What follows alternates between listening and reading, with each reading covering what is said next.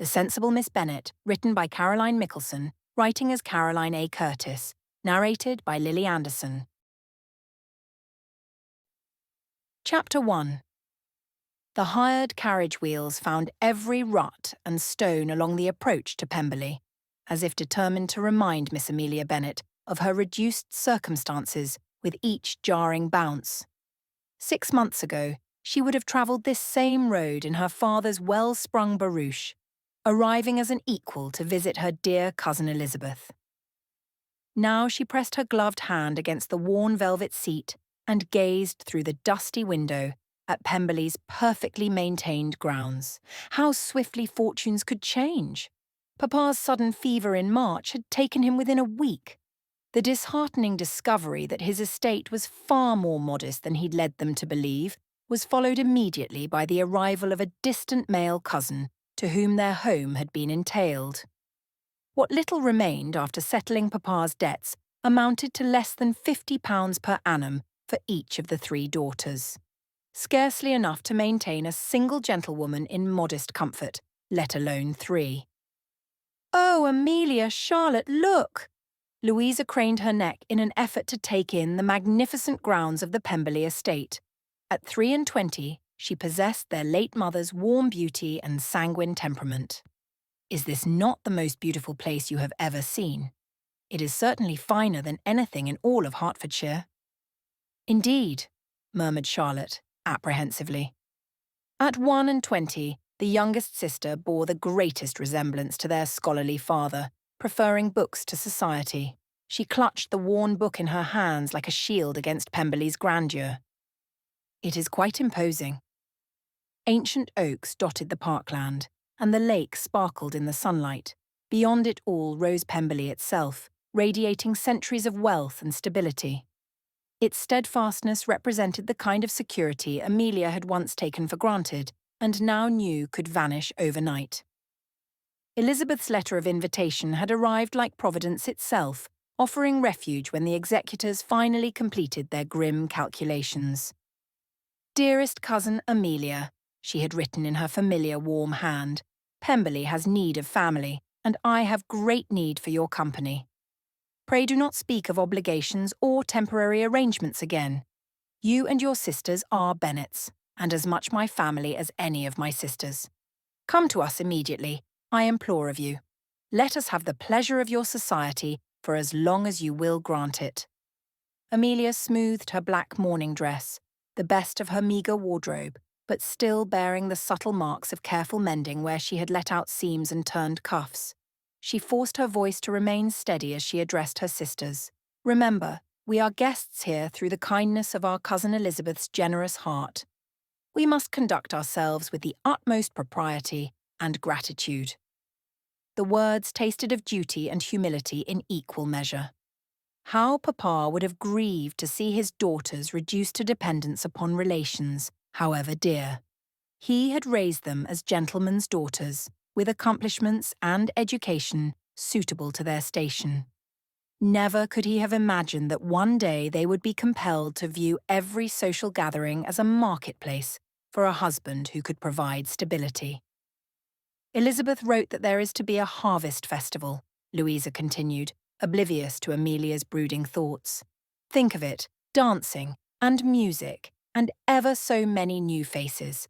I am persuaded we shall have the most delightful time. Our priority, dear Louisa, must be to make advantageous connections for your future, not merely to seek entertainment." Amelia drew a small notebook from her reticule, its pages covered in her neat script. "I've compiled information about the local families and their circumstances. The Ashworths of Millfield have a son recently returned from Oxford. Presumably he has 4,000 a year, and expectations of more. Young Mr. Thornbury owns a respectable property in Yorkshire, though his disposition is said to be rather serious."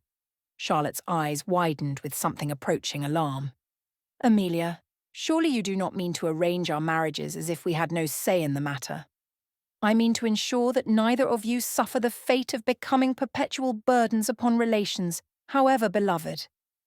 The edge in her own voice surprised Amelia. It had been born from months of sleepless nights, spent calculating and recalculating their impossible arithmetic. She softened her tone with effort. "Forgive me. I only wish to see you both settled happily and securely. Love may be a luxury for those born to independence," she shrugged, "but we must be practical above all else." At 26, Amelia knew herself to be approaching the shelf where unmarried ladies were quietly deposited. Whatever fleeting hopes she might once have harboured for her own romantic happiness had been buried with Papa. Her portion would barely tempt a tradesman, much less a gentleman. Her new role now was clear.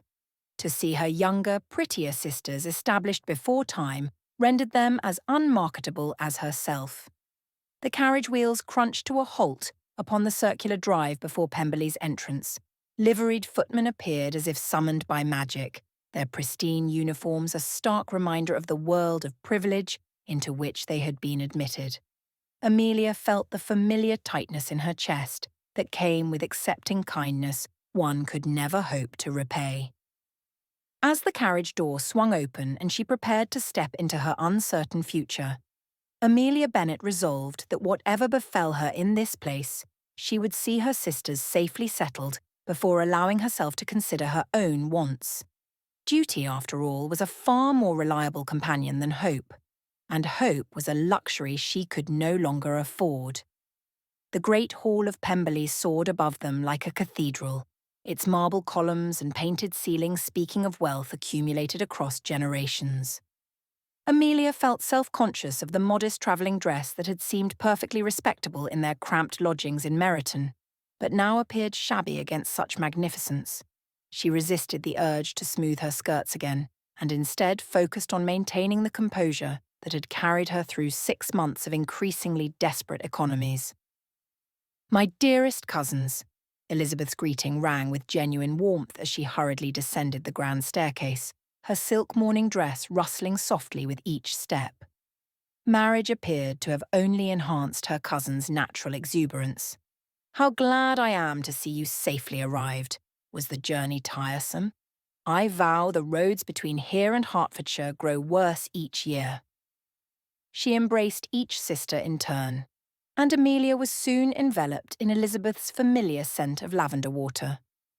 For a moment, the careful walls she had built around her emotions threatened to crumble. Here was the cousin who had shared her girlhood confidences, who had understood the peculiar trials of being the eldest sensible daughter in a family of less practical sisters. "Oh, Elizabeth!" Amelia's voice caught slightly before she recovered herself. "How can we ever express our gratitude for your kindness?" "Nonsense." Elizabeth's tone brooked no argument, though her smile remained kind. "We are family, and Pemberley has been far too quiet without the sound of feminine laughter echoing through its halls. You must consider this your home for as long as you choose to remain." Before Amelia could form a suitable response to such overwhelming generosity, the sound of measured footsteps announced Mr. Darcy's approach. He cut an imposing figure in his dark coat and pristine linen. His expression softened perceptibly as he regarded the 3 sisters. "Miss Bennet?" He bowed with the same formal courtesy he might have shown to an esteemed lady of the neighbourhood. "I trust I may speak for both Mrs. Darcy and myself when I say that your presence here gives us the greatest pleasure. Please accept our sincere condolences for the loss of your father. He was a gentleman of exceptional character." His tone managed to convey genuine respect without condescension. Amelia had prepared herself for polite tolerance, for the sort of distant benevolence the wealthy might show toward unfortunate relations. How wrong she had been. "You are too kind, sir," she said, dropping into a curtsy that she hoped would conceal the sudden moisture in her eyes. "Papa would have been deeply honoured by your remembrance." "Come." Elizabeth linked arms with Louisa and Charlotte, already drawing them toward the morning-room. "You must be exhausted from your journey, and I am persuaded you are longing for some refreshment. Mrs. Reynolds has prepared the blue rooms for you. They have the loveliest view of the gardens, and the morning light is particularly fine. I remember how early you prefer to rise, Amelia dear."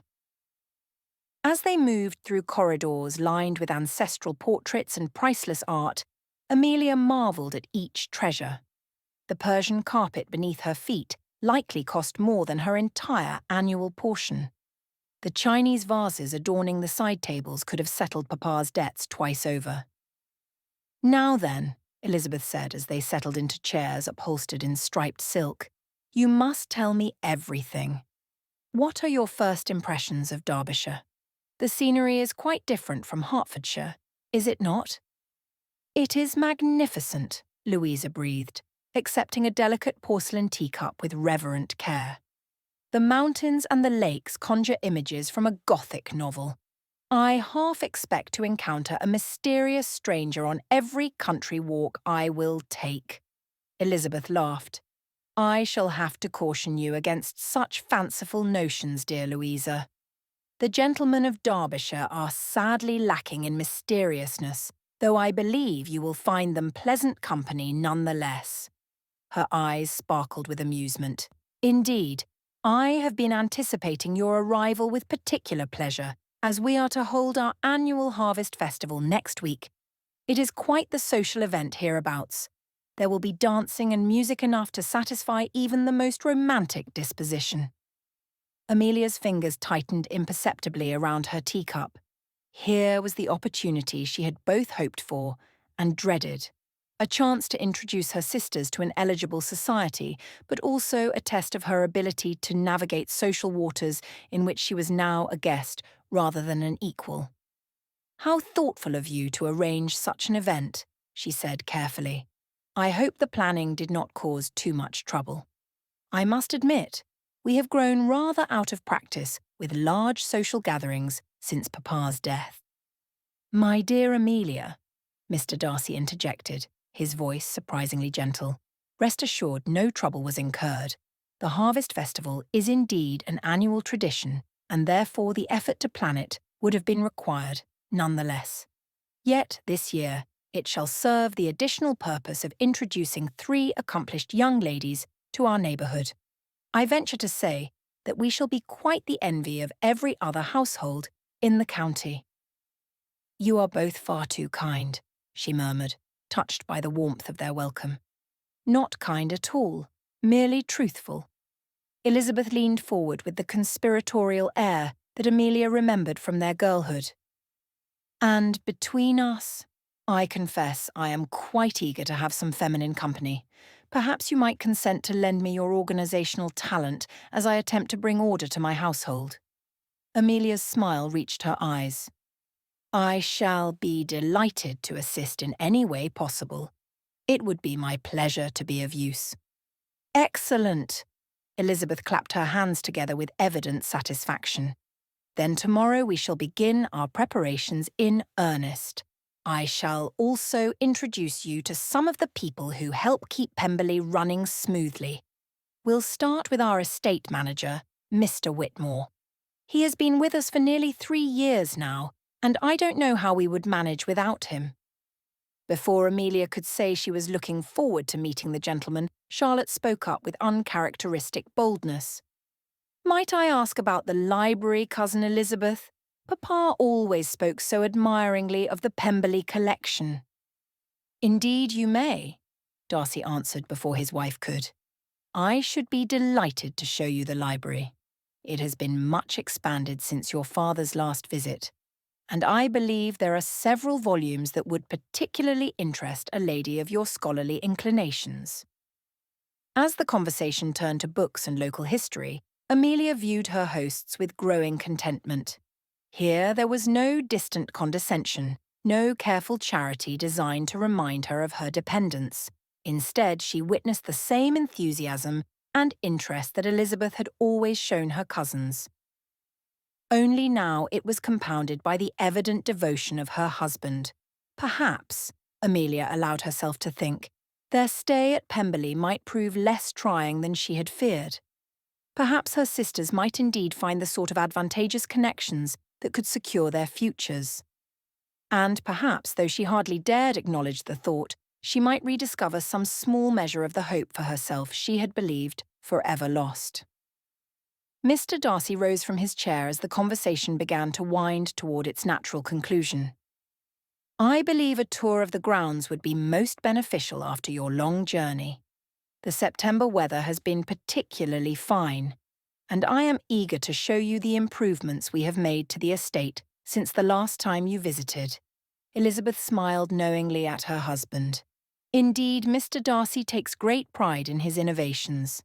Her tone held the gentle teasing of a wife long accustomed to her husband's passions. Though I confess I find his enthusiasm quite charming, even when I fail to follow the finer points of soil composition.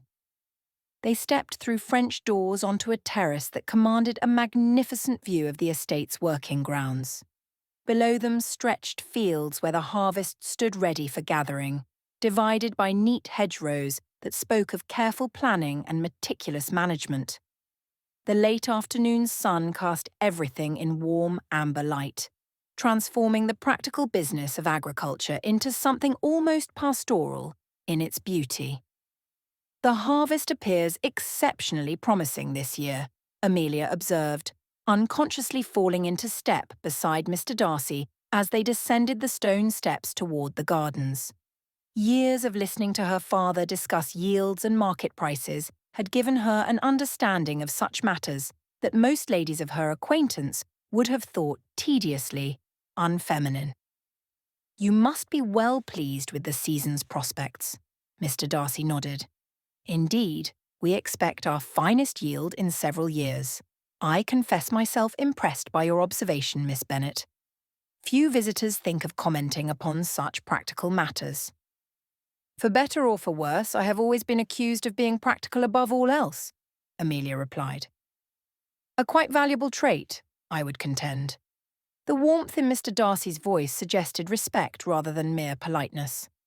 I believe you will find much to discuss with my estate manager, should you ever wish. He looked over her shoulder and gave a nod of approval. Here he comes now. Amelia turned to see a gentleman approaching with swift, confident strides. His dark hair was dishevelled from riding, while his buckskin breeches and riding coat bore evidence of recent physical activity that somehow enhanced his appeal. Even at a distance, she couldn't help but note the broad shoulders that filled his jacket with understated strength. As he drew nearer, Amelia decided that his features spoke of character rather than fashion, a strong jaw, determined chin, intelligent hazel eyes. Even his slightly crooked nose, which appeared once to have been broken, added to his appeal. Ah, perfect timing, Mr. Darcy called out as the estate manager drew near. Mr. Whitmore, pray join us. I should like to present my wife's cousins. Amelia judged that the man was no more than 35. His serious countenance suggested depth of thought rather than severity of temperament. Miss Bennet, Miss Louisa, Miss Charlotte, Mr. Darcy continued with formal courtesy. May I present Mr. Thomas Whitmore, whose excellent management has contributed immeasurably to Pemberley's prosperity. Mr. Whitmore, these ladies will be residing with us for the foreseeable future. Mr. Whitmore bowed as they in turn curtsied. Ladies, I am honoured to make your acquaintance. I trust your journey from Hertfordshire was not overly arduous. Amelia listened quietly as her sisters exchanged social pleasantries with him. There was something in his manner which resonated with her in a way she found impossible to define and unexpectedly unsettling. Mr. Whitmore has been instrumental in implementing our new drainage system, Mr. Darcy explained, with evident pride in his employees' accomplishments. The marshland near the eastern boundary has been completely transformed. What was once quite useless ground now promises to yield excellent crops. Indeed. Amelia was truly interested, though she was conscious of her sister's barely concealed amusement at her enthusiasm for such unfashionable topics.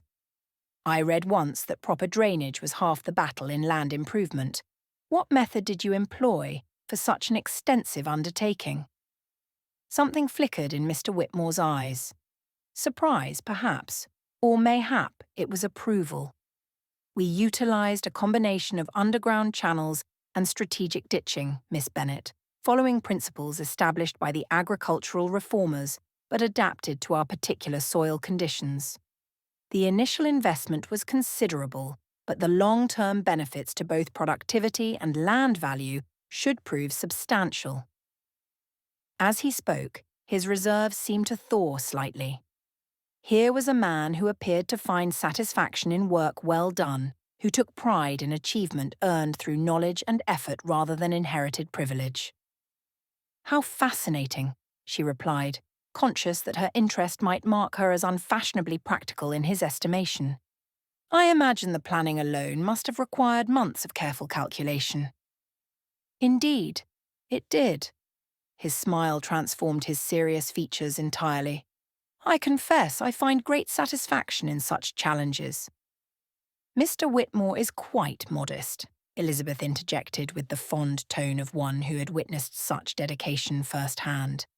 "We credit his innovations with increasing our yields by nearly 20%. His careful stewardship has earned the respect of every tenant on the estate." Amelia covertly studied Mr. Whitmore's face as Elizabeth spoke, noting the way he dipped his chin, which suggested he was uncomfortable with such praise. There was something compelling about his combination of competence and humility, his obvious intelligence tempered by modesty. "You must find great satisfaction in such work," Amelia said, then immediately worried that her comment might sound patronizing.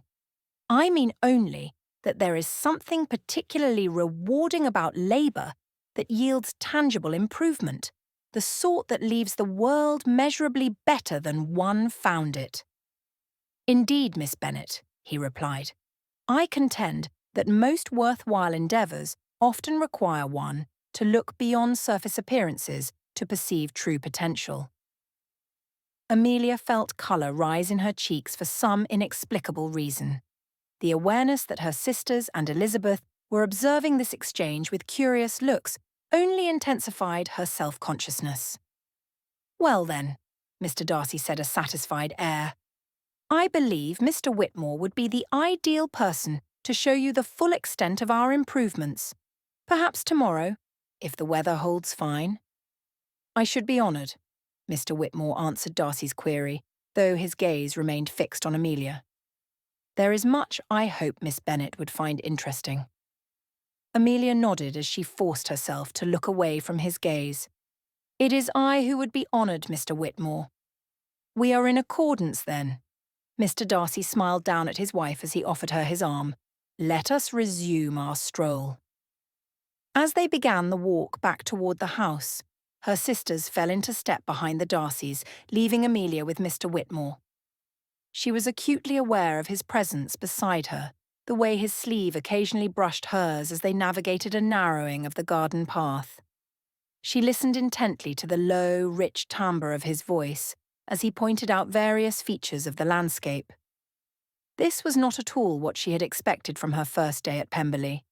She had come prepared for gracious charity and social strategizing, not for the flutter of attraction toward a gentleman she'd only just met. Utter foolishness, she chided herself firmly as they approached the terrace. She was here to secure her sister's futures, not to indulge in romantic fancies that could lead nowhere but disappointment. Yet, as she climbed the steps toward the house, she could not quite suppress the treacherous hope that tomorrow's weather would be clear so the promised tour might take place. Thomas couldn't focus on his evening ledgers. His thoughts kept drifting to Miss Bennet and their afternoon tour of the estate. The lady had shown not just the polite interest of a guest making conversation, but an authentic curiosity that he found unexpectedly compelling. He rose from his chair with restless energy and moved to the window that overlooked Pemberley's formal gardens. The September evening had settled into darkness. Perhaps a walk through the grounds would clear his mind of distracting thoughts. Thomas stepped out onto the terrace and into the cool evening air. Stars twinkled in the sky while light from the drawing-room windows glowed softly on the stone. He had taken perhaps a dozen steps along the terrace when he noticed Miss Bennet at the far end. She stood alone, her hands resting lightly upon the stone railing as she gazed out over the gardens. She appeared lost in contemplation, her profile outlined against the evening sky with a grace that made Thomas pause mid-stride. For a moment, He considered retreating to allow her the solitude she had evidently sought. Yet something in his mind overrode this thought, and he chose not to question his desire to speak with her. "Miss Bennet," he called as he approached, his voice carefully modulated to avoid startling her. "I hope I do not intrude upon your reflections." At the sound of his voice, she turned to face him. "Mr. Whitmore," she replied with a gentle smile. "Not at all. I was just thinking that Pemberley's grounds seemed just as striking in the starlight as during the daytime." "Indeed," Thomas agreed, moving to stand a respectable distance from her. He did as she had done and turned his gaze out over the grounds. "I often find the night air particularly restorative after several hours spent with ledgers and correspondence. There is something about this time of evening that seems to put matters into proper perspective." "How perfectly you express it," she agreed. "I have always thought that problems which seem insurmountable during the busy hours of daylight often appear more manageable when viewed beneath the stars." The observation revealed a philosophical bent that Thomas considered an intriguing foil to her practical nature. Here was a woman who understood both the necessity of daily concerns and the importance of broader perspective. "I trust," he said carefully, "that your first day here has not presented you with problems requiring such intense contemplation." A shadow of something he couldn't quite identify passed across her features. "Oh no, the kindness we've been shown exceeds what we had any right to expect," she replied. "My cousin and Mr. Darcy have graced us such generous hospitality, as have you yourself." She paused, as though choosing her words with particular care. "Your willingness to share your knowledge of the estate this afternoon was most instructive. I fear I may have imposed upon your time with my numerous questions." "Not at all," Thomas replied with sincerity. "Your questions demonstrated a keen understanding of estate management that is rarely encountered." He caught himself before completing a comparison that might seem disparaging. "I found our conversation most stimulating." Her soft laugh was without artifice. "You are too tactful to finish that observation, Mr. Whitmore, but I take no offence. I am well aware that my interests are considered somewhat unusual for a lady. My father encouraged such curiosity, though I suspect many would find it unfeminine." "Then many are fools," Thomas replied with sufficient intensity to surprise them both. When her eyebrows rose in evident amusement, he felt compelled to elaborate. "Forgive my bluntness, Miss Bennet, but intelligence and practical understanding are qualities to be valued in any person, regardless of conventional expectations. Your observations this afternoon displayed both wisdom and insight that would serve any estate well." "You are most kind." A soft smile lifted her lips. "I confess, I am looking forward to tomorrow's continuation of our tour, should you still be willing to spare the time." "Miss Bennet," he said carefully, "I would not wish you to feel bound by polite obligation to endure what might prove a rather technical discussion of agricultural improvements. If you prefer to spend tomorrow in more traditional pursuits, perhaps exploring Mrs. Darcy's excellent library or enjoying the gardens in proper leisure, I will perfectly understand." She turned to face him more fully. The soft light revealed features that he found increasingly captivating. "Mr. Whitmore," her smile suggested she had noted his use of diplomatic phrasing, "I can assure you that I would find few things more engaging than learning about Pemberley's innovations. Unless, of course, you would prefer not to spend your morning answering the questions of someone whose enthusiasm exceeds her expertise." At the gentle challenge in her tone and the graceful way she had turned his own diplomatic courtesy back upon him, it struck Thomas that this woman possessed the sort of mind and spirit he had always hoped to encounter but never quite believed existed. "Miss Bennet," he said, "I can think of no more pleasant way to spend tomorrow morning than in the company of someone who appreciates the satisfaction of well-planned improvements put into practical effect." "Then we are in perfect accord," she replied. and the warmth in her voice suggested that her anticipation matched his own. They stood in comfortable silence for a moment, both seeming reluctant to end their encounter. "I should return," Amelia said finally, though her tone suggested reluctance rather than a desire to leave. "My sisters will wonder at my absence, and I would not wish to cause concern." "Of course," Thomas agreed, though he made no immediate move toward the house. "Until tomorrow morning, then?" "Until tomorrow morning," she confirmed with a gracious nod. As she moved toward the French doors, her footsteps soft upon the stone terrace, Thomas remained where he stood. Only when the soft click of the closing doors confirmed her departure did he allow himself to acknowledge how much he was looking forward to whatever tomorrow might bring. Chapter 2. Amelia awoke early the next morning, feeling refreshed after the first restful night's sleep she'd enjoyed in months. She was eager to explore more of Pemberley's grounds before her scheduled tour with Mr. Whitmore. She made her way through the house's quiet corridors.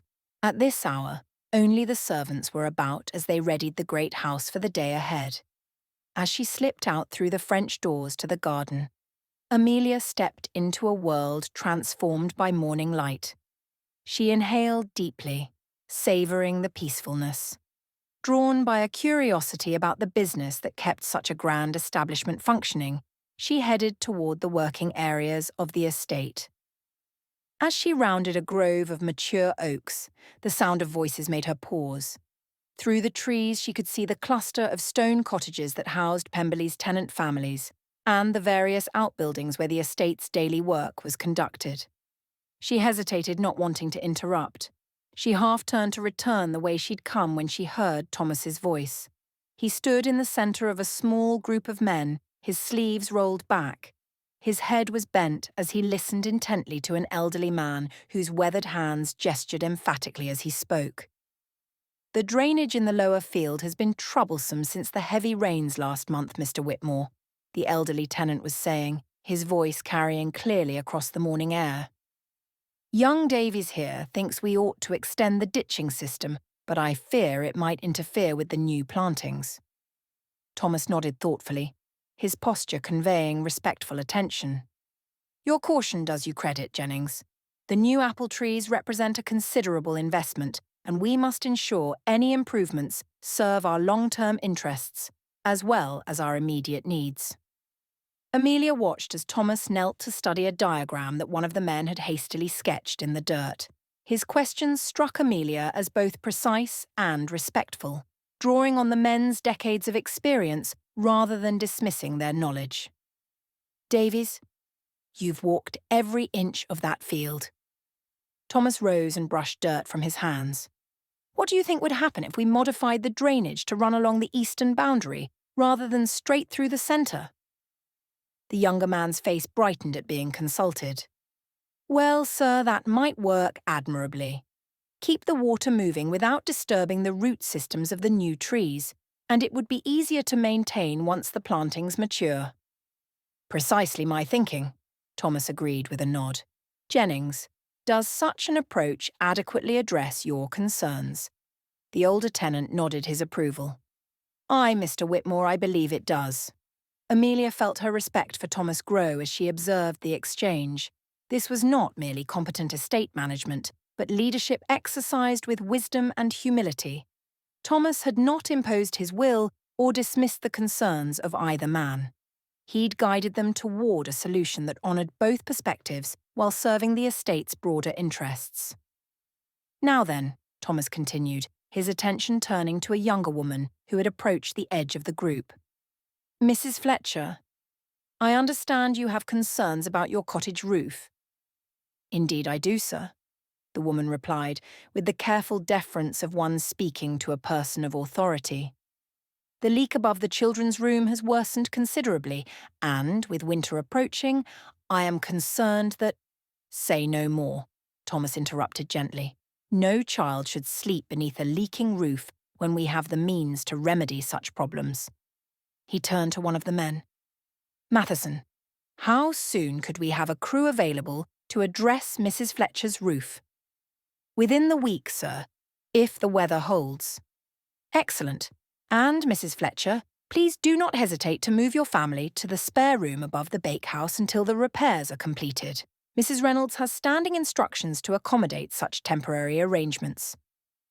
The relief that flooded the young mother's features was as profound as her thanks was effusive.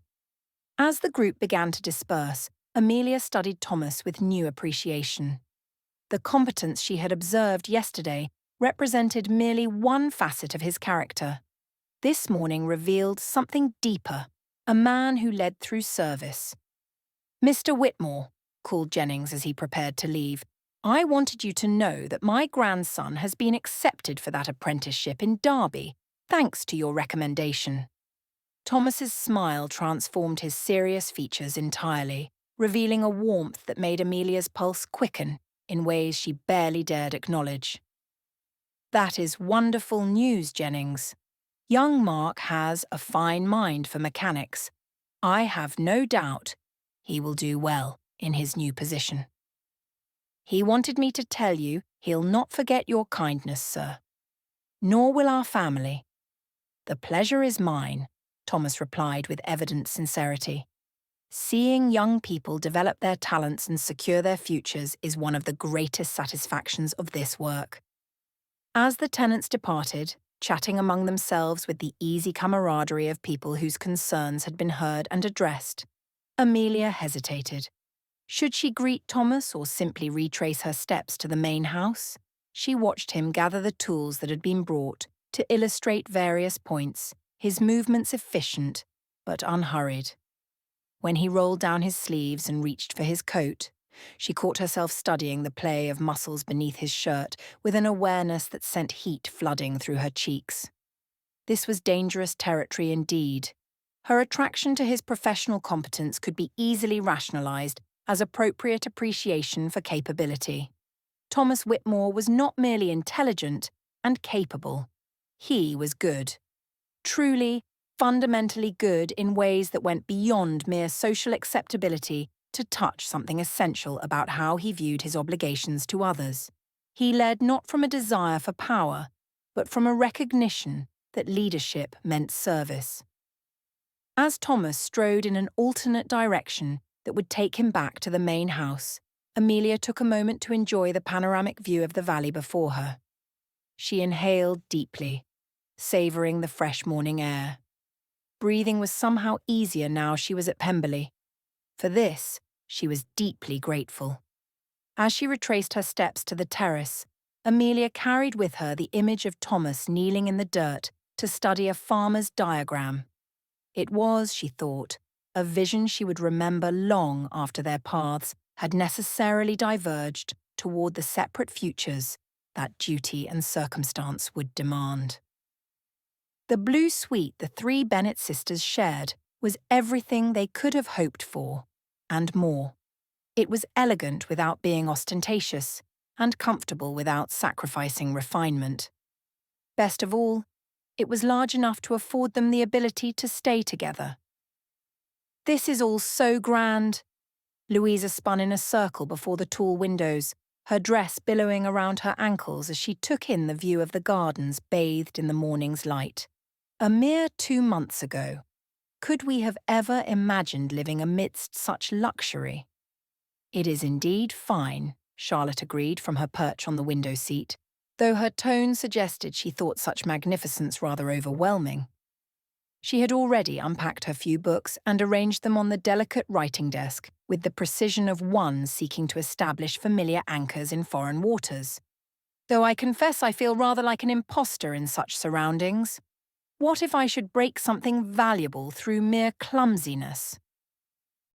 Amelia paused in her methodical unpacking, a process that revealed the sadly limited extent of their wardrobe and regarded her youngest sister with gentle understanding.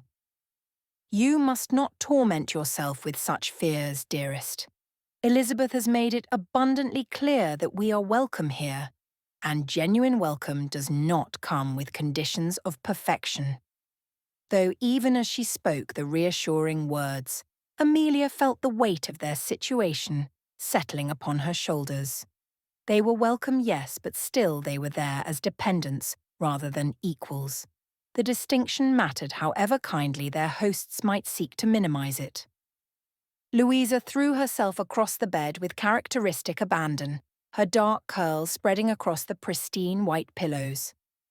I am determined to enjoy every moment of our stay. Which brings me to a matter of considerable importance, Amelia said, drawing forth her small notebook and moving to settle into a chair beside the fire. The familiar weight of responsibility steadied her nerves as she opened to pages covered in her careful script. I have managed to gather some information regarding the local families. We must be strategic in our approach to the coming social opportunities. Charlotte looked up from her book with alarm. Strategic?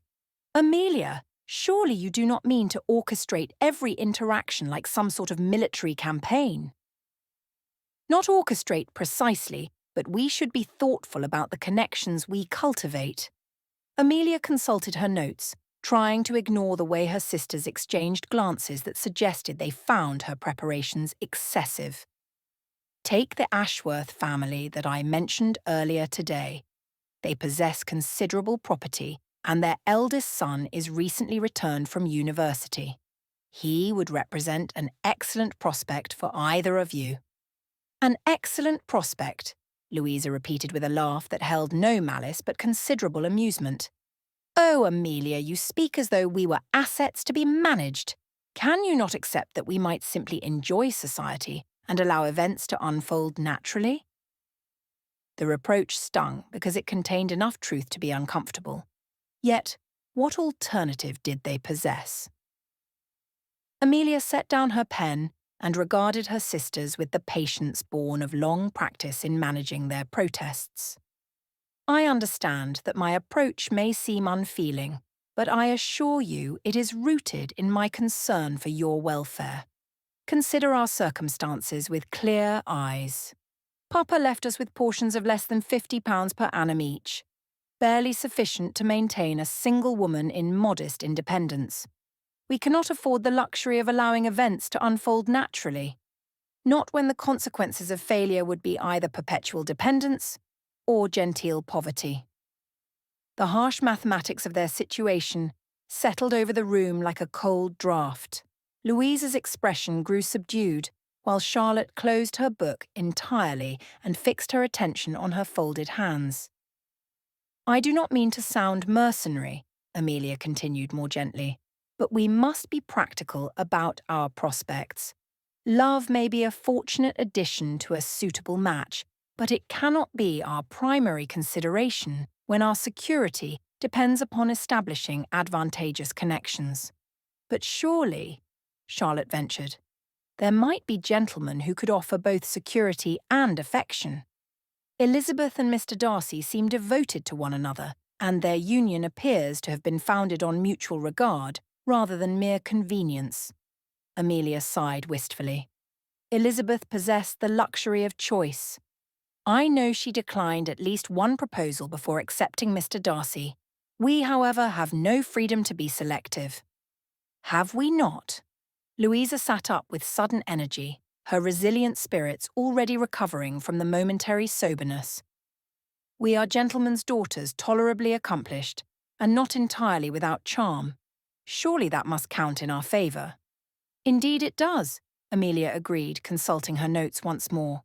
Which is why we must make the most of opportunities while we are still able. Your beauty and vivacity, Louisa, combined with Charlotte's gentle nature and scholarly accomplishments, should serve you both well if properly exhibited. I have identified several gentlemen who might prove suitable matches, and I intend to ensure you have ample opportunity to display your best qualities before them. Charlotte shifted uncomfortably on the window seat. And what of your own prospects, Amelia? You speak only of our futures, but surely you deserve consideration as well. The question hung in the air, the ensuing silence forcing Amelia to confront truths she preferred to keep buried beneath layers of practical planning. At 26, with her modest portion and even more modest beauty, her own marriage prospects were limited indeed. She had long since reconciled herself to the probability of spinsterhood. Her purpose would come from securing her sisters' futures, and with good fortune, their happiness as well. "My situation is rather different," she said carefully, avoiding their concerned gazes. "I am older, and my responsibilities to you both must take precedence over other considerations. There will be time enough to think of my own future once you are both well settled." "That is hardly fair," Louisa protested with characteristic impetuosity. "You are not so old, and you possess many admirable qualities. Why, only yesterday I observed Mr. Whitmore regarding you with considerable interest during our return to the house." Heat rose in Amelia's cheeks at the unexpected observation, bringing with it the disturbing memory of intelligent eyes and a smile that had transformed a serious countenance into something remarkably appealing. She had hoped her attraction to the estate manager had passed unnoticed, particularly by her romantically inclined sisters. "Mr. Whitmore was merely being polite to guests of his employer," she said with more firmness than the subject warranted. "I am sure he shows the same courtesy to all visitors who demonstrate interest in agricultural matters." "Agricultural matters!" Louisa laughed outright. "Oh, my dear sister, even you cannot be so determined to misinterpret such obvious signs of admiration. The poor man could scarcely take his eyes from you. Trust me, his manner suggested something far warmer than professional courtesy." "You are imagining things," Amelia replied, attempting to keep a wistful note from her voice. "And even if your observations held any truth, which I do not concede they do, it would be the height of impracticality to encourage such interest. Mr. Whitmore is an employee of Mr. Darcy's, and I am a dependent relation." The words tasted bitter as she spoke to them. Yet, what choice did pragmatism leave her? She had seen too much of the world to believe that love alone could overcome the harsh realities of insufficient income and uncertain prospects. Charlotte rose from the window seat and crossed to where Amelia sat, placing a gentle hand on her sister's shoulder. "Perhaps, dearest, you judge the situation too harshly. Mr. Whitmore appeared to be a gentleman of intelligence and principle. These qualities often find ways to improve circumstances through industry and merit." "Perhaps," Amelia conceded, though she could not allow herself to entertain such dangerous possibilities. "But we cannot build our futures on perhaps and maybes. We must focus on certainties, and the only certainty within our control is making the most of the opportunities before us." She closed her notebook with decisive finality. "I suggest you take Mr. Darcy up on his invitation to view the library." As her sisters prepared to do so, Amelia moved to the window where Charlotte had been sitting. It was imperative she curtail any such future discussions of her prospects. She had duties to fulfill and responsibilities to discharge.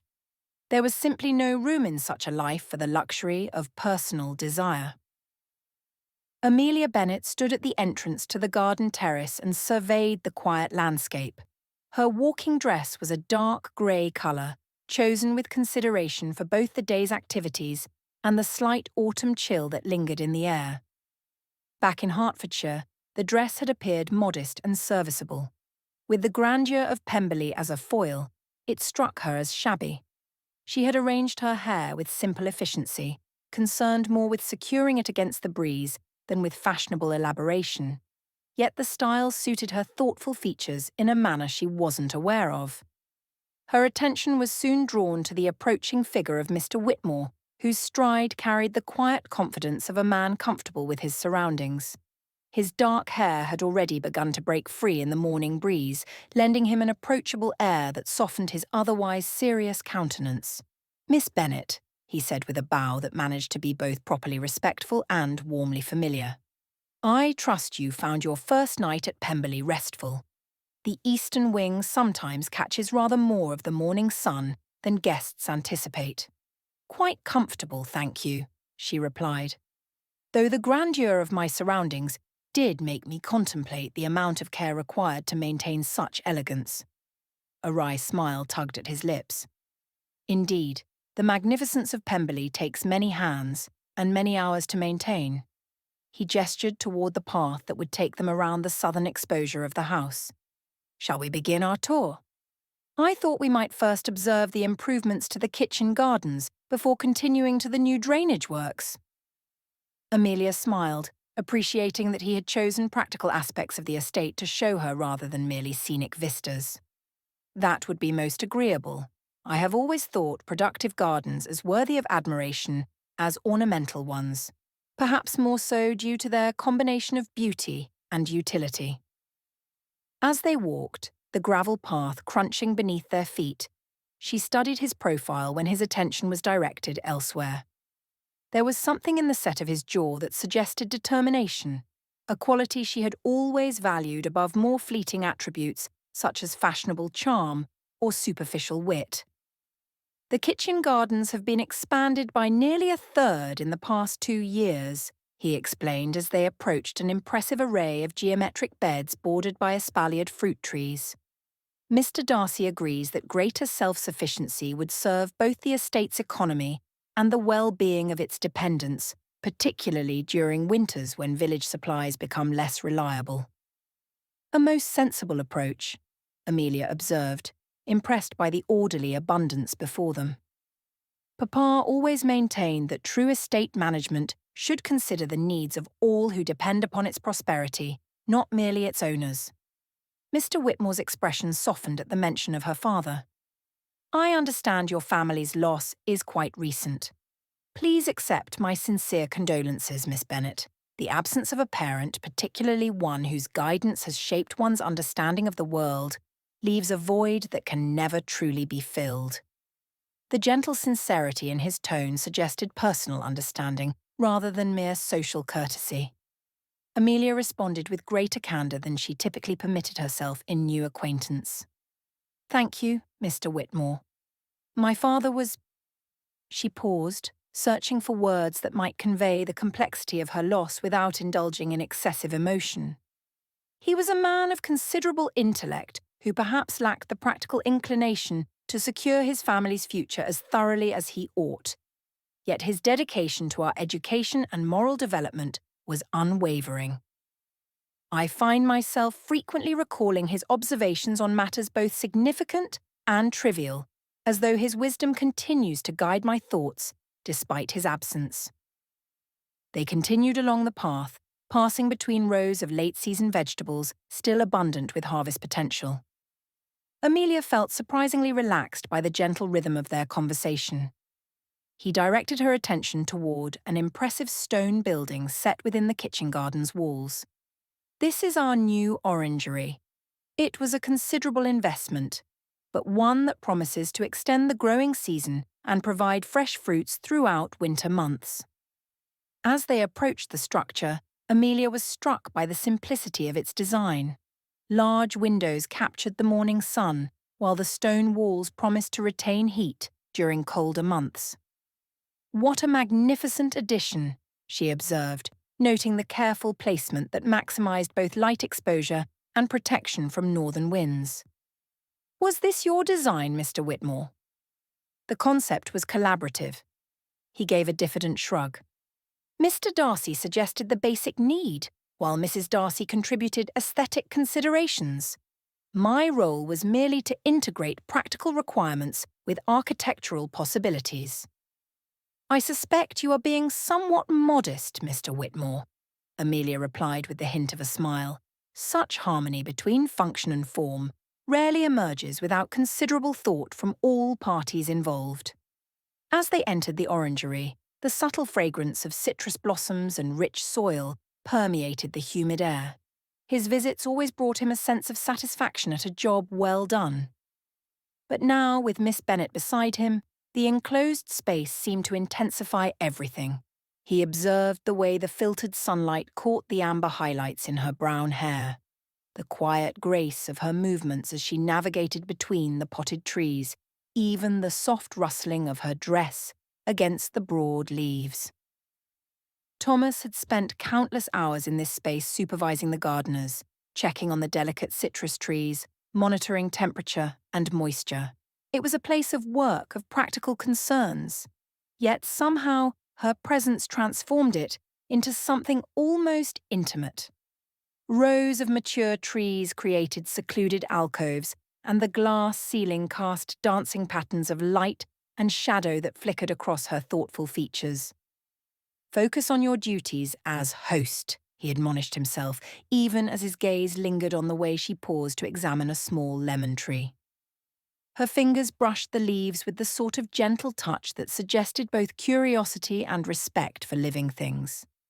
There was something unexpectedly pleasurable about watching her careful attention to details others might overlook. "You have made no mention of your mother, Miss Bennet," he heard himself say, then immediately wondered at his boldness in introducing such a personal topic. Yet something about their morning's easy conversation had lowered his typical restraint. "Would this be because you lost your mother at a young age?" When she nodded, empathy washed over him. "Such an early loss must have shaped your development considerably." He watched as she absorbed the observation, noting how she neither flinched from the personal nature of his question, nor offered a superficial response. Instead, her fingers remained resting lightly on the lemon tree's leaves, and when she spoke, her voice carried a quality of thoughtful honesty. "I was 6 when she passed," she acknowledged in a quiet voice. Thomas felt an immediate urge to offer comfort, but he remained silent as she continued speaking. "Young enough that my memories of her are more impressions than distinct recollections. I do remember well the scent of lavender that lingered in her clothes, the sound of her laughter in the garden, and her gentle voice as she read to us in the evening." The image her words painted, that of a small girl treasuring fragments of maternal love, stirred something protective in Thomas. His own family's troubles had taught him that the world offered few safe harbours. When she paused, as if realising she had shared more than intended, he met and held her gaze, unwilling to let the moment pass without acknowledgement. "Your fragmented memories connect you to the past, even as they remind you of all you've lost," he observed. "Precisely so." The way she looked at him, with deep appreciation for his understanding, sent a rush of warmth through his chest, but just as quickly, reason overtook him. This was Miss Bennet, a guest at Pemberley, a gentleman's daughter. He was merely an estate manager, however elevated his position at Pemberley might be. She was a lady, however reduced her circumstances were. These facts he must keep at the forefront of his mind, so as not to overstep. But she deserves protection. His mind whispered with fierce certainty. She deserves security and comfort, and someone who recognises her worth. He shook his head as if to banish these thoughts, for they would lead nowhere productive. Yet as they emerged from the orangery, and he began explaining the drainage improvements, Thomas's usual professional enthusiasm was complicated by an awareness of her proximity that he could not seem to dismiss. When she asked intelligent questions about crop rotation and soil composition, he caught himself studying the animated intelligence in her features rather than focusing solely on his answers. When she walked beside him along the reclaimed fields, he adjusted his longer stride to meet hers. He listened intently to her every word, determined not to miss a single utterance. "Was your father also engaged in estate management, Mr. Whitmore?" she asked as they paused at the edge of the productive fields. "Your knowledge seems both extensive and deeply integrated. You appear to possess the sort of understanding that comes from lifelong immersion rather than mere academic study." Her question touched upon matters he rarely discussed, particularly the circumstances that had transformed him from a second son with modest expectations into a man whose survival depended entirely upon practical knowledge and professional competence. Yet, something in their shared experience of loss seemed to have established a tentative trust between them. He responded with more honesty than wisdom might have counselled.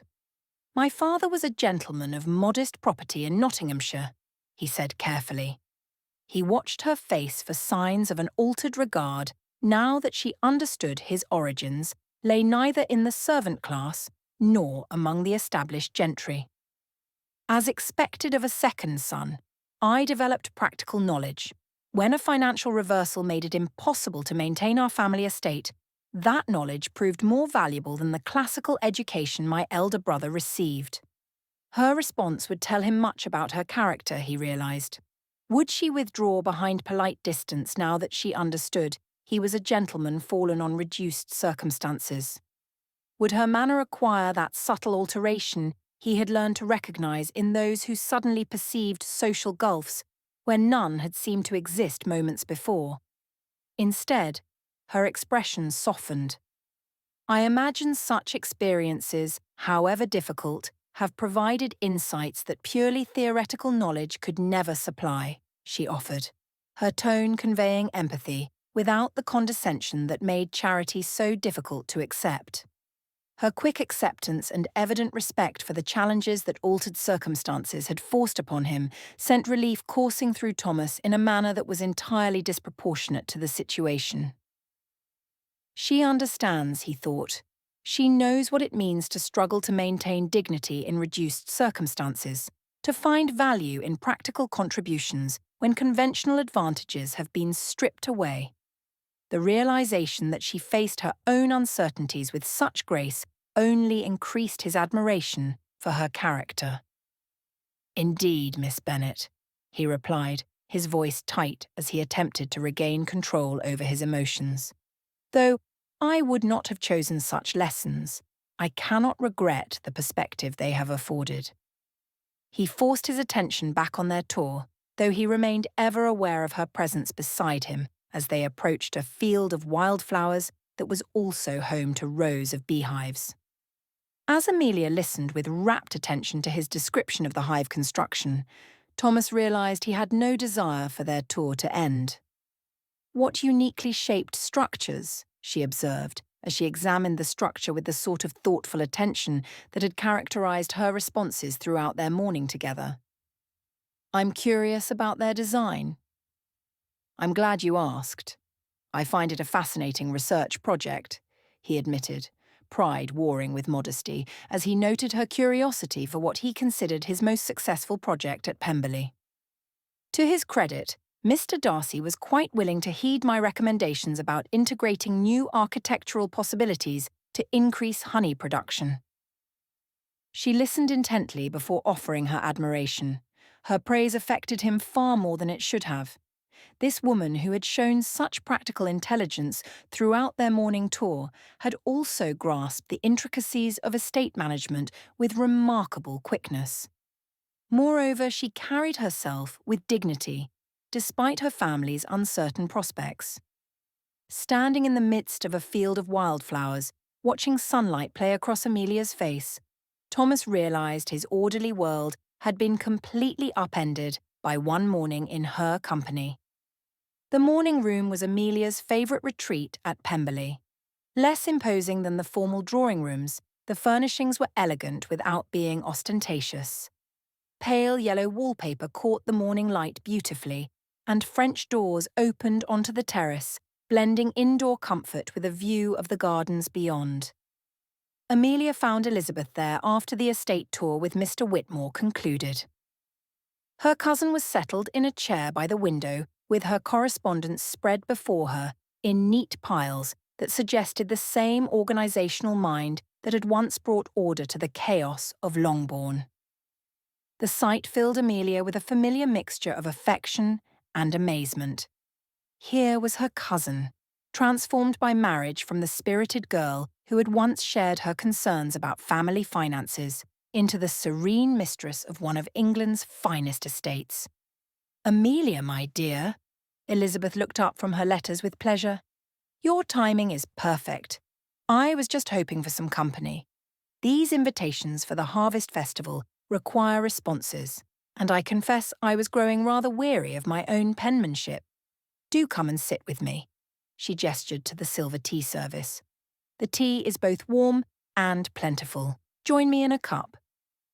Amelia sat upon the indicated chair, grateful for the familiar warmth in Elizabeth's manner, even as she remained conscious of how much their relative positions had altered since their girlhood. The Elizabeth who now wielded social influence across 3 counties still bore a great resemblance to the girl who had once walked miles through muddy fields to tend a sick sister. "I trust your tour with Mr. Whitmore proved interesting." Elizabeth set aside her correspondence and poured 2 cups of tea for them. "He is quite knowledgeable about all matters pertaining to Pemberley. I imagine you will have found him most agreeable." Her cousin's subtle emphasis on the last word caused Amelia to glance at her more sharply. Elizabeth's expression remained perfectly innocent, yet there was a sparkle in her dark eyes that suggested layers of meaning beneath the casual inquiry. "Indeed," Amelia replied as she accepted a most welcome beverage. "His knowledge of the estate, as you say, is remarkably thorough." "How fortunate that you appreciate practical logistics," Elizabeth said, her lips twitching with barely suppressed amusement. "So many young ladies prefer to focus on more romantic considerations such as music, dancing, and opportunities for pleasant conversation with attractive gentlemen." The pointed reference to attractive gentlemen was not lost on Amelia, who felt heat rise in her cheeks despite her best efforts to remain composed. "I have always found satisfaction in useful employment," she said. Elizabeth leaned back in her chair, studying Amelia with a fond but penetrating gaze.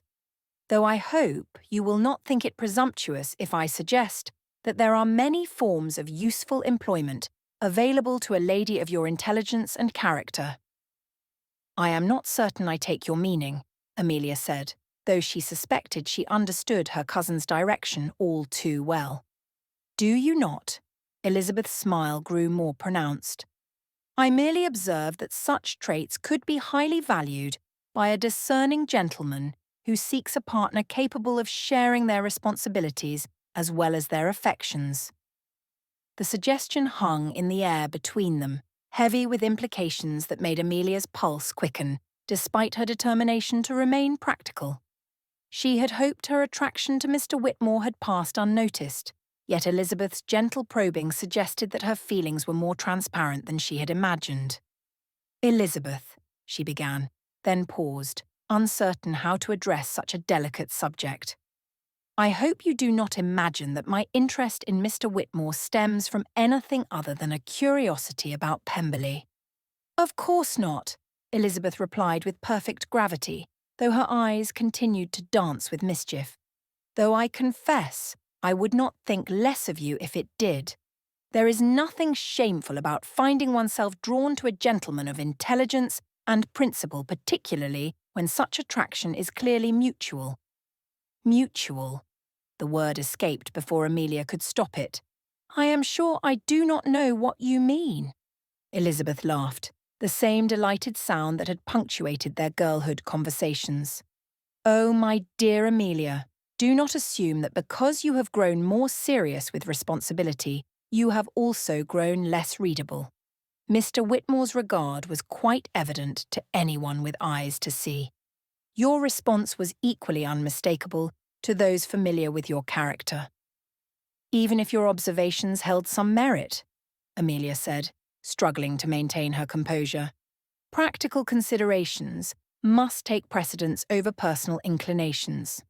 My circumstances do not permit the luxury of romantic attachment, particularly to a gentleman whose situation appears as constrained as my own."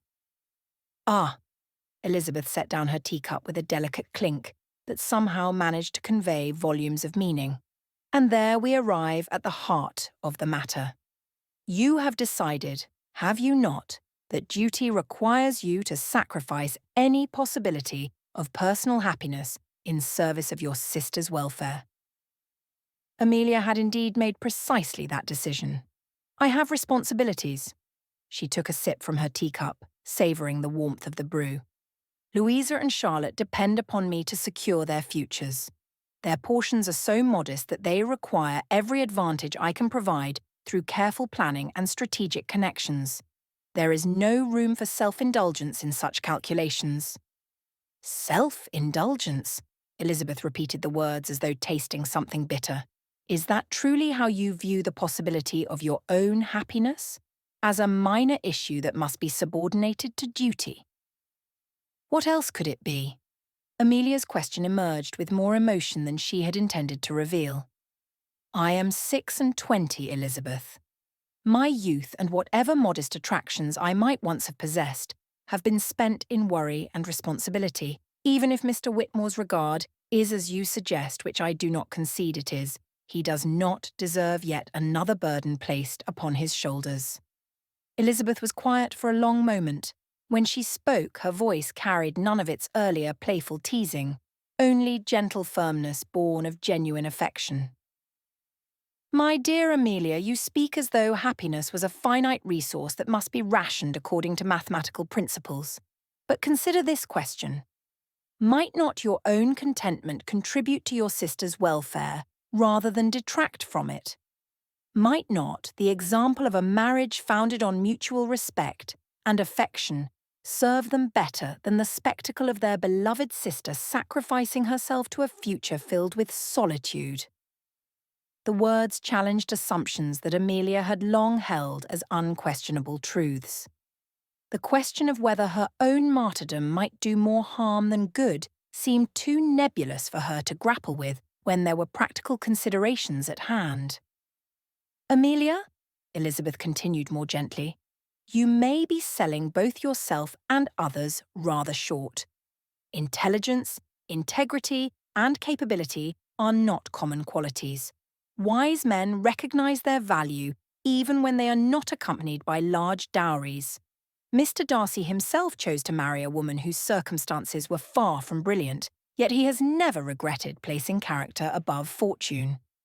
Your situation is hardly comparable to mine, Amelia protested, though with less conviction than before. You possessed advantages and connections that I lack entirely. Did I? Elizabeth's eyebrows rose in a familiar challenge. I was the daughter of a gentleman with a modest estate and an entailed property, with a mother whose behaviour was often embarrassing and sisters whose conduct occasionally approached the scandalous. My portion was equally modest, and my prospects were limited indeed. Yet here I sit, mistress of Pemberley, because a certain gentleman chose to value qualities that cannot be measured in pounds per annum. Even if that were true, she said slowly, it would be the height of presumption to assume that Mr. Whitmore's interest extends beyond polite appreciation for a fellow enthusiast of practical matters. I suppose time will tell. Elizabeth's smile returned, softer now, but no less determined. Before Amelia could formulate a response, Elizabeth rose from her chair with the decisive movement of one who had achieved her intended purpose. But enough of such serious matters, Elizabeth said, her tone lightening. A seamstress is arriving in a few hours to measure you and your sisters. She held up a hand to forestall the protest that had sprung to Amelia's lips. Kitty and Mary are much the same size as you, Louisa. And Charlotte. There is an entire wardrobe of unworn dresses I had made for them that are waiting to be worn. Elizabeth, I will be forever grateful for your generosity, but you have already done too much for us, Amelia said. Her cousin waved her hand airily as if to dismiss the objection. I believe in my heart that you would do the same for me if the situations were reversed. She nodded with satisfaction as Amelia immediately agreed this was so. Be practical, my dear. I know you have plans for your sisters to socialise. Wouldn't it be better if they were dressed in fashionable attire? This point Amelia could not argue, nor did she wish to, for she knew that the prospect of new garments would delight her sisters. You are too kind, Elizabeth, and I hope it brings you enjoyment to watch how happy you will make Louisa and Charlotte. Elizabeth linked her arm through Amelia's as they headed from the morning room. There is one dress in particular in a shade of midnight blue that will suit you especially. I cannot wait to see you in it. But I have no need for a new dress, Amelia protested. Her cousin stopped walking and turned to face her. Do you not? Amelia glanced down at her well-worn dress and sighed heavily. I believe, Amelia dear, Elizabeth spoke in a gentle voice that offered support for her next words. "That it is time for you to close the door on your mourning period and open another door to the future." As they continued up the grand staircase, Amelia realised that she agreed. It was time to consider new possibilities for Louisa and Charlotte, and perhaps, just perhaps, for herself as well. Chapter 3. Thomas Whitmore sat at his mahogany desk, the Harvest Festival ledger open before him. The carefully scripted words and figures blurred before his eyes. 3 days had passed since he'd toured the estate with Amelia. Since then, he struggled to concentrate on even the most routine tasks. Thomas set down his pen and leaned back in his chair, finally acknowledging what he had been trying to deny since their walk through the grounds. Miss Amelia Bennet posed a threat to his carefully ordered life. Thoughts of her paraded endlessly through his mind. There was the way she had looked at the orangery, her face alight with genuine curiosity rather than polite interest. The graceful manner in which she had navigated their conversation about his reduced circumstances showed understanding without pity.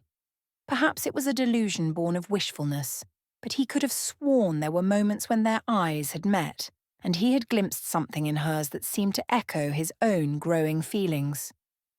But what future could they possibly have? He moved to the window that overlooked the gardens, none that he could provide, for she deserved comfort, stability, a husband who could restore her to the social position her birth merited. Yet even as reason catalogued these obstacles, Thomas recalled the warmth in her voice when she spoke of agricultural interests, the way she had asked intelligent questions about his work. There had been something in her manner that suggested she valued competence and character over circumstance and worldly goods. An unfamiliar pang of something he feared was jealousy reminded him that a woman of intelligence, grace, and natural warmth, such as Amelia, would surely receive multiple offers from gentlemen positioned to provide for her welfare. Perhaps it would be one of the neighbouring landowners she would meet at the Harvest Festival, or a gentleman of Mr. Darcy's acquaintance with sufficient fortune to overlook her lack of dowry. The thought of Miss Bennet accepting another man's proposal was a bitter one indeed. Once she left Derbyshire, whether to marry or to establish herself elsewhere, he would lose even the small pleasure of occasional encounters in Pemberley's corridors. Therefore, finding a way to spend more time with her was of the utmost importance. The Harvest Festival genuinely required coordination. It needed someone with refinement to manage guests of varying social ranks, with organisational skills to ensure smooth logistics, and with the sort of practical intelligence that could adapt to unexpected complications. Miss Bennet possessed all these qualities in abundance. The only logical choice, therefore, was to ask her to assist him. He gathered the festival documents strewn before him with sudden resolve. If he was to discover whether his feelings for her might be reciprocated, he must find the courage to act. Thomas made his way to the morning room, knowing this was where Miss Bennet typically spent her mornings attending to correspondence. As he reached the door, it was open just enough that he could see her seated at the writing desk. The sight made his resolve falter. She looked so serene, so perfectly at home in Pemberley's elegant surroundings, that his carefully prepared request seemed suddenly presumptuous. What right did he have to approach her with such an invitation? She had come to Pemberley seeking security and social advantage for her family, not to assist with estate management. His desire for her company, however sincere, could hardly justify imposing upon her time. Thomas stood outside the door, uncharacteristic indecision making him hesitate. Perhaps it would be better to preserve the pleasant memory of their estate tour rather than risk revealing feelings that might only embarrass them both. Thomas turned and began to walk away, but the prospect of returning to his office without speaking to Amelia filled him with such profound disappointment that he stopped mid-stride. He truly did require her assistance. This he was not fabricating for his own benefit. And she had shown genuine interest in estate matters during their previous conversation. If this collaboration represented his only chance to know her better, He then surely owed it to himself to at least ask her. He spun on his heel and headed back to the morning room. Standing outside the door once again, Thomas adjusted his cravat nervously. How did one request such assistance without revealing the inappropriate hopes that motivated the invitation? How could he maintain professional dignity when his true goal was the simple pleasure of her company? The festival requires coordination, he murmured to himself, trying to summon his usual confidence. She possesses the necessary skills. This is a perfectly reasonable request. He hesitated once more, struck by a sudden fear. What if she refused? Before he could lose his nerve entirely, he lifted his hand to knock. Just as he did so, the door opened suddenly, and Miss Bennet appeared in the doorway. Her eyes widened with surprise at finding him standing there, and for a suspended moment neither spoke. She was close enough that he could see the faint flush that coloured her cheeks. "Mr. Whitmore," she said, her voice softer than usual, and there was something in her tone that suggested his unexpected appearance was not entirely unwelcome. "Good morning to you." "Miss Bennet." Thomas felt his breath catch slightly at her proximity. He bowed his head. "Forgive me, I did not mean to startle you. I was hoping we might speak for a moment. Perhaps we could take a turn on the terrace. Unless, of course, you were on your way somewhere." Her face brightened immediately, and the genuine pleasure in her expression sent a surge of hope through him. "I confess that I was distracted by thoughts of you and the festival planning. I was going to seek you out, to inquire as to your progress." Thomas smiled at the serendipity of their thoughts. As they walked toward the terrace, he admired the graceful way she moved, the careful attention she paid to his words when he spoke of commonplace matters. He opened the door and ushered her out onto the terrace. When they reached the stone balustrade overlooking the gardens, he gripped the weathered surface. "Miss Bennet," he began, relieved to hear that his voice sounded steadier than he had expected. "I have come to request your assistance. The annual Harvest Festival requires coordination beyond what I can achieve on my own. I believe your organisational skills and natural refinement would prove invaluable in ensuring its success. May I ask you to consider assisting me in this venture?" "How kind of you to think of me," she said, and there was no mistaking the enthusiasm in her voice. "I shall be honoured to assist in any way possible. What sort of coordination of effort had you in mind?" The eager interest in her tone, the way she turned to face him fully, the subtle relaxation in her posture, all suggested that his request had brought her genuine pleasure. It was with a great lightness of heart that Thomas began to explain the festival's complexities and just how he thought they might best work together. Amelia smoothed her hands over her midnight blue dress, the one Elizabeth had insisted would suit her particularly well. She examined her reflection in the dressing-room looking-glass with more attention than she had paid to her appearance in months. The seamstress had worked wonders with the fabric, creating lines that enhanced her figure while maintaining perfect propriety. The colour brought out the warm highlights in her hair and complemented her complexion in a way that morning black and greys never could. "You are dressing for practical work," she reminded herself firmly. "Mr. Whitmore has requested your assistance with the Harvest Festival planning, nothing more. There is no reason to read romantic significance into what is clearly a practical arrangement." As she made her way to the library for their first planning session, Amelia's pulse quickened. Their estate tour had been days ago, and yet she still found herself recalling details with embarrassing frequency.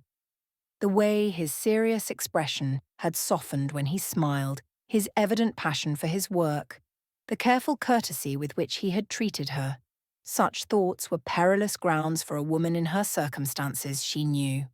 She was at Pemberley to secure her sister's futures through social connections, not to indulge in romantic fancies about a gentleman whose prospects appeared as constrained as her own. Thomas might possess intelligence, integrity, and an undeniable appeal, but those qualities could not alter the mathematics of their respective situations. Focus on the work, she counselled herself as she approached the library doors. This collaboration represents exactly the sort of useful employment you have always preferred to idle entertainments. Allow yourself to enjoy the intellectual challenges without permitting your imagination to wander into impossible territories. When she entered the library, Thomas was already seated at the large mahogany table, surrounded by carefully organised documents and ledgers. Her resolution wavered. He had removed his coat and rolled back his shirt sleeves, revealing strong forearms as he bent over a detailed plan of the estate grounds.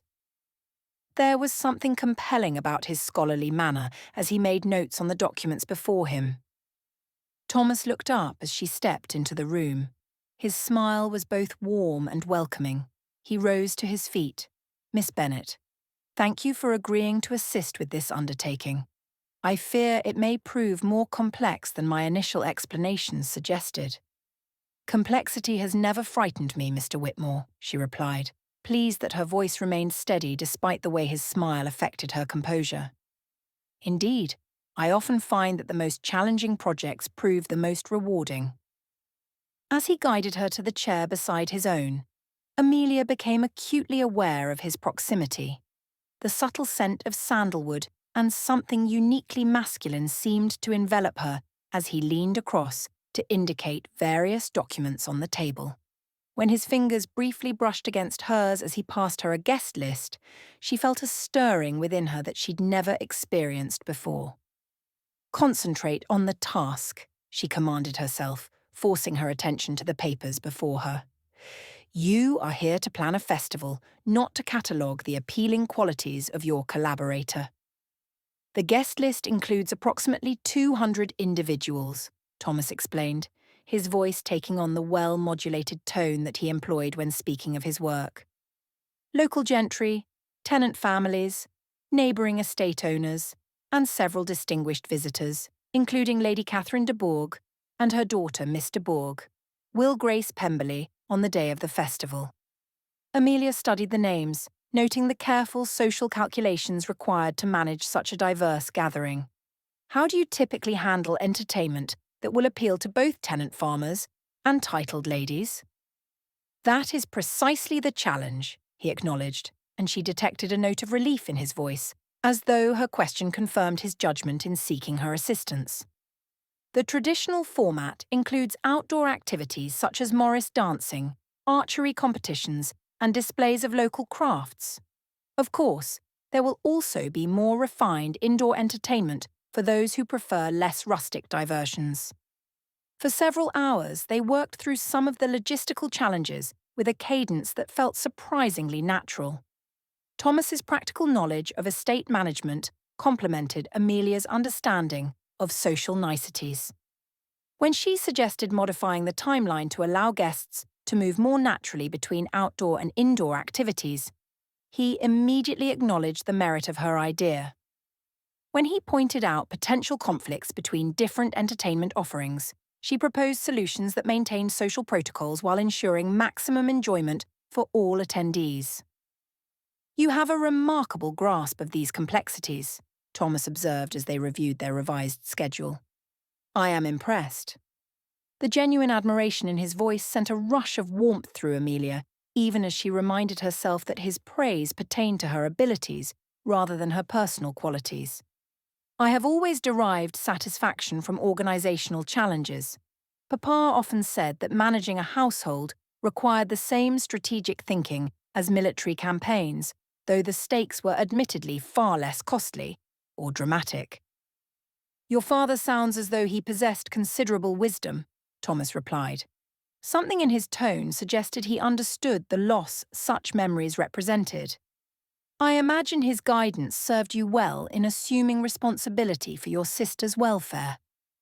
The quiet sympathy in his voice threatened to undermine the careful composure she had maintained since their father's death. Here was someone who seemed to understand both the burdens and the satisfactions of duty undertaken by necessity rather than choice. "Indeed, it did," she managed, grateful when he seemed to sense her reluctance to dwell on painful topics and asked no more questions. He studied her for a moment before he spoke. "I see that you have set aside your mourning colours, Miss Bennet. Might I be so emboldened as to say that the colour you are now wearing flatters you?" A delicate blush rose in her cheeks. Amelia couldn't quite make herself meet his gaze, but she was sincere in her response. "You are most kind, Mr. Whitmore. Most kind indeed." Chapter 4. Amelia loved the library at Pemberley, not merely for its impressive collection of leather-bound volumes, but for the way afternoon light streamed through the tall windows to illuminate the mahogany table where she and Thomas had established their collaborative workspace. They were 3 days into their festival planning, and the table bore evidence of their partnership. Neat stacks of correspondence sat beside detailed diagrams of the grounds and endless lists of things still left to accomplish. She studied the activity schedules spread before her as she attempted to solve their most vexing challenge. The cup of tea at her elbow had grown cold. She was aware of Thomas moving about the room behind her, gathering additional documents, but her focus remained fixed on the puzzle that had defeated their best efforts for 2 days running. She traced patterns on the day's schedule with her finger, visualizing what needed to be achieved.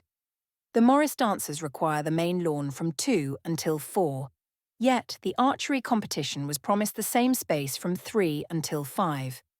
Meanwhile, the agricultural demonstrations need the eastern field, but that conflicts with the children's games, which also require open ground away from the formal gardens. Thomas paused in his movement, a sheaf of correspondence forgotten in his hands, as he observed her.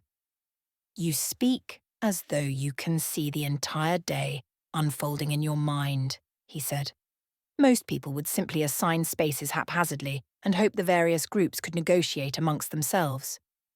"Most people," Amelia replied with an amused smile, "have not spent years assisting the vicar's wife with keeping the peace while planning a village fete."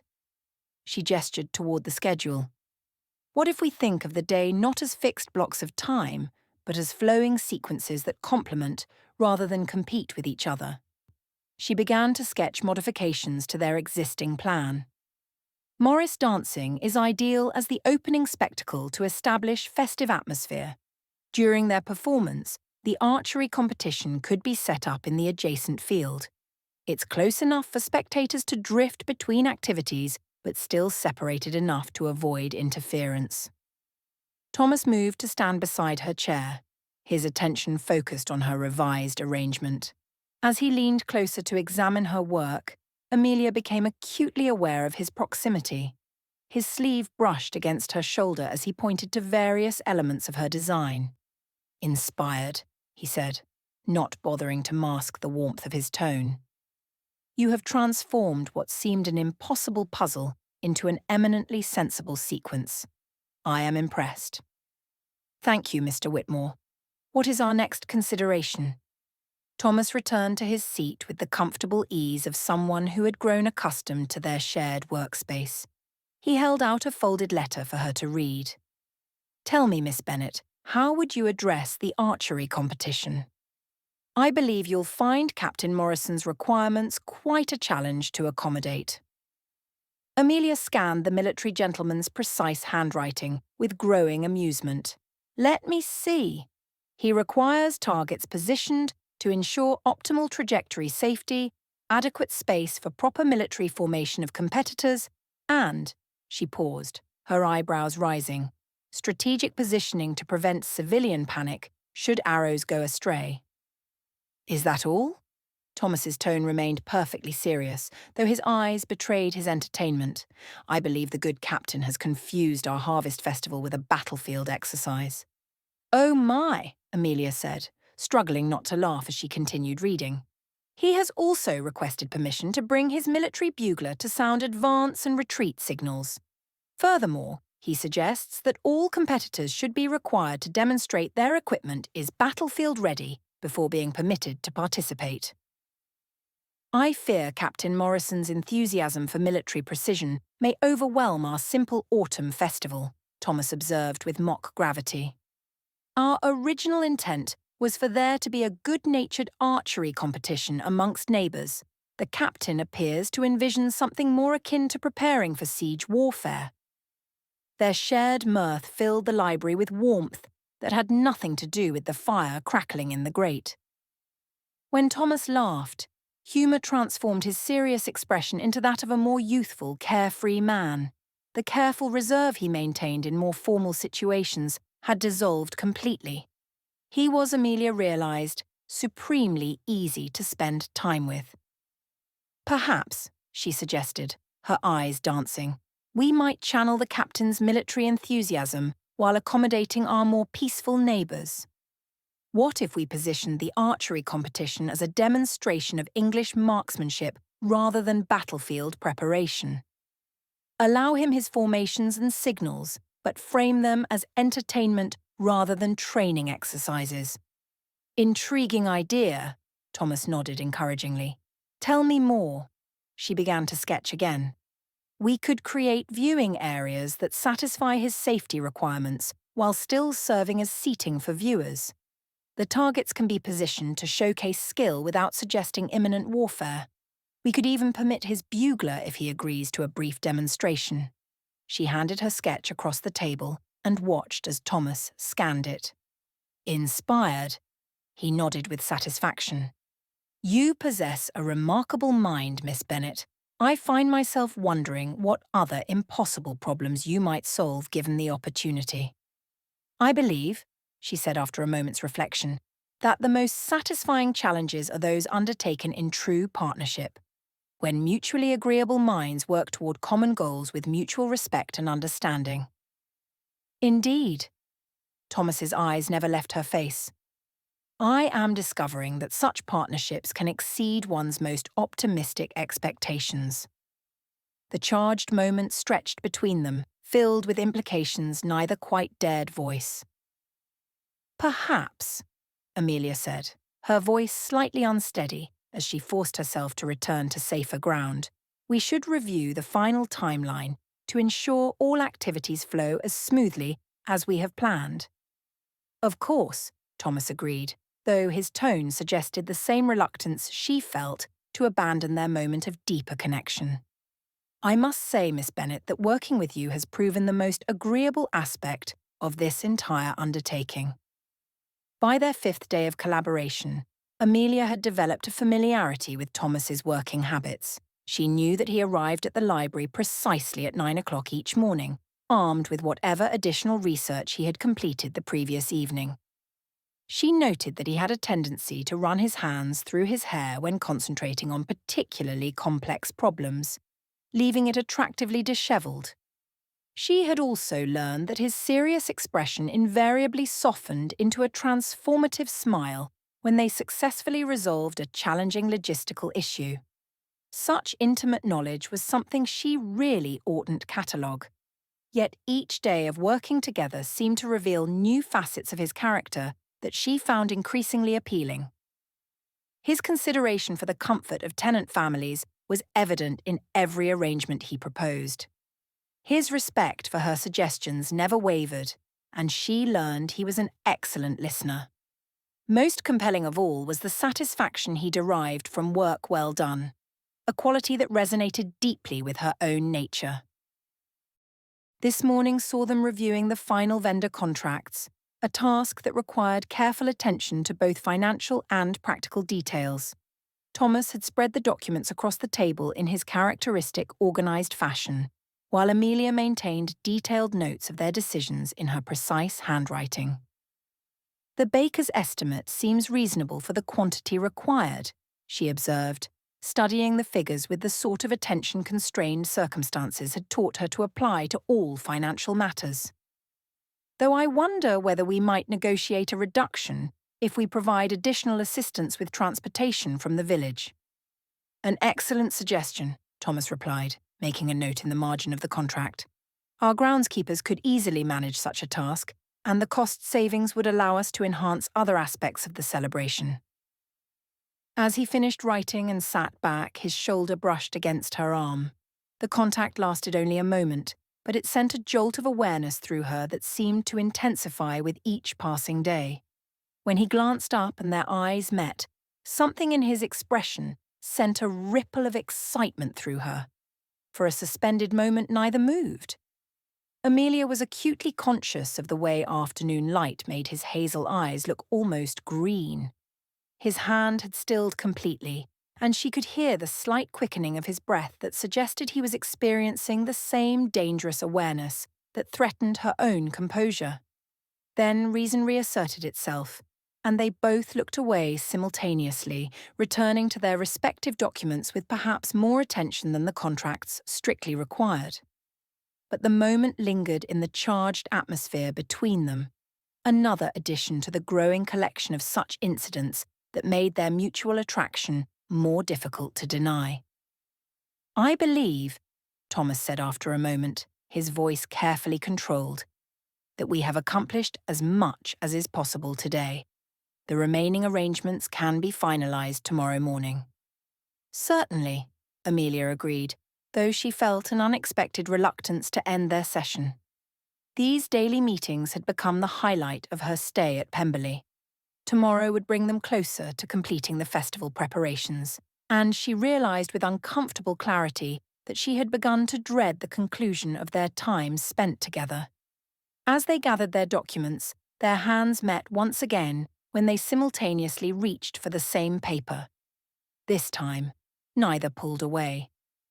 Thomas's fingers, warm and slightly rough from the nature of his work, covered hers with a gentleness that made her breath catch in her throat. When she looked up, she found him studying her face with an intensity that both unnerved and delighted her. "Miss Bennet," he began, his voice lower than usual, "I must tell you." "Mr. Whitmore."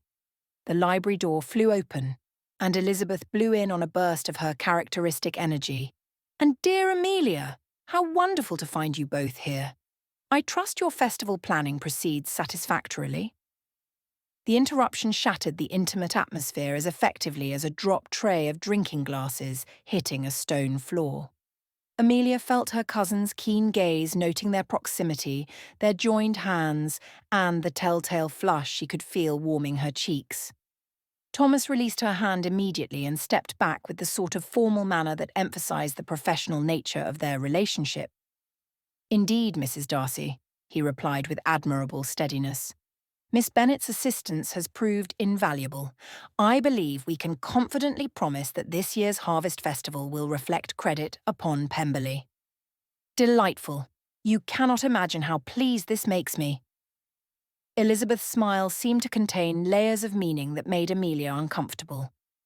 "I do hope, Amelia dear, that you are finding this work agreeable. You appear to have been spending considerable time on these arrangements." "The work is most engaging," Amelia replied, grateful that her voice remained level despite her internal turmoil. "Mr. Whitmore's organisational abilities are truly impressive, and I have learned a great deal about estate management." "Indeed," Elizabeth's eyebrows rose slightly. "How fortunate that you should share such mutual interests, but I mustn't keep you from your important work." She laid a single document on the table. "I simply wanted you to have this." After Elizabeth departed, Thomas began collecting his papers with the sort of efficiency which Amelia admired. "Perhaps," Thomas said without meeting her eyes, "you would be willing to visit a few of the vendors in Lambton with me tomorrow morning." The careful formality in his tone signalled, she believed, a degree of his uncertainty as to her answer. But she had no reservations. It sounded quite a lovely way to spend the morning. "Certainly, Mr. Whitmore. I shall look forward to it." As Amelia made her way to her rooms to prepare for the evening meal, she reflected on the last several days. Working together had created exactly the sort of intimacy she had warned herself to avoid. Their rapport felt natural despite its temporary nature. Worse still, she had begun to imagine what it might be like to work alongside Thomas, managing a household and sharing the daily satisfactions of domestic life. Such thoughts were not merely impractical, but actively harmful. Thomas might be a gentleman by birth, but he could hardly support a wife on an estate manager's salary, particularly one with dependent sisters, requiring continued assistance. And she could hardly burden him with obligations that would strain his carefully maintained financial security. Focus on your sister's futures, she reminded herself as she prepared for the evening meal. You are at Pemberley to secure advantageous connections for Louisa and Charlotte, not to indulge in romantic fantasies about impossible matches. But as she carefully arranged her hair into an updo, Amelia wondered what Thomas would think of the new style. Such thoughts, she knew, were dangerous indulgences for a woman who had already allowed herself to become far too invested in a relationship that could lead nowhere but disappointment, however much her heart might wish otherwise. Chapter 5. Crisp autumn air greeted Amelia when she stepped outside to greet the morning. She took a deep, fortifying breath, feeling at peace with the world despite the number of matters that awaited her attention. She looked about and her heart gave a little flip-flop when she saw Thomas waiting for her as he'd promised to the evening before. He stood with his back to her, his tall figure silhouetted against the light that filtered through the ancient oaks. He had traded his usual working attire for a dark blue coat that showcased the broadness of his shoulders. He turned when he heard the soft crunch of her half-boots on the gravel drive. "Good morning, Miss Bennet," Thomas greeted her with a respectful bow. "I trust you slept well despite yesterday evening's late planning session." His words, she realised, were a gentle reference to the moment when Elizabeth had discovered them in the library, their hands touching over the festival ledgers. "Quite well, thank you," she replied, accepting his offered arm. "Though I confess my mind remained rather occupied with thoughts of whether we have sufficient chairs for the expected number of festival attendees." "Ah," Thomas said, his mouth quirking upward in that gentle smile she had come to treasure. The eternal dilemma of event planning. Do we risk having guests stand about looking forlorn? Or do we borrow every seat from 3 counties and create a fortress of furniture that no one can navigate? Amelia could not suppress a giggle. "You paint a vivid picture, Mr. Whitmore. I can envision our guests trapped behind barricades of borrowed chairs, waving handkerchiefs in surrender. Precisely. We would become known throughout Derbyshire as the estate that conquered its invaders through strategic seating arrangements." His eyes sparkled with mirth. "Military historians would study our tactical deployment of chairs for generations to come." As they continued their walk toward Lambton, Amelia marvelled at how natural it felt to keep company with this man. She should be thinking of her sister's prospects, of the countless festival details that remained to be double-checked, or of anything except how this man's quiet strength had become so unexpectedly dear to her. "Speaking of tactical deployments," she said, "have you received final confirmation from the musicians regarding their positioning? Yesterday, you suggested there were some creative differences regarding the optimal acoustic arrangement." "Indeed, though I suspect the dispute has less to do with acoustics than with personal pride," Thomas replied with gentle amusement. "It appears that Mr. Chatterton, our principal violinist, has formed strong opinions about being positioned where his profile will be displayed to best advantage for benefit of the assembled ladies." "His profile?" Amelia glanced at him with surprise. "Surely musical talent should be the primary consideration." "One would think so. Yet, Mr. Chatterton seems convinced that his left profile is significantly more distinguished than his right, and he has requested that the musicians be positioned accordingly." Thomas's expression remained serious, though his eyes danced with laughter. "I suggested that perhaps the quality of his performance might matter more than the angle of his nose, but he appeared quite offended by such prosaic considerations." The image of the village musician primping for his audience while attempting to play was so ridiculous that Amelia laughed again. When had she last engaged in such delightfully absurd conversation? When had anyone encouraged her toward such levity? She truly could not remember. "Poor Mr. Chatterton," she managed between laughs. "Perhaps we could provide him with a looking-glass, so he might monitor his appearance during the performance." "An excellent solution, Miss Bennet, though I fear it might prove rather distracting to his fellow musicians," Thomas cautioned. "There's nothing quite like catching sight of oneself mid-crescendo to disturb the musical flow." Shared amusement lingered between them as they continued down the tree-lined path toward Lambton.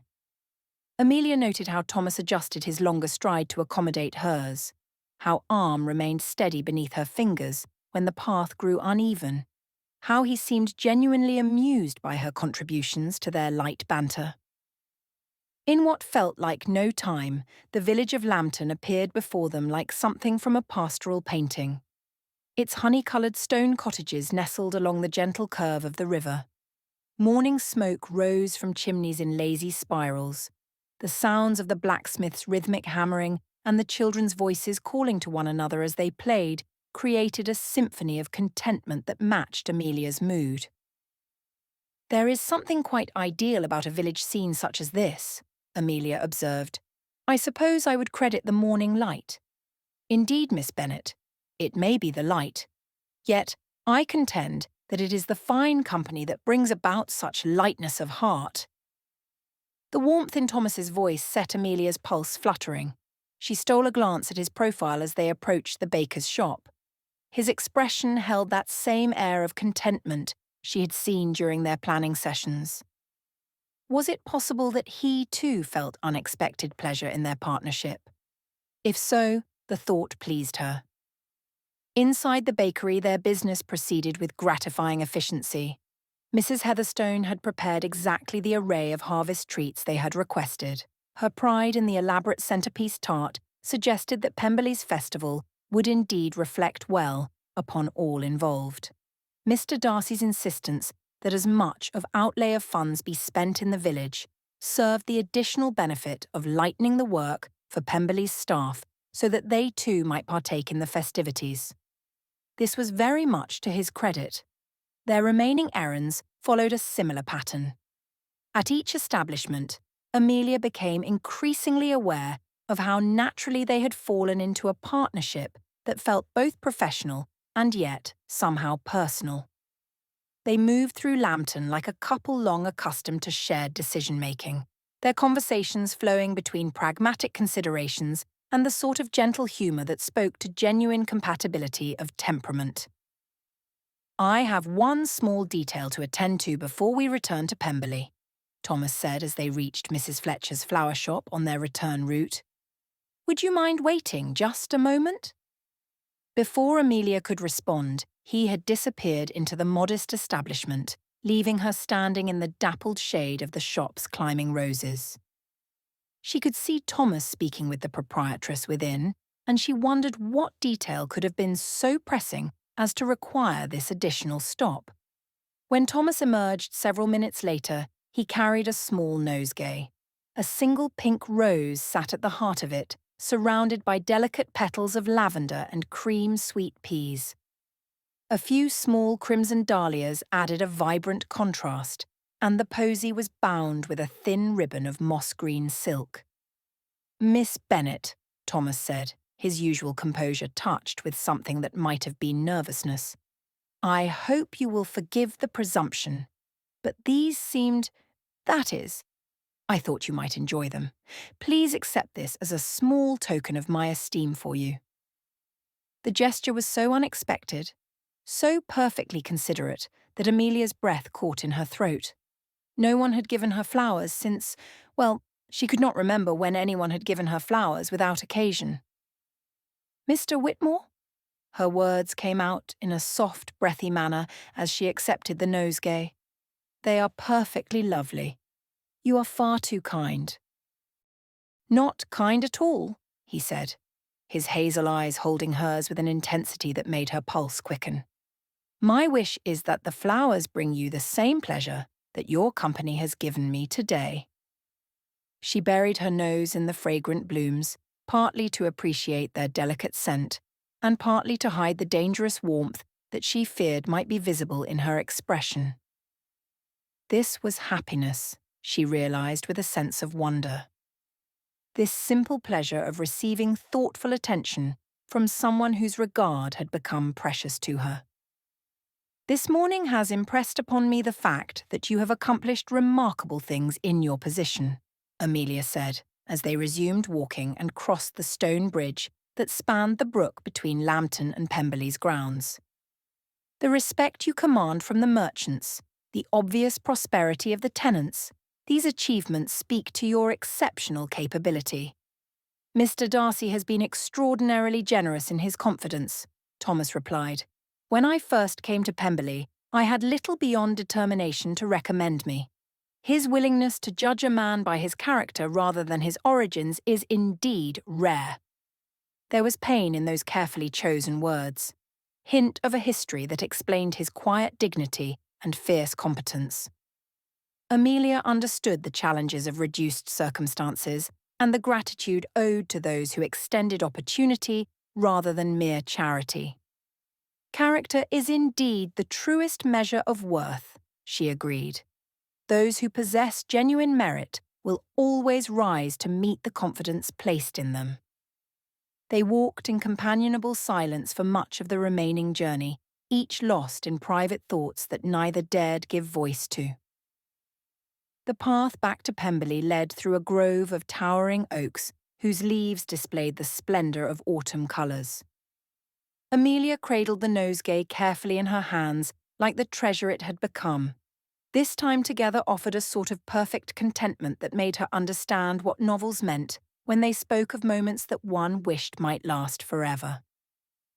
Halfway back to the estate, as they crested a small rise that offered a clear view of Pemberley's magnificent facade in the distance, the first drops of rain began to fall.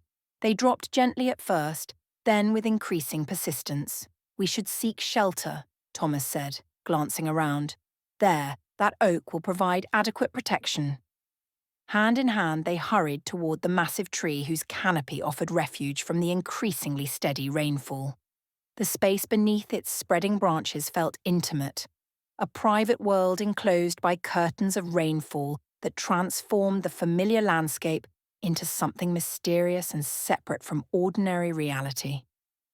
Amelia pressed herself against the bark of the trunk, acutely aware of Thomas's proximity as he stood close enough to shield her from any stray drops that might penetrate their leafy sanctuary.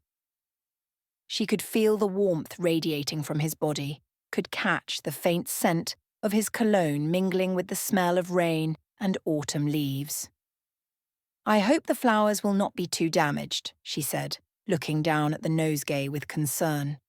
The need to focus on something, anything, other than their close proximity, seemed paramount.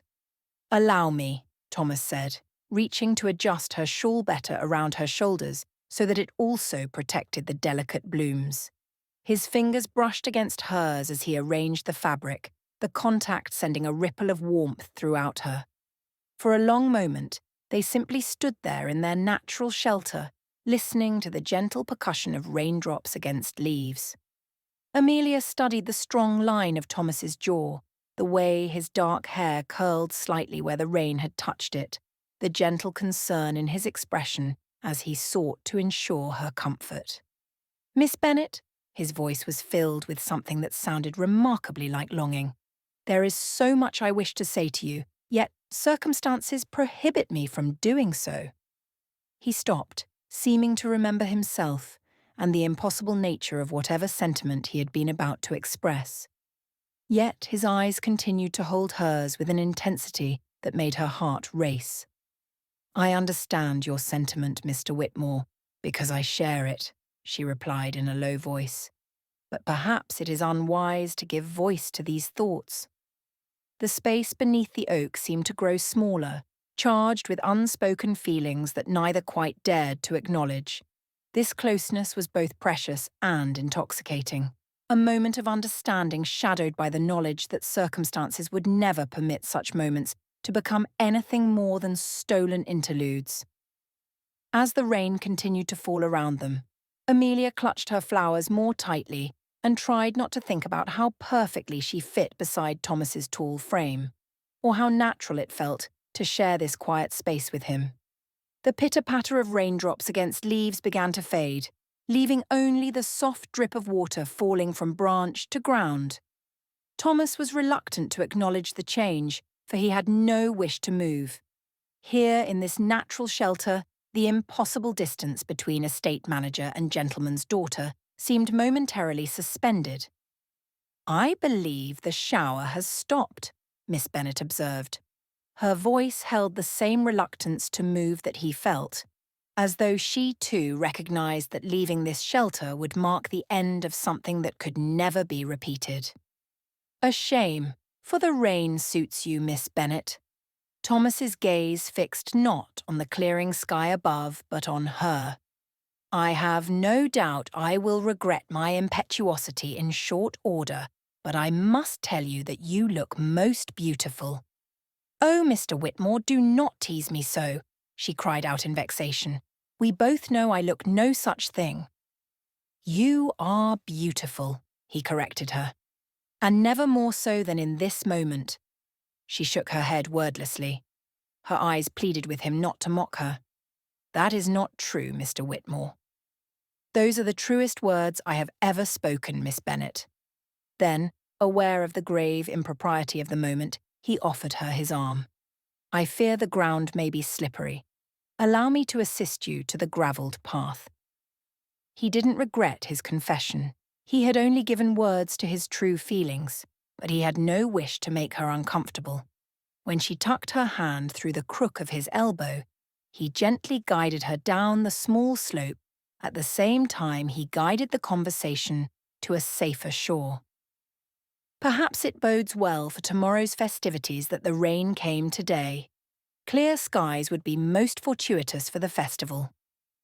"I do hope so," she said, equanimity returning to her voice as they regained the path. "It would be such a disappointment if weather were to mar the celebration after all our careful preparations." Once again, she lifted the nosegay to savour its fragrance. Thomas was so pleased that he had given in to an impulse he barely understood and ducked into Mrs. Fletcher's shop to purchase the flowers. Although his aim had been to please her, he had not anticipated the effect that Miss Bennet's reaction would have upon him. The wonder that had lit her eyes, the soft catch of her breath, the way she had said his name as though he had presented her with a precious jewel rather than a modest arrangement of seasonal blooms would remain etched in his consciousness. How long had it been since someone had looked at him with such genuine appreciation? Not the respectful acknowledgement of his professional competence, nor the careful courtesy accorded to him as Mr. Darcy's trusted employee, but simple, unguarded joy at an unexpected kindness. Miss Bennet had received his humble offering as though it was the first gift she had been given in years, treasuring it with an intensity that both humbled and devastated him in equal measures. "Miss Bennet," he said, forcing his voice to remain steady despite the dangerous territory his thoughts were traversing, "have you any particular concerns regarding tomorrow's proceedings?" She considered his question with that characteristic thoughtfulness he had come to admire so deeply, her brow furrowed slightly. "I confess my primary anxiety concerns my sisters," she said at length. "This will be their first introduction to local society, and I am most eager that they should present themselves to advantage. Louisa's natural vivacity sometimes leads her toward spirited expressions that might be misinterpreted by those who do not know her generous heart, and Charlotte's scholarly inclinations occasionally render her tongue-tied in company, though she possesses considerable intelligence and sensitivity." Her reply served as an unwelcome reminder of realities he had allowed himself to forget during their morning spent together. Of course, her thoughts would turn to her sister's prospects, to the delicate negotiations of the marriage mart that would determine their family's future security. It was only natural that she would view tomorrow's festival not as a celebration to be enjoyed, but as a strategic opportunity to advance her dependents' welfare through advantageous connections. "Your concerns are understandable," he assured her. "Yet, both of your sisters possess qualities that will serve them well in society. Miss Louisa's warmth and Miss Charlotte's intelligence are assets that discerning gentlemen will surely appreciate." Even as he spoke the necessary words, Thomas felt the weight of their implications settle upon his shoulders. Tomorrow would bring a parade of eligible gentlemen to Pemberley, young men with proper fortunes and unquestionable social standing, who could offer Miss Bennet's sisters everything that duty demanded. And she would smile and encourage their attentions, would orchestrate introductions and facilitate conversations, would sacrifice her own happiness upon the altar of familial obligation with the same quiet competence she brought to every task. "We should return," Miss Bennet said in a wistful tone. "Elizabeth will be wondering about our success with the final arrangements."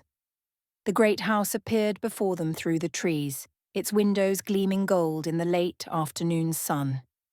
Thomas felt each step bringing them closer to the resumption of normal boundaries, to the careful dance of professional courtesy that would replace these hours of easy companionship.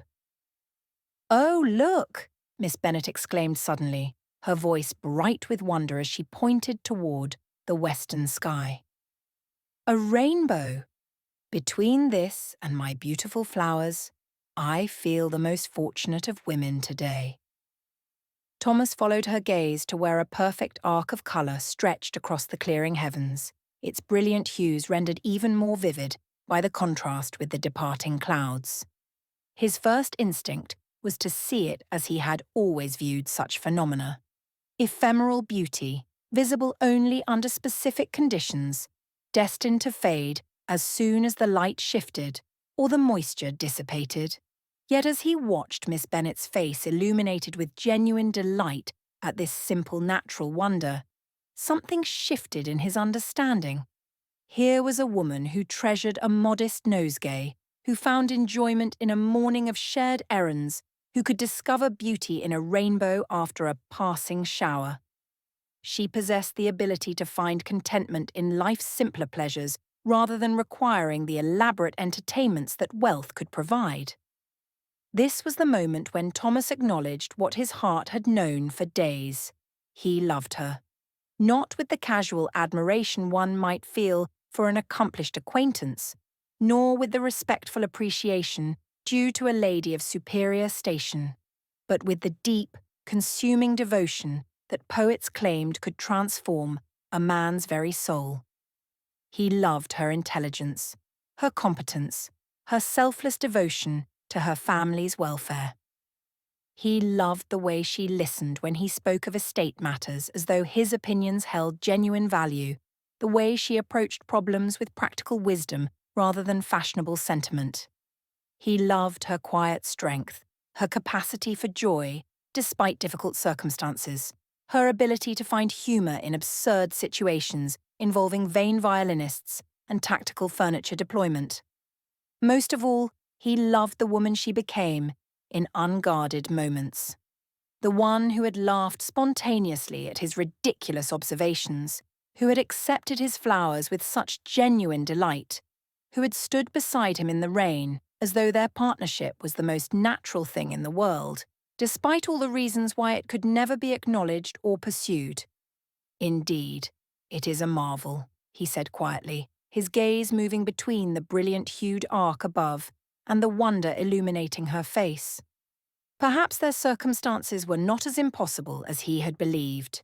True, he could not offer her the luxury that her birth entitled her to expect, but it was within his power to provide comfort, security, and a home filled with the sort of genuine affection that too many marriages lacked entirely. His position at Pemberley was secure, his income modest, but reliable. Mr. Darcy's continued confidence had elevated him far beyond his origins, and while he would never move in the highest circles of society, he could offer a gentlewoman a respectable life.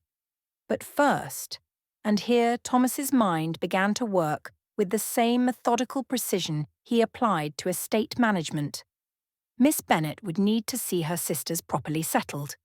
Her devotion to their welfare was both admirable and absolute. She would never consider her own happiness, while theirs remained uncertain. Tomorrow's festival represented the crucial opportunity to introduce both young ladies to local society to create the connections that might lead to their advantageous marriages. If Miss Louise's vivacity attracted a gentleman of suitable fortune, if Miss Charlotte's intelligence gained appreciation among the scholarly set, then Miss Bennet might find herself free to consider her own future without the weight of obligation pressing upon every decision. He would work behind the scenes with renewed purpose, not merely to fulfill his responsibilities to Mr. Darcy, but to create conditions that might allow her to accept his offer of marriage. The rainbow stretching across the clearing sky no longer seemed a fleeting wonder but a sign that beauty could emerge from storms, that hope could follow hardship, that love might find a way despite the obstacles that circumstances had placed in its path. "A good omen for tomorrow's festivities, I should think," Thomas said, and for the first time in days, his voice held genuine optimism. If fortune favoured their endeavours tomorrow, this might prove to be not an ending, but the beginning of something far more precious than a single perfect morning. Elizabeth curled into her favourite chair by the fireplace as Darcy closed the door behind his departing valet. Her dark hair fell loose around her shoulders, and she tucked her feet beneath her with the sort of comfortable intimacy that marriage had made feel natural. "Well," she said with a satisfied sigh, "I do believe my cousins are settling in beautifully. Most especially dear Amelia." Darcy settled into the chair across from hers.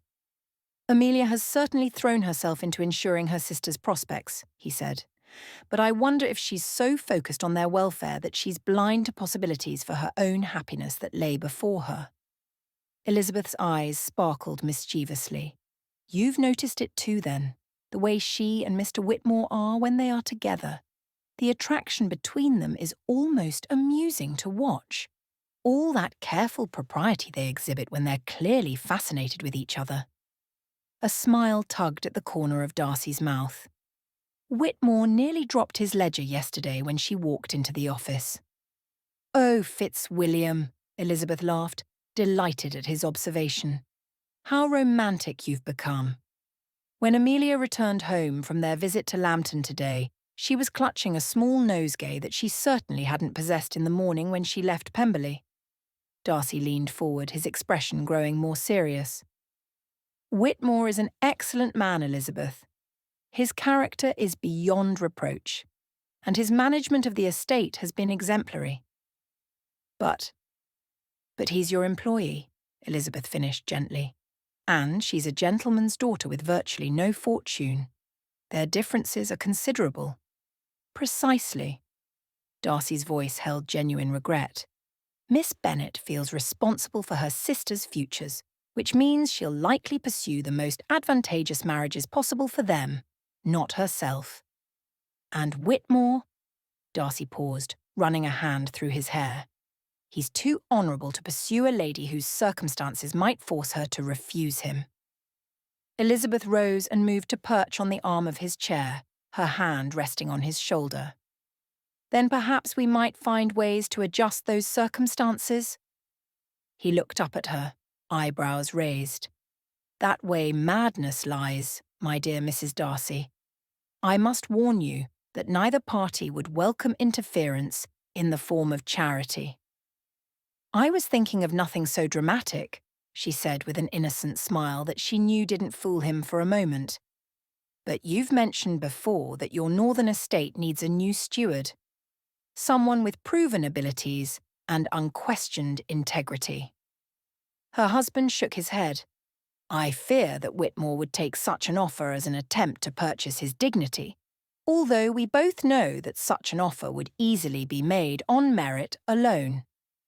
"It vexes me to admit it, but you are right," Elizabeth sighed. "Cousin Amelia would not accept an offer of dowries for Louisa and Charlotte from us, even if I begged. The pair of them are equal parts proud and stubborn." Darcy caught her hand, pressing a gentle kiss on her wrist.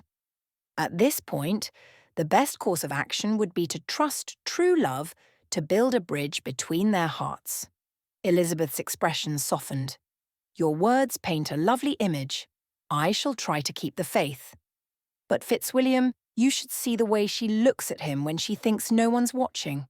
And he's absolutely devoted to her. Yesterday I caught sight of him straightening his cravat and mumbling under his breath before their meeting. Darcy chuckled as he pulled his wife down onto his lap. He dropped a kiss on the top of her head as she settled into his embrace. My romantic wife? Seeing love everywhere she looks? Not everywhere, Elizabeth protested, but certainly, in this case, I admit I do. Thomas and Amelia complement each other beautifully.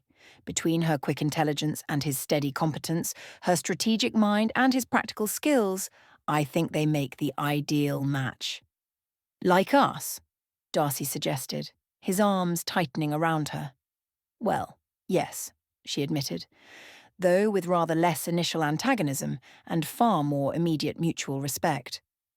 Well, he murmured against her hair, his voice growing husky. I seem to recall a certain young lady finding my steady competence rather tedious at first. Elizabeth laughed. Only until I learned to appreciate the man beneath all that impressive dignity. Just as Amelia has discovered there's warmth and humour behind Mr. Whitmore's professional reserve.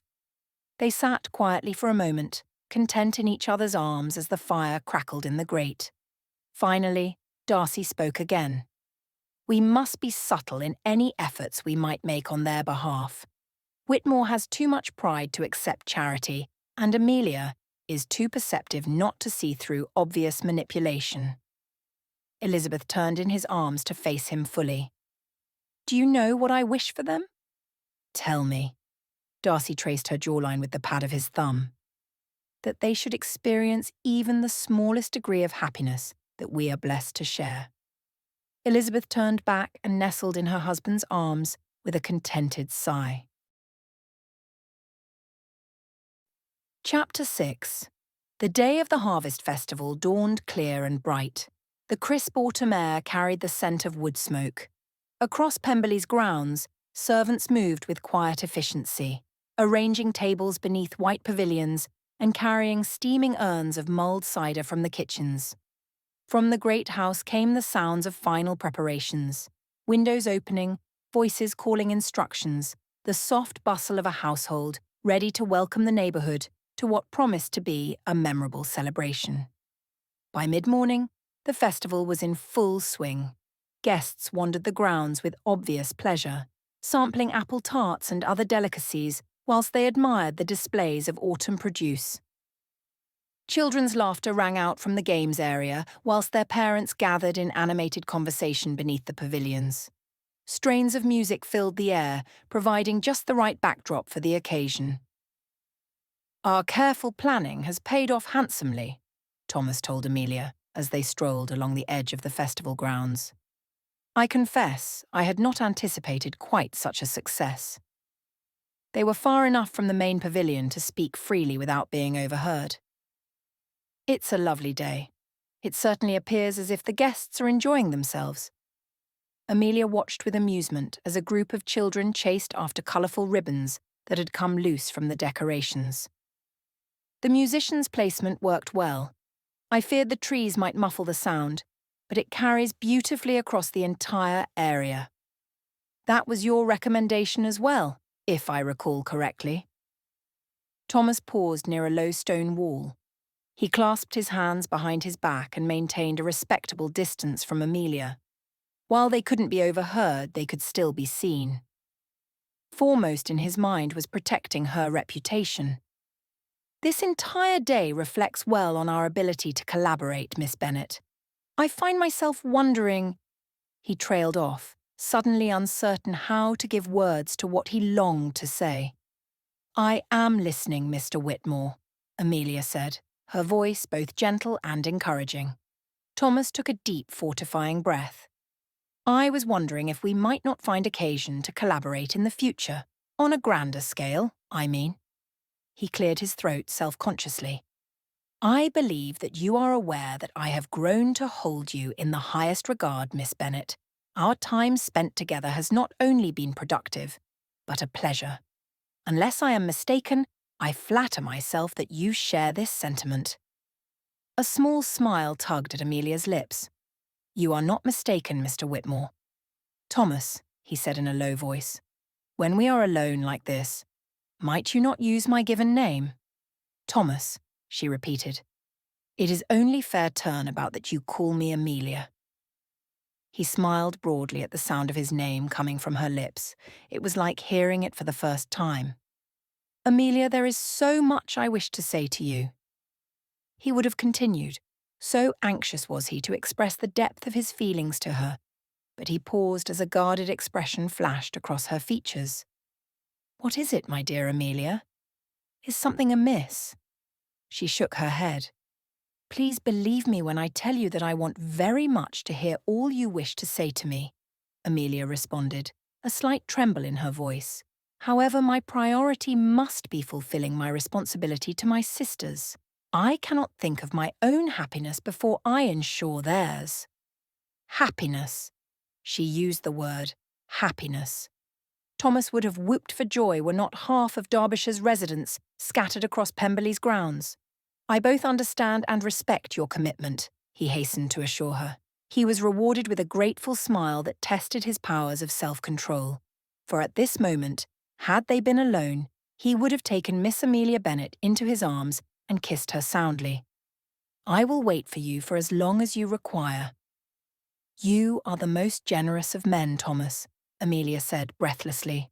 I thank you. Thomas bowed his head in acknowledgement of her gratitude. If I might just clarify one point that weighs upon me? Yes, of course. She watched him expectantly. I am in a position to offer my future wife security, protection, devotion, and love, he told her.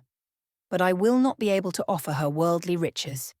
He bit the inside of his cheek as he waited for her to process his words. Amelia cocked her head to the side and studied him for a moment before she spoke. Only when she smiled warmly did he begin to breathe properly again. Perhaps this most fortunate of women considers security, protection, devotion, and love to be worldly riches.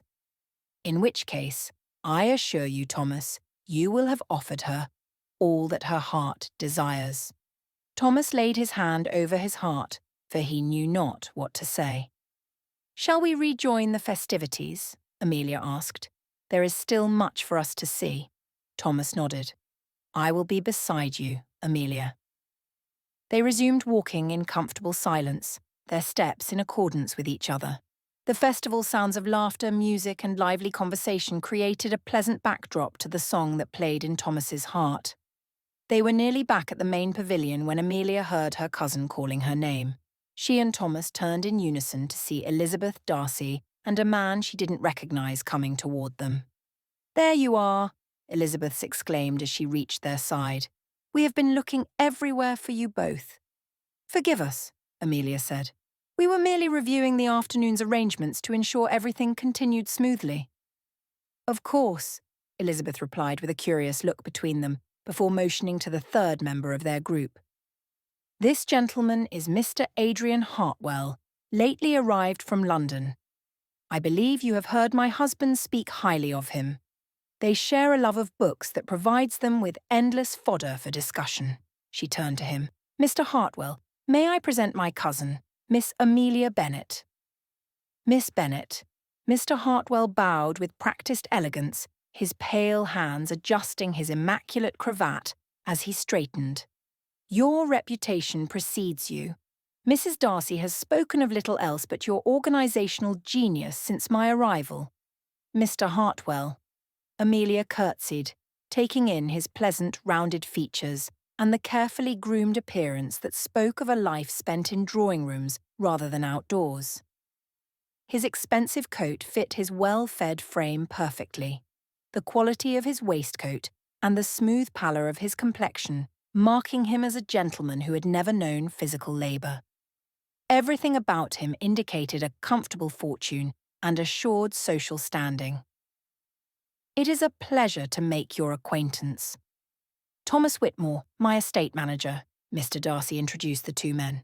Both men inclined their head, but neither spoke. Excellent work today. The logistics have been flawless.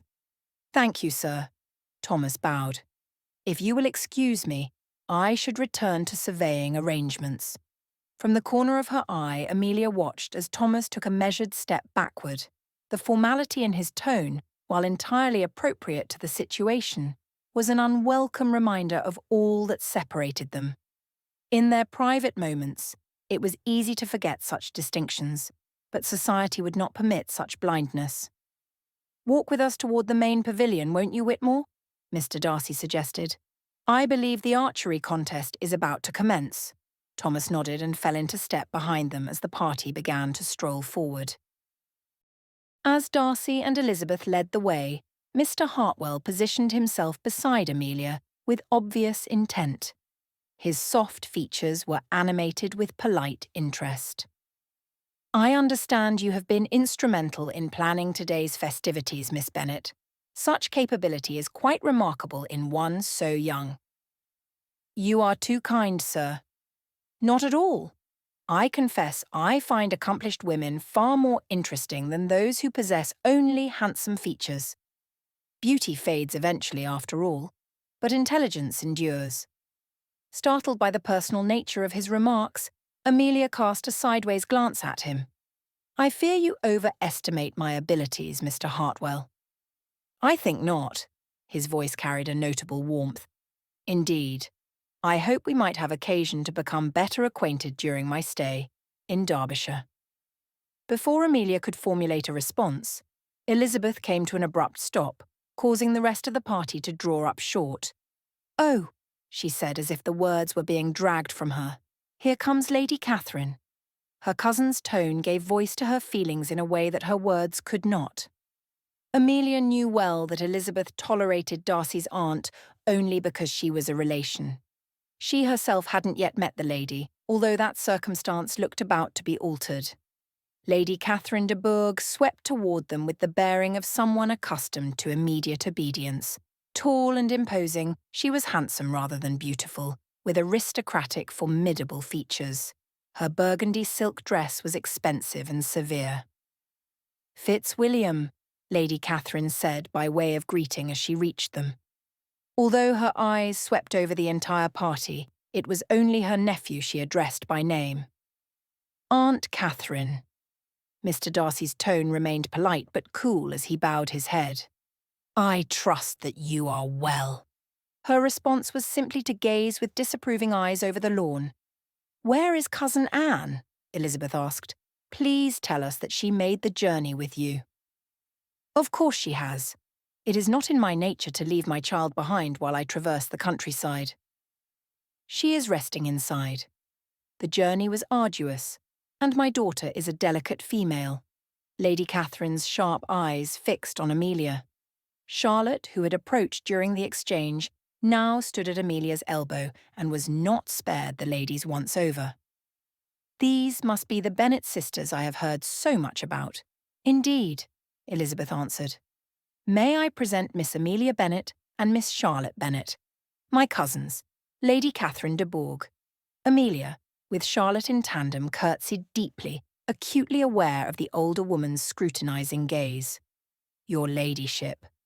"So, you are the managing sort of female," Lady Catherine pronounced with obvious disapproval. "I have heard tell of your involvement in today's arrangements, Miss Bennet. Most irregular for a lady of proper breeding to concern herself with such matters." "Amelia has been invaluable in—" Elizabeth began, but Lady Catherine cut her off with a dismissive wave of the hand.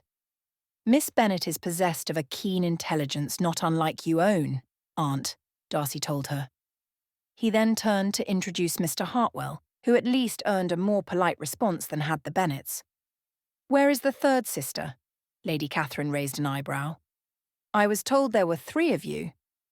"My sister Louisa is somewhere about enjoying the festivities," Amelia replied carefully. "Fetch her immediately. I require an introduction." "Certainly, your ladyship, though I confess I am not certain of her exact location at this moment," Amelia was forced to admit. Secretly, she envied her sister for being somewhere other than where they stood. "I believe she is there." Charlotte gestured toward a grove of trees at the edge of the festival ground. "Is that not Louisa?" Amelia turned to look, her breath catching as she spotted her sister. It was indeed Louisa at the far edge of the lawn. Incredulous, Amelia watched as her sister walked arm in arm with a young man whose colourful waistcoat marked him, even at this distance, as a dandy. As the group watched in stunned silence, the pair disappeared behind a cluster of trees. To make matters worse, the autumn breeze carried the sound of their laughter across the lawn. Lady Catherine's words broke through the shocked silence. "I wasn't aware that your sister was married, Miss Bennet." Amelia shook her head, unable to make her vocal cords respond. It was as if the hand of cold dread had wrapped around her throat. Surely this could not be happening. Not married? Scandalous! Lady Catherine's voice rose to such a pitch that it drew immediate attention from those within hearing distance. Conversations around them ceased, and heads turned in the direction of the tree line. Walking unaccompanied with a gentleman, disappearing out of sight, no less. This is the sort of behaviour one expects from females of questionable breeding. Amelia reached out to clutch Charlotte's hand. The day had been dreamlike up until this moment. Now it was taking on a nightmarish quality. "Aunt, lower your voice." Mr. Darcy spoke with a low, controlled tone, but Lady Catherine was not to be silenced. "Do not attempt to defend such impropriety, Fitzwilliam," she commanded. "The girl is clearly without proper guidance or moral instruction. To conduct herself in such a manner at a public gathering shows a complete absence of delicacy and propriety. Clearly, she has been allowed to run wild." Amelia felt the blood drain from her face. Around them she could see guests whispering behind fans, their expressions ranging from shock to avid curiosity. The carefully constructed foundations of her sister's social prospects crumbled with each word Lady Catherine spoke. Mr. Hartwell stood still, his expression clearly uncomfortable. Elizabeth moved to Amelia's side as if to offer protection, but the damage had already been done. Lady Catherine's pronouncement had been delivered at sufficient volume to ensure it reached the ears of half those gathered. Doubtless the other half would hear the repeated whispers of scandal within no time at all. "This is precisely the sort of influence that corrupts proper society," Lady Catherine continued, her voice echoing clearly across the nearly silent pavilion. "Young females without fortune or connections, permitted to run amok without adequate supervision. It is a disgrace to every respectable family present, most especially to her own family." Amelia stood frozen. It seemed as if every eye in the crowd was fixed upon her, weighing and judging, finding her family wanting. The warm autumn sun felt suddenly cold against her skin, and the sounds of the festival, which had seemed so cheerful only moments before, now carried an ominous quality that made her stomach clench. She tightened her hold on Charlotte's hand as her sister struggled to stifle a sob. It was over. Her carefully laid plans for her sisters to gain respectability, and in turn, security had been shattered by Louisa's foolish actions and Lady Catherine's scathing denouncement. Amelia's free hand clenched at her side as the further realization struck that the happiness she had felt only an hour ago, the gift she'd been given by Thomas's offer of a future such as she'd never dared dream of for herself, slipped away. Their reputation would be in tatters. Inevitably, they would need to leave Derbyshire. Tears pricked at the back of her eyes, and a metallic taste filled her mouth as she struggled to retain her composure. She kept her gaze trained straight in front of her, for she knew with complete certainty that if she looked at Thomas and saw compassion in his eyes, she would become undone. Chapter 7. Thomas's gaze immediately went to Amelia. She stood as if unseeing beside Elizabeth and Charlotte, the colour drained from her face. Every line of her posture spoke of shock barely contained. Thomas's heart sank in recognition of her anguish. He turned and scanned the assembled guests. Lady Thornton was suddenly fascinated with her reticule while stepping backward. The Osborne family began a gradual retreat toward the carriages as if they needed to distance themselves from the scandal. The Ashworths were certain to withdraw their dinner invitation. The Thorntons would find urgent business elsewhere. Mrs. Henderson now looked distant, reconsidering her association. Each face told the same story, social doors slamming shut to the Bennet sisters. Thomas wanted nothing more than to shield Amelia from the social carnage unfolding around them. But even as the impulse formed, cold reality intervened. Elizabeth stood beside her cousin, who provided what support societal dictates would allow. It was her place to stand beside Amelia, not his. No more fuel needed to be added to the firestorm of speculation already burning through the gathering. Instead, he shifted his focus to doing what Amelia could not do for herself. Louisa must be retrieved from the crisis she'd created. It was possible that she was unaware that her innocent actions were causing social catastrophe, but every moment she remained absent would be interpreted as further evidence of impropriety. Thomas turned on his heel and strode purposefully through the crowd as he navigated between clusters of guests. The fragments of gossip that reached him confirmed his worst fears. Quite shocking behaviour from young ladies of supposedly good breeding. What can one expect when there is no proper supervision? The influence of such connections upon respectable families. Mrs. Ferrars stood near the dancing area, her sharp features animated with malicious satisfaction as she held court among a circle of avid listeners. "I confess I am not surprised by such developments," she declared with obvious pleasure. "Young females without fortune or connections require the strictest guidance, yet it appears the Bennet sisters have been permitted remarkable liberty in their conduct." Thomas's jaw tightened, but he maintained his measured pace. These were not battles to be fought with direct confrontation. The weapons needed here were social position and reputation, neither of which he possessed in sufficient quantity to make a difference. He found Louisa and her companion in the grove of ornamental trees that bordered the festival grounds, both laughing over some shared jest as they examined the decorative lanterns strung between the branches. The young man Thomas recognised as Mr. Frederick Sinclair, barely 20 years old, and possessed of more enthusiasm than sense. He wore the sort of elaborate cravat and colourful waistcoat that marked him as one of the more fashionable rather than substantial gentlemen in attendance. Sinclair was, Thomas decided, young, foppish, and foolish. A twig snapped underfoot as he approached, causing the two to look up at him.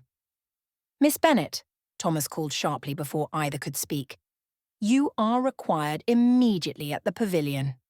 Louisa's bright smile faltered as she took in his serious countenance. "Mr. Whitmore, is something amiss?" Was something amiss? The innocence with which Louisa's question was phrased signalled a total lack of awareness that her immature behaviour had crushed her older sister's hopes and dreams. Not trusting himself to compose a civil response, he turned to the other transgressor. "Mr. Sinclair," Thomas addressed the young dandy with curt authority, "your presence is no longer required here. Heed my advice and head up through the thicket of trees," he motioned with his arm in the direction of the grand house, "so that you may retrieve your conveyance and leave Pemberley." "I say," Sinclair protested with wounded dignity, "there's no need for such a tone. And who the devil are you to ask me to leave?" Thomas took a bold step forward, his eyes locked on the younger man's. "I am Thomas Whitmore, the estate manager here at Pemberley. It is entirely within my scope of authority to see that you depart the estate." When his words were met with a petulant scowl, he added, "Unless you would rather accompany me back to where the Darcys and Miss Louisa's sister await you. I imagine they would accept your offer." Frederick tilted his head to the side like a confused pup. "Offer? Your offer for Miss Louisa's hand in marriage," Thomas replied. "In light of how you have compromised her virtue by disappearing into the woods with her, it is the only honourable course of action open to you." Thomas fought against the impatience that welled up within him as the young man simply gaped at him. This was not the time to lose his temper, however great the temptation. It was Louisa who lodged a protest first. "But we haven't done anything untoward, Mr. Whitmore. No scandalous behaviour has occurred." Even a hint of impropriety is enough to destroy reputations. When you two left public view without a proper chaperone, you gave dozens of onlookers more than enough to publicly condemn you both, Thomas told her. Now, what is it to be Sinclair? Will you leave Pemberley? Or are you prepared to offer for Miss Louisa's hand? The young man was already sidestepping his way toward a retreat. He swallowed hard, his gaze darting between Thomas and Louisa. I cannot. That is, I am in no position. I mean to say that I must leave now that I have knowledge of what's afoot. I apologize for my inadvertent indiscretion. I simply wasn't thinking. Of course you weren't, Thomas replied with cold precision. Your apologies are noted and accepted. Good afternoon. The dismissal was delivered with sufficient authority that Sinclair's next protest died on his lips. The young man looked between Thomas and Louisa, guilt and desperation dancing across his features. Without another word, he turned and retreated in the direction that Thomas had indicated. Louisa's face went white as she watched Sinclair disappear from sight. She turned back to Thomas. But we did nothing wrong, sir. We merely walked about the grounds and admired the decorations.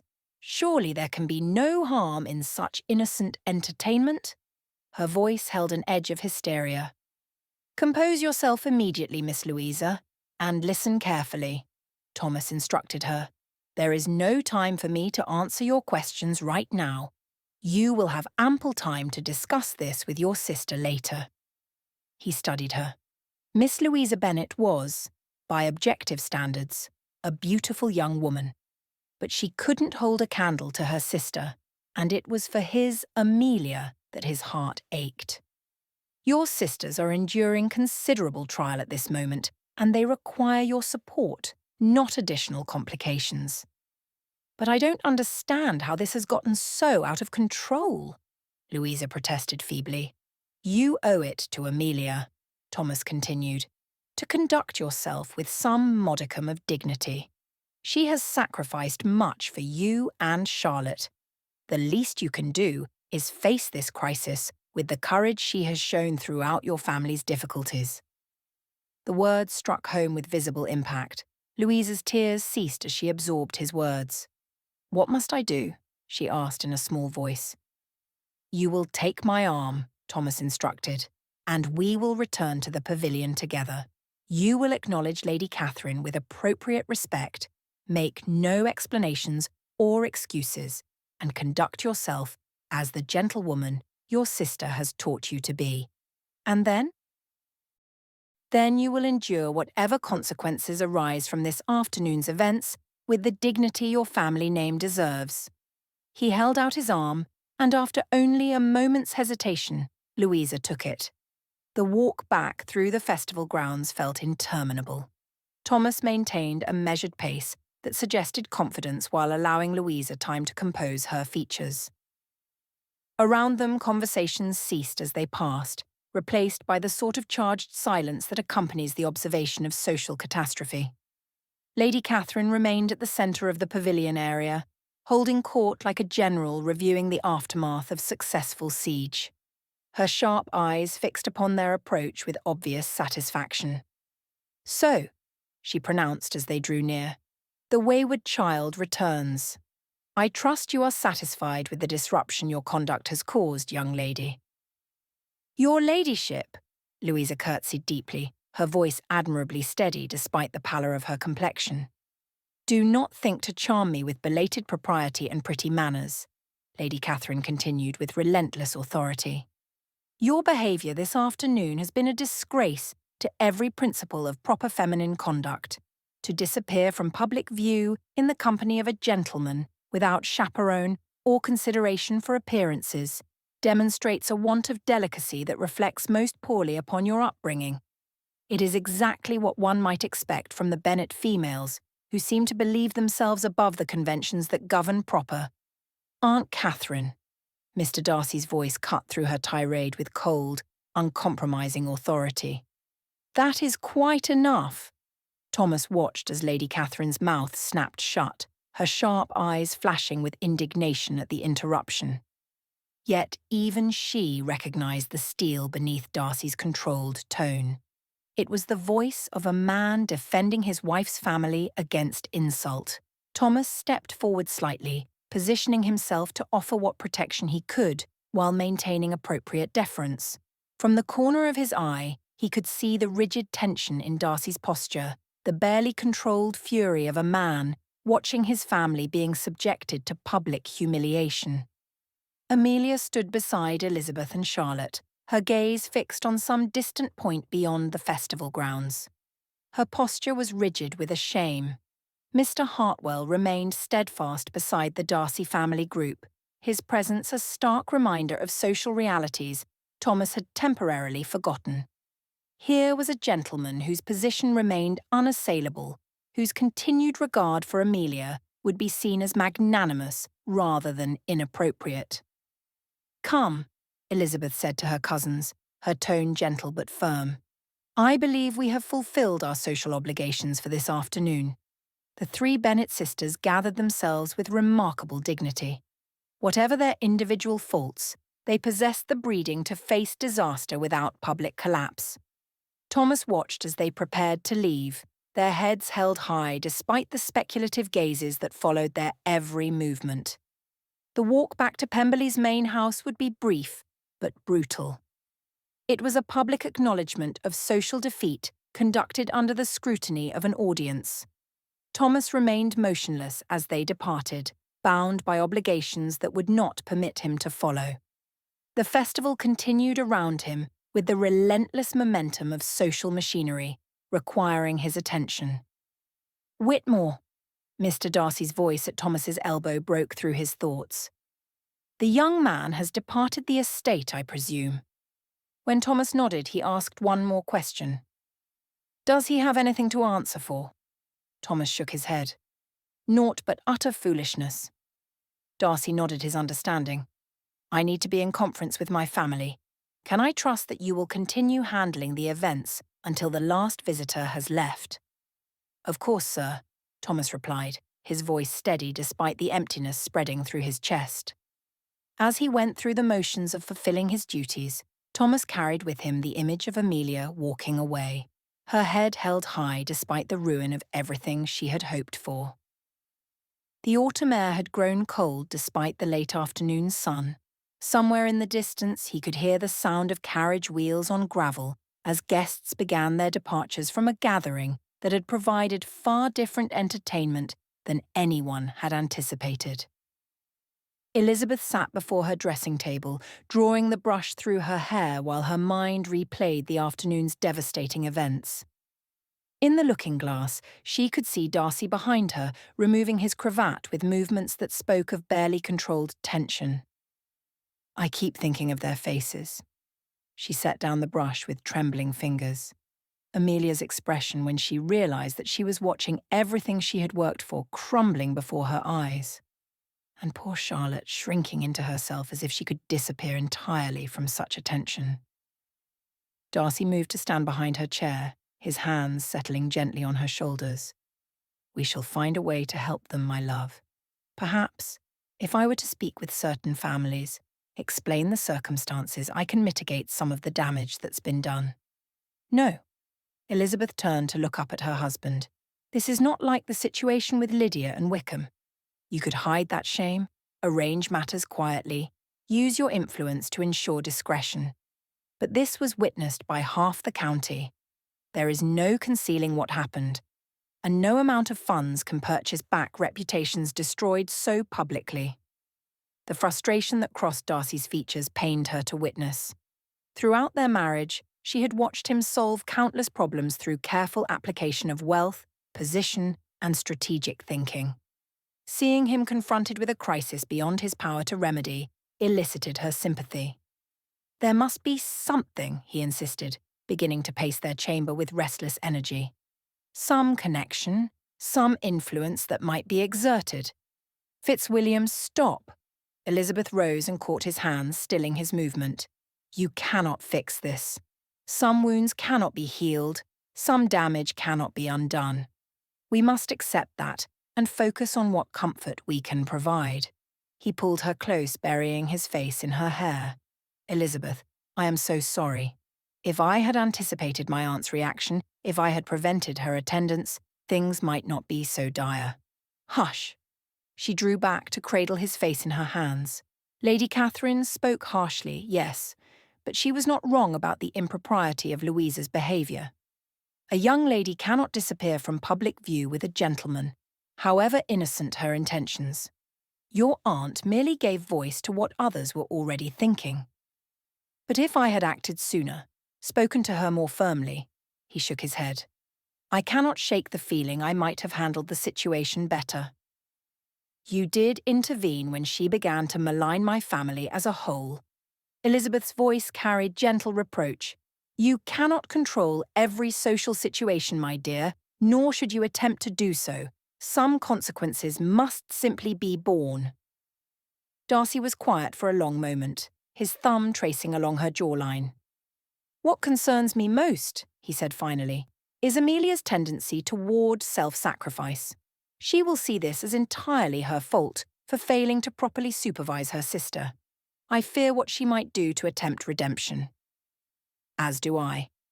Elizabeth's voice caught slightly. She has spent so long putting her sister's welfare above her own happiness. This crisis will only strengthen her resolve to find prudent solutions, regardless of personal cost. And as for Charlotte, she was already retiring by nature. Such public attention, especially of this sort, may damage her confidence beyond repair. While Louisa, Elizabeth shook her head sadly. She remains so naive, so trusting.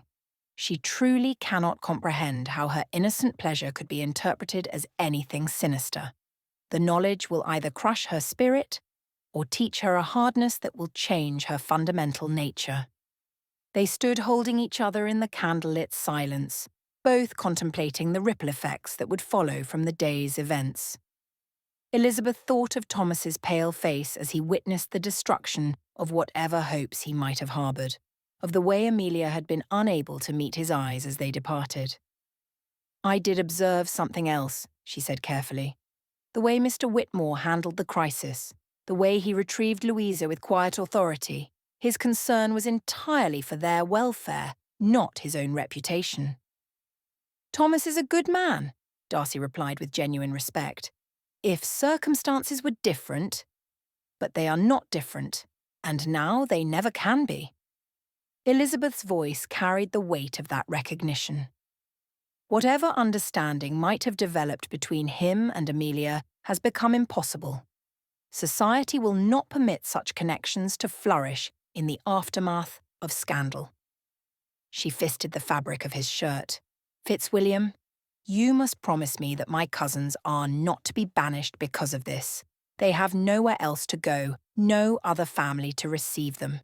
If we withdraw our support now, they will be utterly lost. My dear Elizabeth, he said with infinite tenderness, drawing her even closer still, I would never suggest such a thing. They are your family, which makes them mine as well. They are welcome at Pemberley for as long as they choose to remain. Indeed, for as long as they have need of shelter and protection. No scandal, however public, will change that. Thank you, my love. Elizabeth laid her hands against his chest. We shall provide a united front. Whatever society may say, whatever consequences arise, they will know they have our support. Always, he murmured, pressing a kiss to the top of her head. We may not be able to solve this crisis, but we can ensure they face it with the knowledge that they are not alone. They prepared for bed in gentle silence. As Elizabeth settled beneath the covers, Darcy extinguished the candles and joined her, gathering her into his arms with the protective tenderness that had marked their marriage from its earliest days. I cannot help but think, Elizabeth spoke into the darkness, how fortunate we are to have each other. I agree. Darcy's arms tightened around her, his understanding immediate and complete. Sleep, my love, he murmured against her hair. Tomorrow will bring its own challenges, but we shall meet them together. As sleep claimed her, Elizabeth held fast to the warmth of her husband's arms, drawing from him the courage she would need to face the wreckage of her cousin's carefully laid plans. Chapter 8. The library at Pemberley had always struck Amelia as an ideal place to remove oneself from the hectic nature of day-to-day life. What better place to escape reality than the wooden shelves lined with leather volumes? But now, the morning after the disastrous fall festival, even this beloved sanctuary felt foreign and hostile. Elizabeth and Darcy had arranged themselves on the sofa nearest the fireplace. Their expressions held no condemnation, which somehow made Amelia's guilt burn more fiercely. Charlotte sat rigidly in one of the leather chairs, her usual placid features unreadable. Louisa occupied the window seat, her face streaked with tears that had been falling steadily all morning. "I cannot begin to express," Amelia began, her voice steady despite her emotional turmoil, "how deeply I regret that my family's presence at Pemberley has resulted in such mortification for you both." She clasped her hands before her. "The kindness you have shown us and the generosity with which you opened your home should not have been repaid with scandalous behaviour." "Amelia, please," Elizabeth started, but Amelia raised a hand, needing to complete her apology before her courage failed entirely. "Please allow me to speak plainly." The words came faster now, driven by self-recrimination that had been building for hours. As her elder sister, the responsibility for Louisa's conduct rested entirely with me. While I was losing myself in romantic notions with Thomas when I should have been vigilant. While I was otherwise occupied, I allowed my sister the leeway to behave in a manner that has now compromised not only her reputation, but has brought scandal to your very door. Darcy leaned forward, his dark eyes surprisingly gentle. "Miss Bennet, you cannot hold yourself solely accountable for the malignancy of local gossip." "But I must, sir."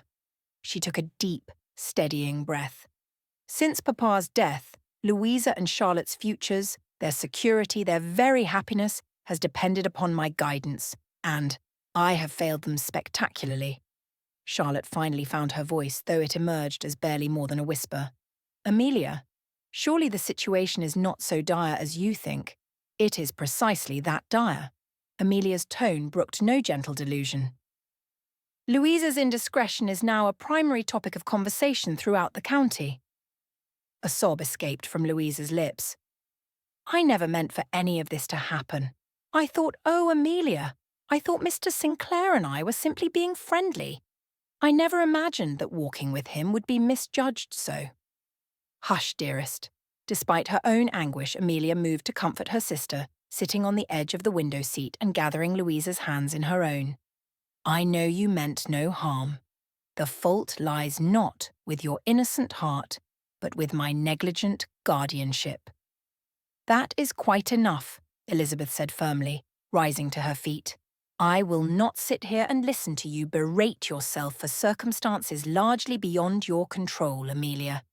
The blame lies with those who choose to spread malicious gossip rather than with a young woman who committed no crime other than being naive." "Nevertheless," Amelia said, her resolve strengthening even as her heart broke, "the damage is done." She stood and faced the Darcys directly. "We shall remove to Hertfordshire within a matter of days. We possess income enough to rent a small cottage for a few months so that I can make alternate plans." The silence that followed was deafening. Even Louisa's weeping ceased as the finality of this pronouncement settled over the room. "Absolutely not," Darcy said, his voice carrying the authority of a man unaccustomed to contradiction. "I will not hear of such a thing. This scandal, as you call it, will pass. In the meantime, we shall arrange a suitable dowry for Miss Louisa and introduce her to a number of eligible gentlemen." Amelia lifted her chin and composed herself. "I thank you for your continued kindness, Mr. Darcy. It is not unappreciated, but I cannot, will not, accept further charity. We have imposed upon your generosity quite enough already." Elizabeth's face flushed with frustration. "It is not charity, Amelia." You are family. Family does not abandon each other when gossips decide to sharpen their tongues. Family does not bring scandal and embarrassment to those they claim to love. Amelia sighed heavily. We came here seeking to improve our circumstances through advantageous connections. Instead, we have damaged reputations and created discord. She shook her head. I do not mean to sound ungrateful when I am, in fact, the furthest thing from that. Elizabeth crossed the room and enveloped Amelia in a warm embrace. I do not yet see clearly the way through this mess, dear cousin. But you must promise me that you won't run away from it. There will be a way to improve things, and we will all work together to find the solution.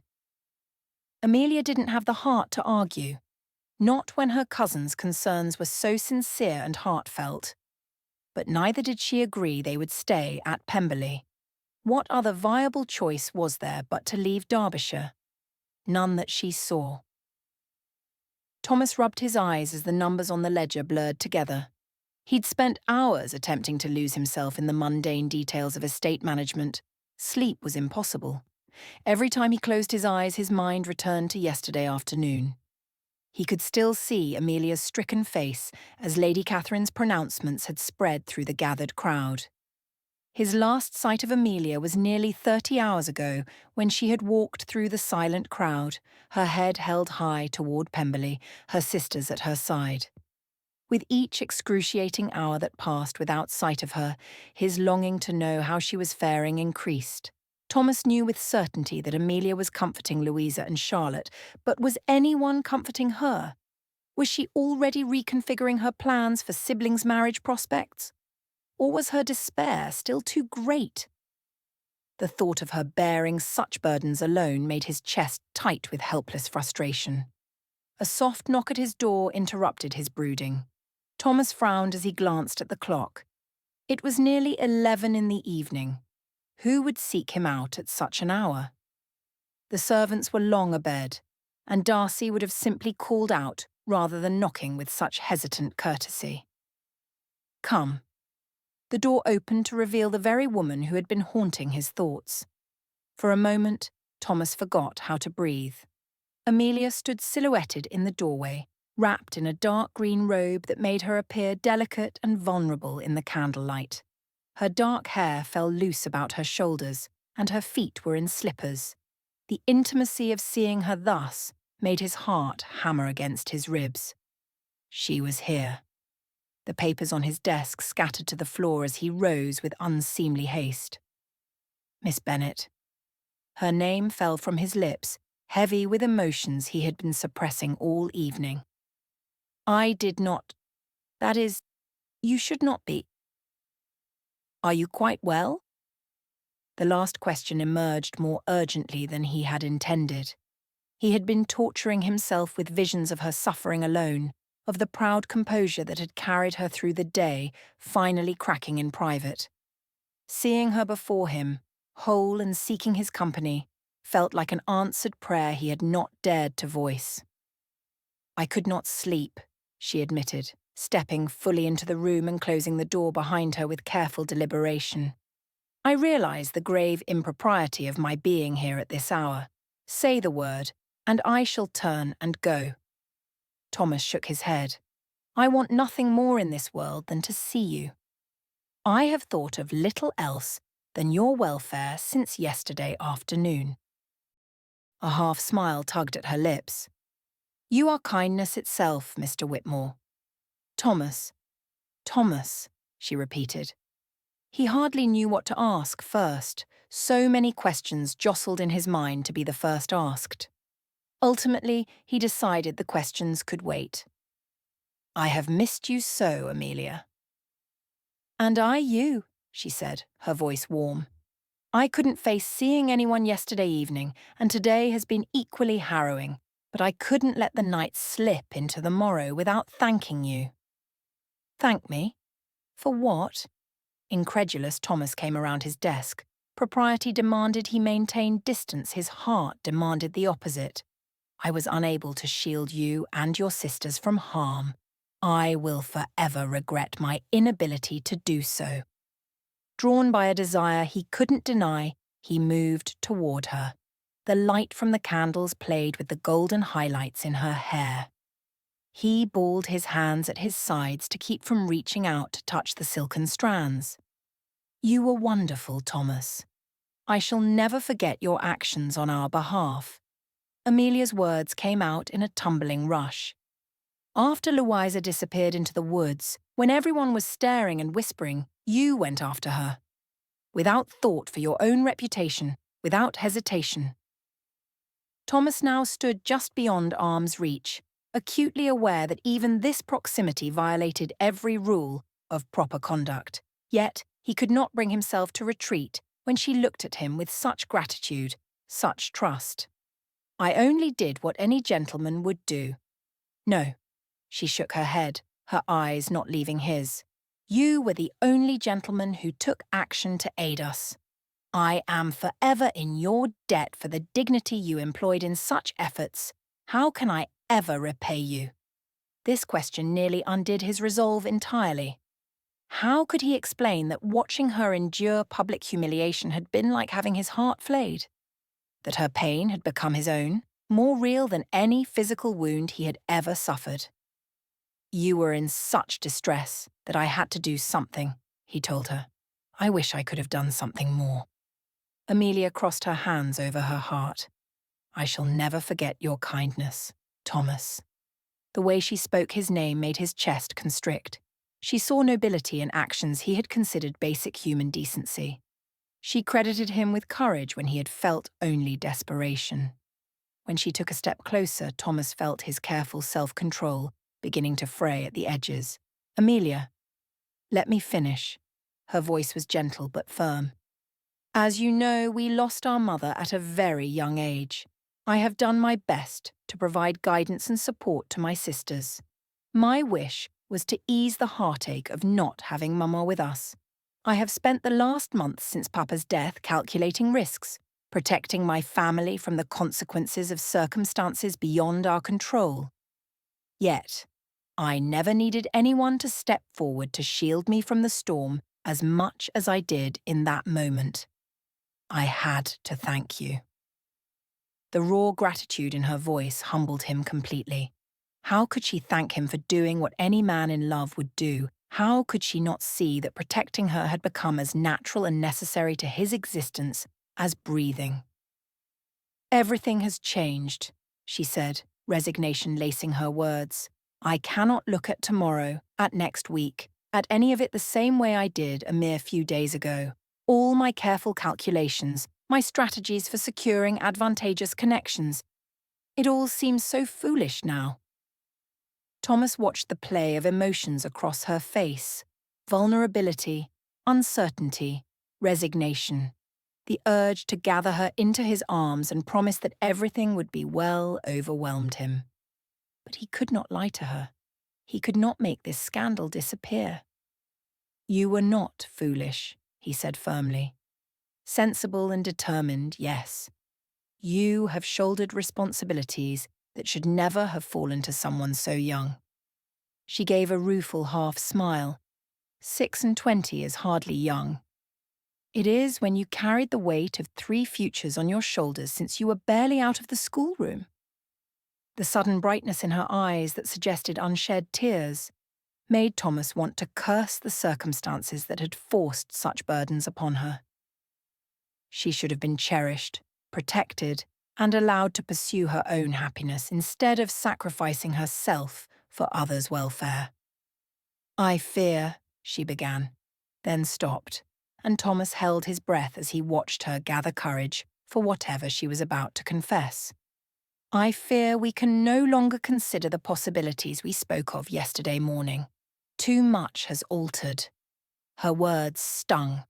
The tremor in her voice and the careful way she had phrased her admission told him that she had given up all hope for a future with him. "Amelia, I cannot bear to hear you say this." Her gaze dropped. "There is not a way forward for us," she said, regret lacing her words. "I have considered this from every angle." She sighed wistfully. And yet, he repeated, his voice rough with the strain of holding back everything he longed to say. "Please know that your offer was the greatest honour I have ever been paid." He watched as she studied her hands, then lifted her gaze back up to meet his eyes with a courage that he couldn't help but admire. "I must thank you for something else, Thomas. What could you possibly thank me for, my dearest, when I have failed you so?" "The gift of feeling seen," she whispered, "of feeling cherished, wanted. For these past weeks, working beside you, I have experienced something I never thought would be mine to know. You have looked at me, truly looked, and you see something of value beyond my usefulness in managing crises or solving problems." Thomas watched her, his mind trying to comprehend how she could speak so hesitantly of her own worth when she was the most remarkable woman he had ever known.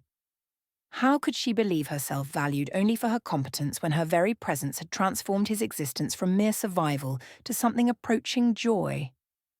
"Amelia," he began, but she raised a hand to silence him. "Please, let me say this." Her voice grew stronger with each word. "Whatever comes next, whatever arrangements must be made for my family's future, I will carry with me the memory of how it felt to be valued by a man of your calibre." The raw honesty in her confession shattered what remained of his composure. That she could speak so matter-of-factly about arranging her future around duty while treasuring these stolen moments of feeling valued made him want to rage against the unfairness of their circumstances. "How cruel fate is," he said, the words torn from the depths of his frustration, "that it should show me the one woman who could make me complete, then make it impossible for me to offer her the life she deserves. It is impossible." Her immediate protest only intensified his anguish. "I would not have you compromise your good name for association with our scandal. You have worked too hard to establish your reputation, to see it destroyed by connection to a family that—" "The devil take my reputation!" The words burst from him with startling vehemence, his careful restraint cracking under the pressure of his emotions. "What does society's opinion matter? What is social standing compared to the joy of building a life with the woman who understands my thoughts before I speak them? I could ask for no greater privilege than for your face to be the last I see each evening and the first I see the next morning." His hands clenched at his sides as he fought the urge to reach for her, to make her understand through touch what words seemed inadequate to convey. "I would gladly bear any whisper, endure any cut, accept any consequence if it meant I could call you mine." The way her eyes widened at his passionate declaration made Thomas realize how completely he had abandoned all pretense of proper restraint. But he could not bring himself to regret the admission when it had put such wonder in her expression. They stood in the candlelight, the space between them charged with all the words they could not say, all the futures they could not pursue. Then Amelia moved, closing the remaining distance between them with cautious steps, her eyes never leaving his. Thomas's breath hitched as she drew near enough that he could see the gold flecks in her dark eyes, could catch the faint scent of rosewater that clung to her hair. His every instinct urged him to gather her in his arms and hold her close. Instead, he held out his hands, palms facing upwards, and gave her hands a pointed look. "May I?" His voice was taut with restraint. She nodded, and Thomas reached out to take her hands in his. Her touch was warm, delicate, perfect. Everything he had dreamed of during the long hours when sleep eluded him. For a moment he simply held them, his thumbs resting against her wrists, where her pulse hammered against her skin with a rhythm that matched his own racing heartbeat.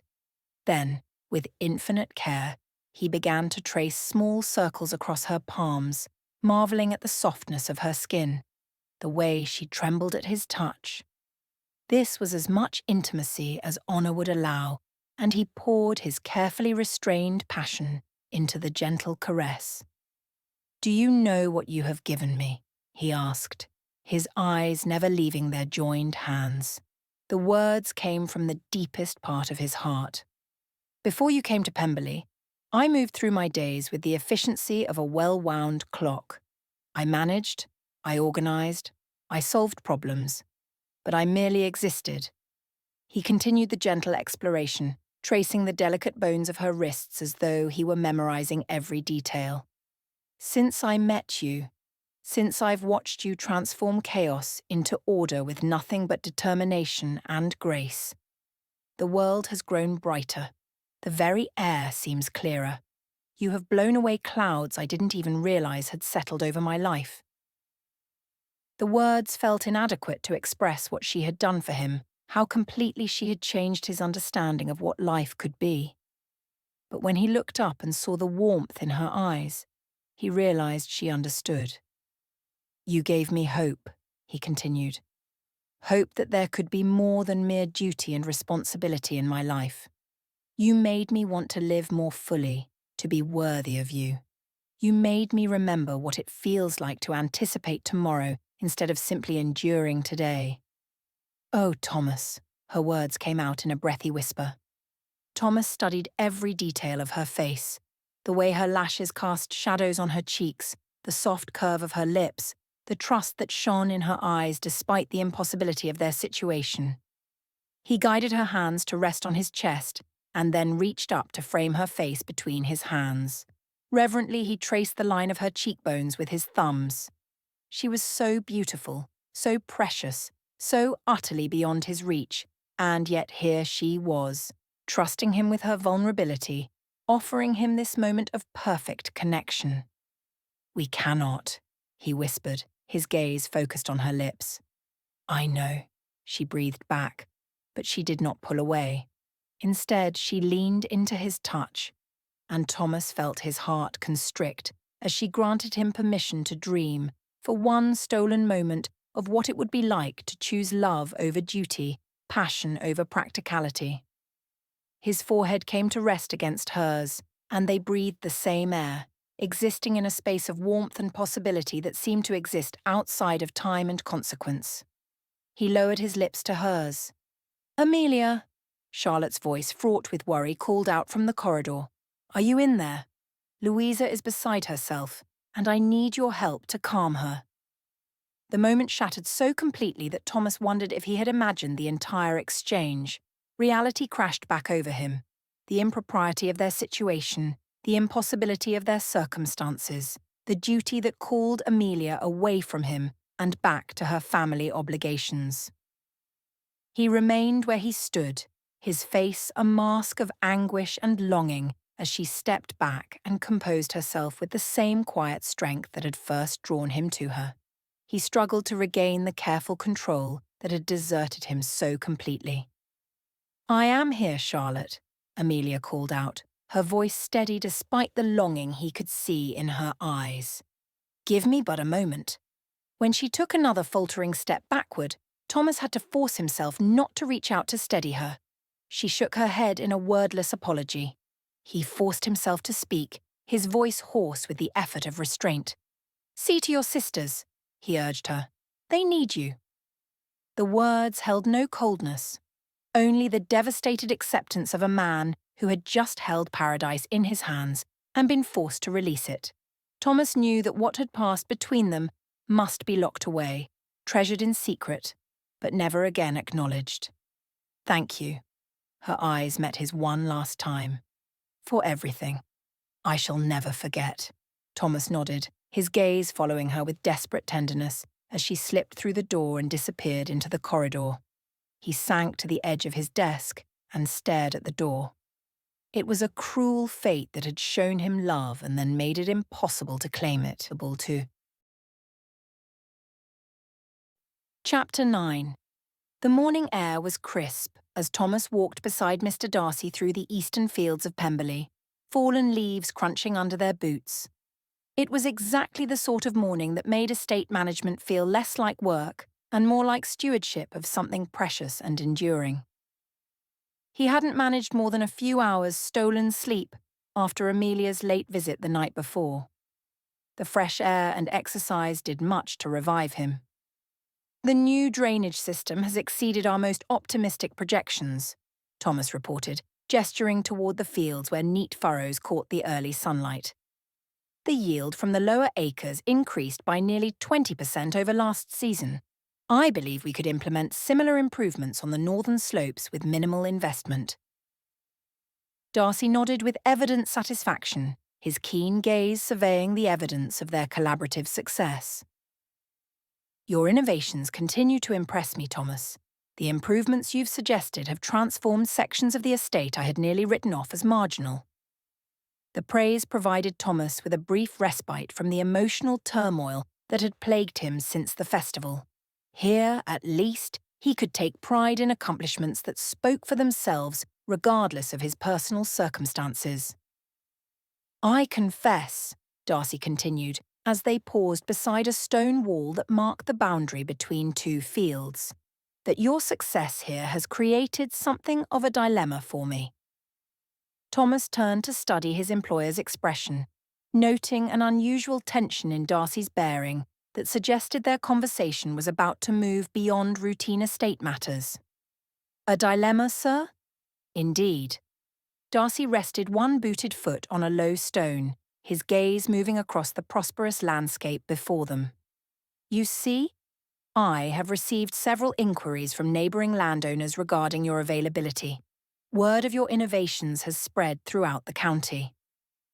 "I am honoured by such interest," Thomas replied, "though I hope my dedication to Pemberley's welfare has never been in question." "Never," Darcy assured him, "which is precisely why I find myself compelled to make you an offer that I hope will secure your continued association with my family's interests." The formal phrasing sent warning signals through Thomas's consciousness, though he maintained his attentive expression as Darcy continued. "I have recently acquired another property, Millfield Manor, some 15 miles to the north. The estate requires significant improvements, the sort of comprehensive management that your skills are uniquely suited to provide." Darcy's tone carried genuine enthusiasm as he outlined the opportunity. The position would carry a salary of £400 per annum, along with a substantial house that would be yours to occupy. The sort of establishment, in fact, that would be ideal for a man who wishes to start a family. Thomas resisted the urge to give a low whistle. £400 would be enough to offer marriage to a woman of Amelia's station without the humiliation of obvious financial inadequacy. A house of his own, the prospect of independence had seemed impossibly distant only moments before. Yet, even as the benefits paraded through his thoughts, something deeper recoiled from the offer's convenient timing. "That is most generous," he managed, though his voice sounded strained to his own ears. "However, I fear I cannot accept such advancement." Darcy's eyebrows rose in genuine surprise. "Cannot accept? Thomas, perhaps you misunderstand the scope of the opportunity. This recognition of your merit, it is a position you have more than earned through your exceptional work here." "Have I?" The question escaped with more intensity than Thomas had intended, revealing the depth of his internal conflict. "I have been at Pemberley for 3 years, Mr. Darcy. While I take pride in what we have accomplished together, I cannot claim to have achieved the sort of extraordinary success that would justify such rapid advancement." "You underestimate yourself severely." Darcy's arm gave a wide sweep of the fields before them. "The innovations you have implemented and the increases in productivity, quite clearly these accomplishments speak for themselves. The additional evidence of professional recognition should have been gratifying, yet it only deepened Thomas's sense that forces beyond his control were conspiring to reshape his circumstances. "I am honoured by such confidence," he said with careful formality, "but honour compels me to decline." They resumed walking. Their footsteps marked time while Thomas wrestled with thoughts too complex for easy articulation. The landscape around them spoke of prosperity achieved through careful stewardship. It was exactly the sort of partnership he might enjoy at Millfield Manor, if only he could accept Darcy's offer without feeling he had compromised everything he valued about himself. Finally, they paused beside a rise that offered a commanding view of Pemberley's core buildings, the great house nestled among its magnificent gardens. Thomas gazed across the estate that had become as familiar to him as his own reflection, knowing that what he was about to say might alter his relationship with this place forever. "Mr. Darcy," he began slowly, "I hope you will understand that my reluctance stems not from ingratitude, but from principle. My work and my professional competence represent everything I have in this world. They are the foundation upon which I have built whatever dignity and self-respect I possess." Darcy's expression reflected understanding. He nodded. "To accept advancement that appears motivated by personal rather than professional considerations," Thomas continued, "would undermine the very achievements that make such advancement theoretically justified. I would always question whether my success was earned or granted, whether my position was secure or dependent upon continued favour." "Your concerns about favouritism are unfounded, I assure you," Darcy protested. "The offer is based entirely upon merit." "But is it?" Thomas challenged his employer. "Would you be making this offer if your cousin had not developed an attachment to a gentleman whose circumstances prevent him from offering her the security she deserves?" The direct acknowledgement of their unspoken situation hung in the air between them. "Moreover," Thomas pressed on, "you know Miss Bennet's character as well as I do.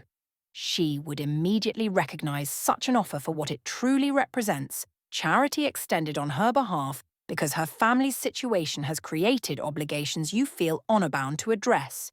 He turned to face Darcy directly, needing to ensure his words carried their full weight.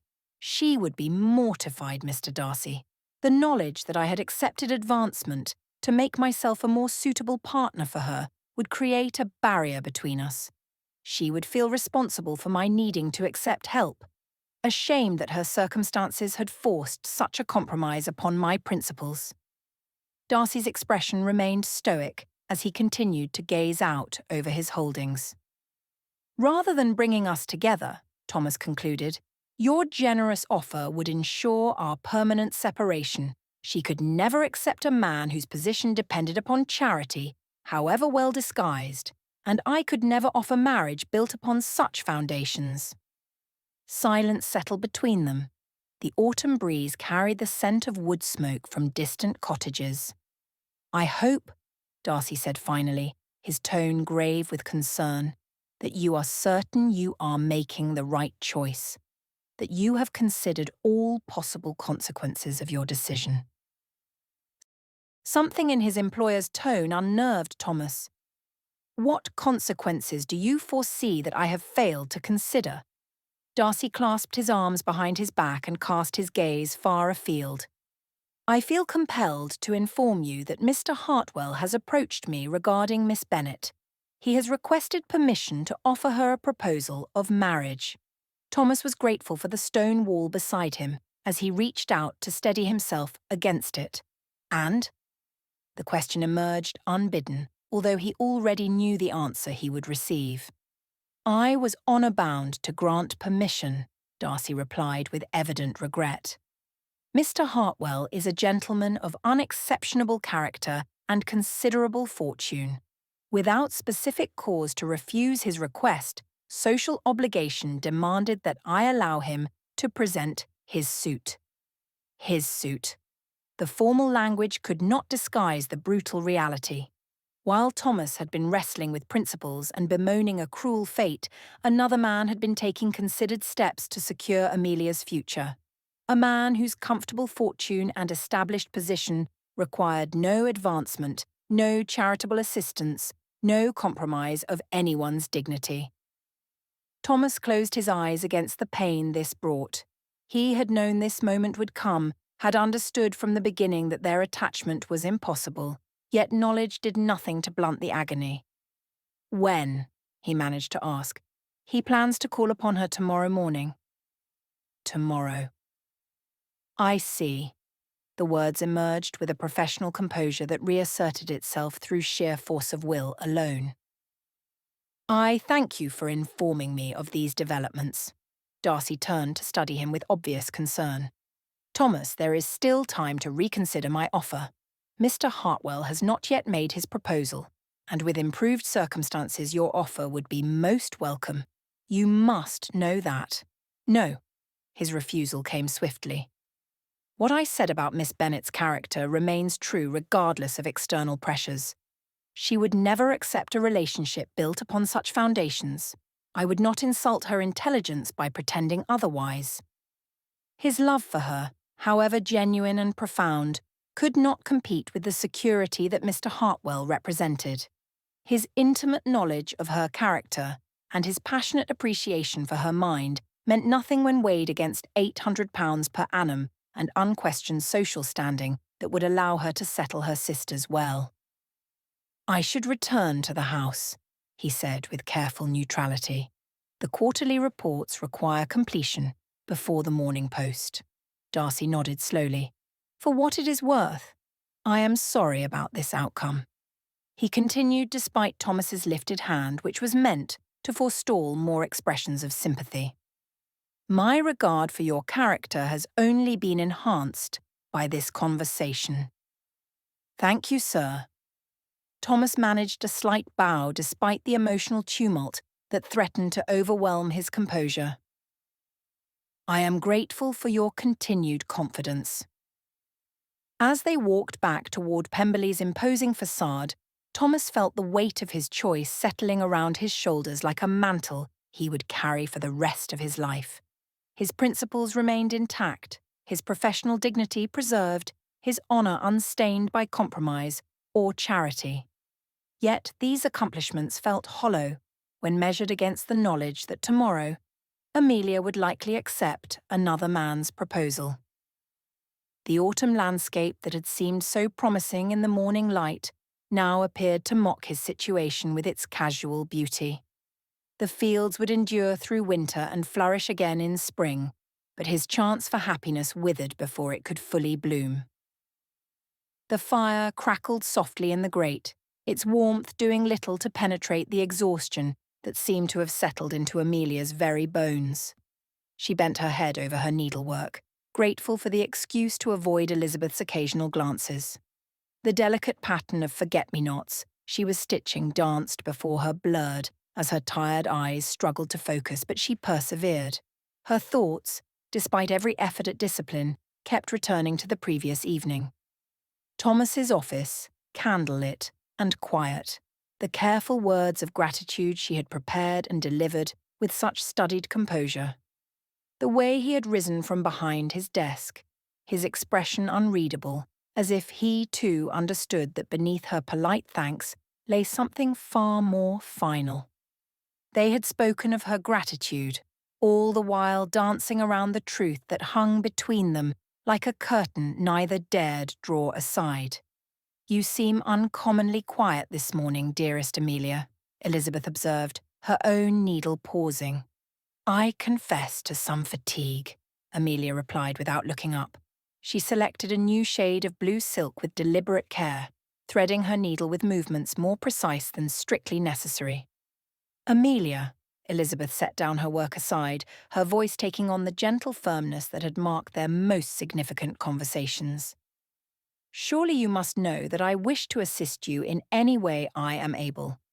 Would it not help your heart to unburden it? The needle trembled in Amelia's fingers before she steadied it with characteristic determination. I fear I do not take your meaning, cousin. Do you not? Elizabeth leaned forward slightly, her dark eyes warm with affection and concern. My dear girl, when I first fell in love with Mr. Darcy, I discovered that true contentment comes only when we have the courage to risk everything for love, that to trust that our hearts might lead us to joy we never dared imagine possible. Amelia's hands stilled completely, though she kept her gaze fixed on her needlework. I am sincerely glad for you, Elizabeth. Indeed, anyone with eyes can see how perfectly suited you and Mr. Darcy are, how completely you complement one another. Your happiness is evident in every shared glance, every moment of quiet understanding between you. But that is precisely my point, Elizabeth pressed gently. Such happiness seemed impossible to me once. The obstacles appeared insurmountable, the risks too great. Yet, when I found the courage to look beyond immediate difficulties— My situation is vastly different from yours, Amelia interrupted. She lifted her eyes briefly to meet Elizabeth's concerned gaze. What was possible for you?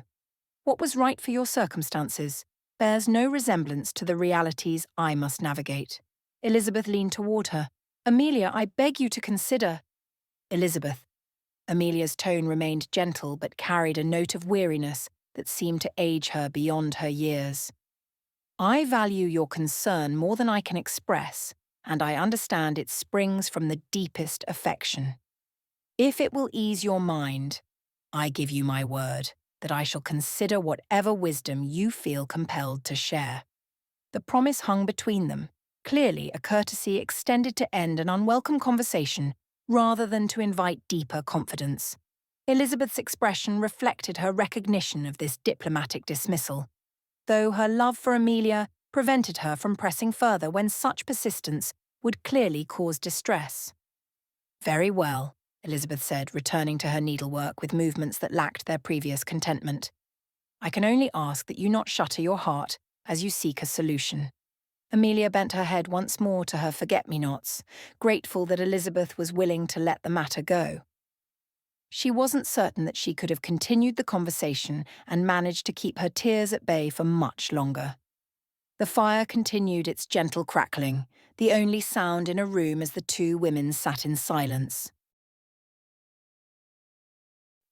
Chapter 10.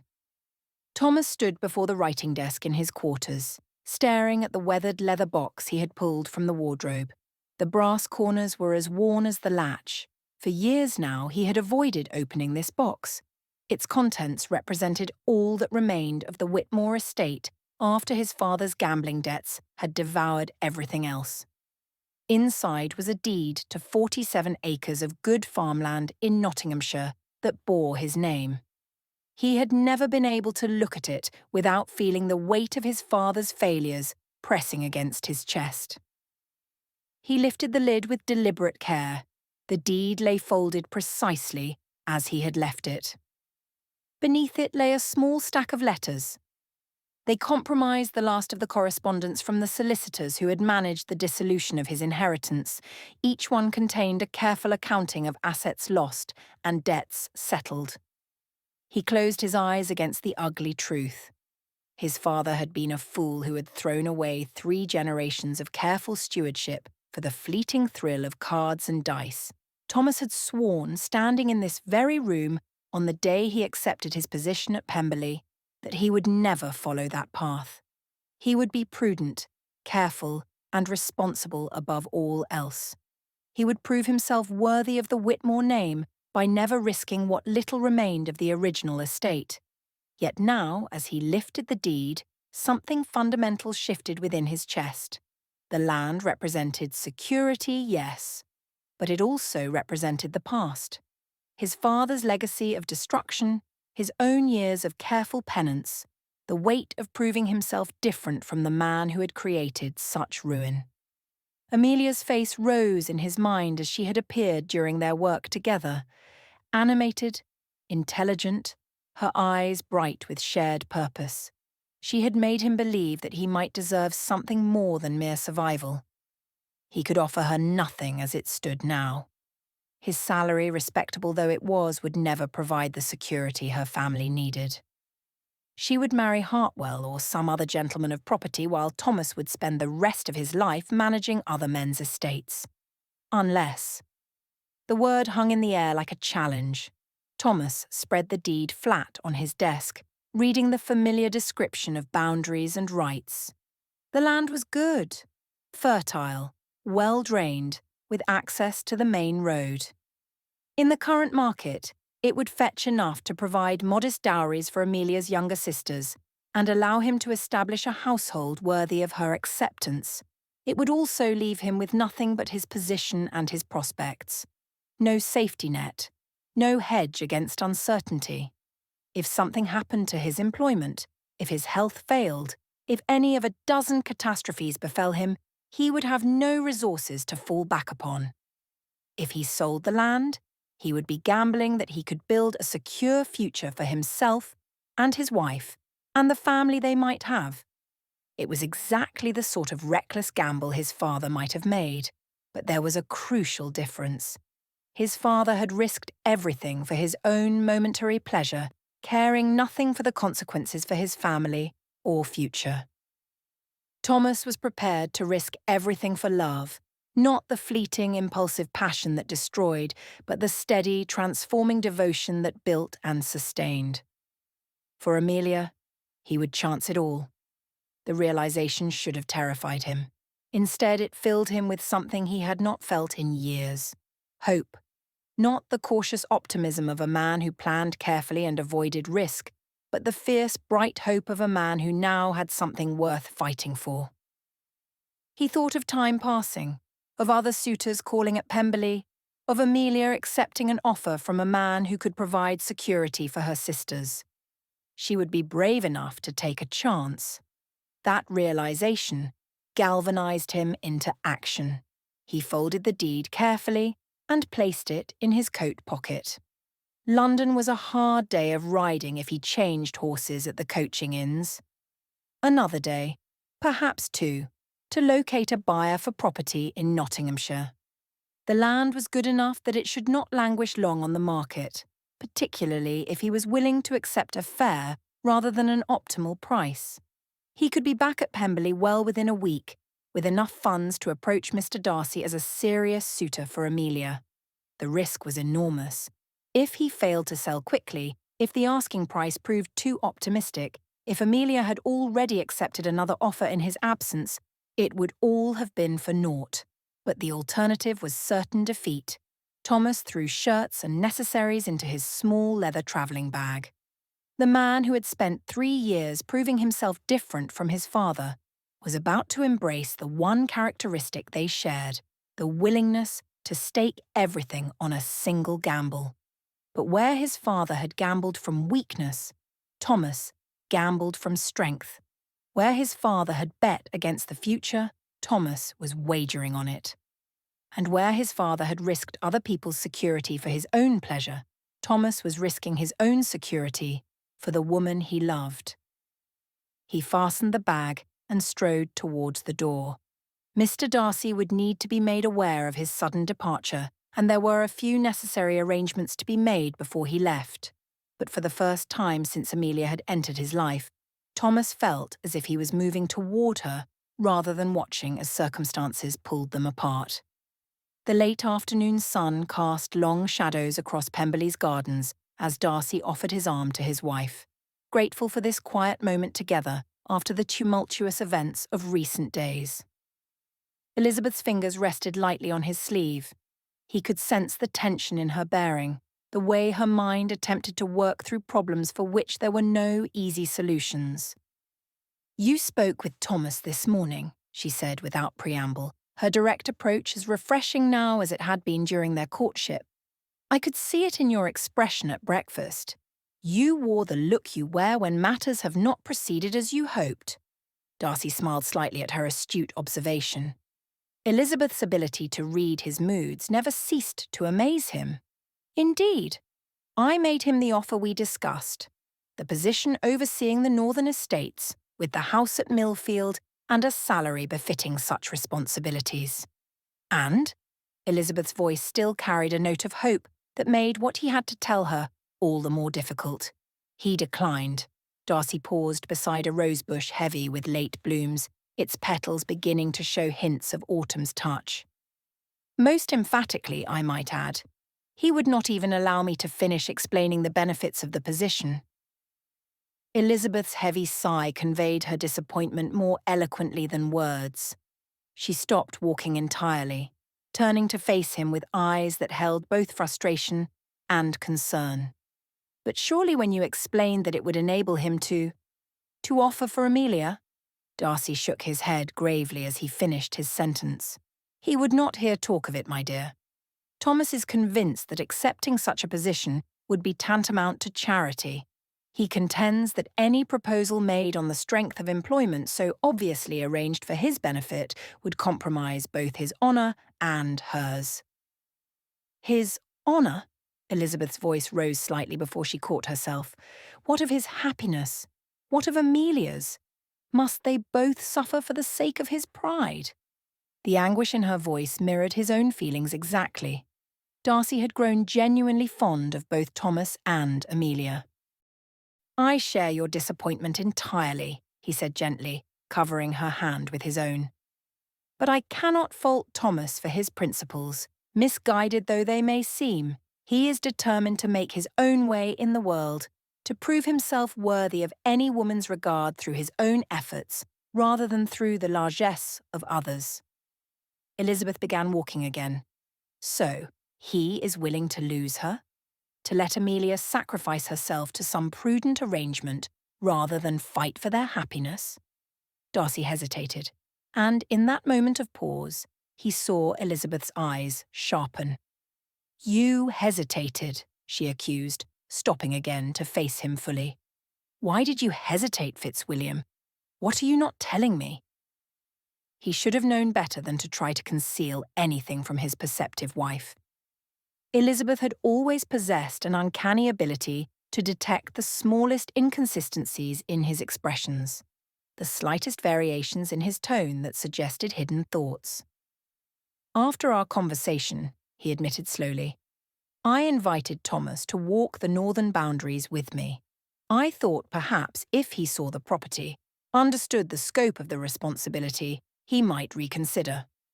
And did he? Quite the opposite, I'm afraid. He seemed distracted, lost in thought in a way that was most unlike him. Thomas is typically focused, present in whatever task is at hand, but he appeared to be wrestling with some internal conflict that had nothing to do with estate management. Elizabeth's grip on his arm tightened. What happened? About an hour after we returned to the house, he came to my study and requested permission to leave Pemberley on urgent personal business. Darcy watched his wife's face carefully as he delivered this information. He was most insistent that the matter could not wait, though he offered no details as to its nature. Personal business? Elizabeth's eyes widened with hope and speculation. What sort of personal business? Where has he gone? I'm afraid I don't know, Darcy replied honestly. He simply stated that he had affairs to settle that could not be delayed and requested leave for several days. And you granted his request without asking any questions? Elizabeth asked. Of course. Thomas has never abused my trust. His dedication to his duties has been exemplary. If he says the matter is urgent, I have no reason to doubt him. Elizabeth's entire countenance had brightened, hope transforming her features in a way that made Darcy's heart both lift and sink simultaneously. He recognized that look. It was the same expression she had worn when she had decided to accept his second proposal. It radiated a determined optimism that had carried her through every challenge they had faced together. Elizabeth, he said gently, placing both hands on her shoulders to ensure he had her complete attention. I can see what you are thinking, and while I pray you may be correct, you must not allow yourself to hope too freely. More importantly, you must not speak of Thomas's absence to your cousins. But surely if he has gone to— We do not know where he has gone or why, Darcy interrupted firmly. He may have family obligations, personal matters to resolve, any number of concerns that have nothing whatsoever to do with Amelia. The odds remain stacked against them, my dear. Their circumstances have not changed simply because Thomas has left Pemberley for a few days. Elizabeth's shoulders sagged slightly, but he could see that her hope, while tempered, had not been fully extinguished. You believe it would be unfair to mention this to Amelia? I do. They weren't the words he wished to speak, but prudence and wisdom demanded honesty. She has endured enough disappointment already. If Thomas's journey proves unrelated to their situation, creating false hope now would only add to her suffering. Better to let her maintain what peace she can until we know more. Elizabeth nodded slowly. You are right, of course, but, oh, Fitzwilliam, if there is even the smallest chance that he has gone to make arrangements, that would allow him to offer for her. Her words trailed off as she stared up at him. Then we shall pray that whatever business has called him away will resolve in their favour, Darcy finished gently. But until we know more, we must content ourselves to wait and hope in silence. As they continued their walk through the garden, Darcy reflected on the irony of their situation. He had wealth enough to solve Thomas and Amelia's difficulties with a stroke of his pen. Yet the very generosity that could unite them was the obstacle that kept them apart. Pride, principle, and circumstance had created a puzzle with no obvious solution. All that was left to do was to wait and wonder what Thomas's mysterious journey might reveal. Chapter 11. Amelia paused before the drawing-room doors, her hand trembling slightly as she smoothed the fabric of her morning dress. The same pale pink gown that had once fit her perfectly now hung loose at the waist, testament to the meals she had been unable to consume these past few days. The shadows beneath her eyes spoke of sleepless nights spent staring at the ceiling.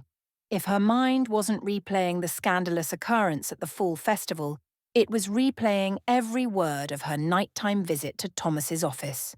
She closed her eyes, blew out a long breath, and commanded her nerves to steady themselves. Mr. Hartwell awaited an audience with her, and he mustn't be kept waiting. She entered the drawing-room to find the gentleman positioned near the fireplace, his hands clasped behind his back. He turned as she approached, and she noted how his well-tailored coat emphasized his comfortable prosperity. "Miss Bennet," he said, offering a bow that was precise without being overly formal. "Thank you for agreeing to speak with me privately. I hope you will forgive the presumption, but I felt our conversation required the sort of discretion that drawing-room pleasantries do not permit."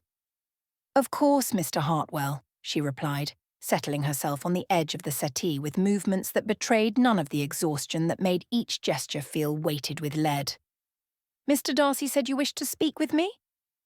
He remained standing, his expression serious yet not unkind as he studied her face. "I confess, Miss Bennet, that my purpose today is entirely selfish, though I hope the benefits of my proposal may prove mutually advantageous." Proposal. The word shouldn't shock her the way that it did. Mr. Darcy had given her no indication of the subject to be addressed when he told her that Mr. Hartwell wished an audience with her. However, because she could think of no other possible matter that would require a private conversation, Amelia had ventured a guess that this was in relation to a marriage proposal. She's also assumed the proposal would be for herself, and not her sisters. Not as a matter of vanity, but of practicality. For if the man before her had intended to offer Louisa or Charlotte, he'd have asked to see them. "I am, as you know, a man of comfortable means with an established position in London society," Mr. Hartwell continued, with the precision of someone who had rehearsed their words carefully. "My income of 4,000 per annum provides security, while my family connections offer the sort of social standing that can prove beneficial in securing advantageous marriages for young ladies of limited fortune." His words fell around Amelia like drops of rain. 4,000 per annum, security, social standing. All were things her family desperately needed, offered by a man who spoke with a reasonable air. Then why did her chest tighten with panic? "You speak of advantageous marriages?" she managed, though her voice sounded strangely distant to her own ears. "Indeed." His expression softened slightly, as though he recognized the strain beneath her careful composure. "I have observed your dedication to your sister's welfare, Miss Bennet. It is one of the qualities I most admire in your character. Should you consent to becoming my wife, I would consider it both my duty and privilege to provide dowries for Miss Louisa and Miss Charlotte. Modest portions, perhaps, but sufficient to enable them to marry according to inclination rather than mere necessity." Dowries. The word echoed in her mind with devastating clarity. Louisa and Charlotte, freed from the constraints of poverty, able to choose their own paths rather than accepting the first offer that provided basic security. It was everything she had dreamed of providing for them. All she had to do to achieve this for them was to marry the man in front of her. Moreover, Mr. Hartwell continued, seemingly unaware of the turmoil his words created, removal to London would provide a clean slate, as it were. Distance from recent complications would allow your family to establish itself in society without the burden of provincial gossip. A clean slate. She forced herself to nod as though considering his words rationally, though every instinct screamed for her to flee this room and seek solitude. She knew she needed to say something, but it took sheer force of will to do so. "You are most generous in your considerations for my family, Mr. Hartwell," she said carefully, her hands clenched in her lap to prevent their trembling. "Such arrangements would indeed provide the stability we require." "I hope you will not think me presumptuous," he said, moving to take the chair opposite her, with movements that suggested growing confidence in his reception. "But I have given considerable thought to our compatibility. We both understand that successful marriages are built upon mutual respect and shared values.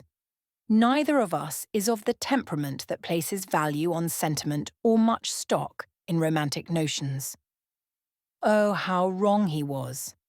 A vision of Thomas's smile, his hazel eyes filled with kindness, floated before Amelia's mind's eye. She could hear the warm rumble of his masculine voice as he spoke. Her pulse quickened, remembering the way he'd held her hands in his that night. She closed her eyes, knowing she must block such thoughts from her mind. Mr. Hartwell huffed an indulgent little laugh. "Your modesty does you credit, Miss Bennet." She opened her eyes and met his gaze. How completely he misunderstood her. They were naught but strangers, this being only their second meeting. Yet he held the key to all that she wished for her sisters to obtain. "I have observed," Mr. Hartwell continued with what she suspected he intended as kindness, "that other gentlemen have perhaps failed to appreciate your particular strengths, your organizational capabilities, your mature perspective, your evident devotion to family welfare, to name a few. I confess their oversight works to my advantage, as it allows me to propose an alliance with a lady whose character I have come to value highly."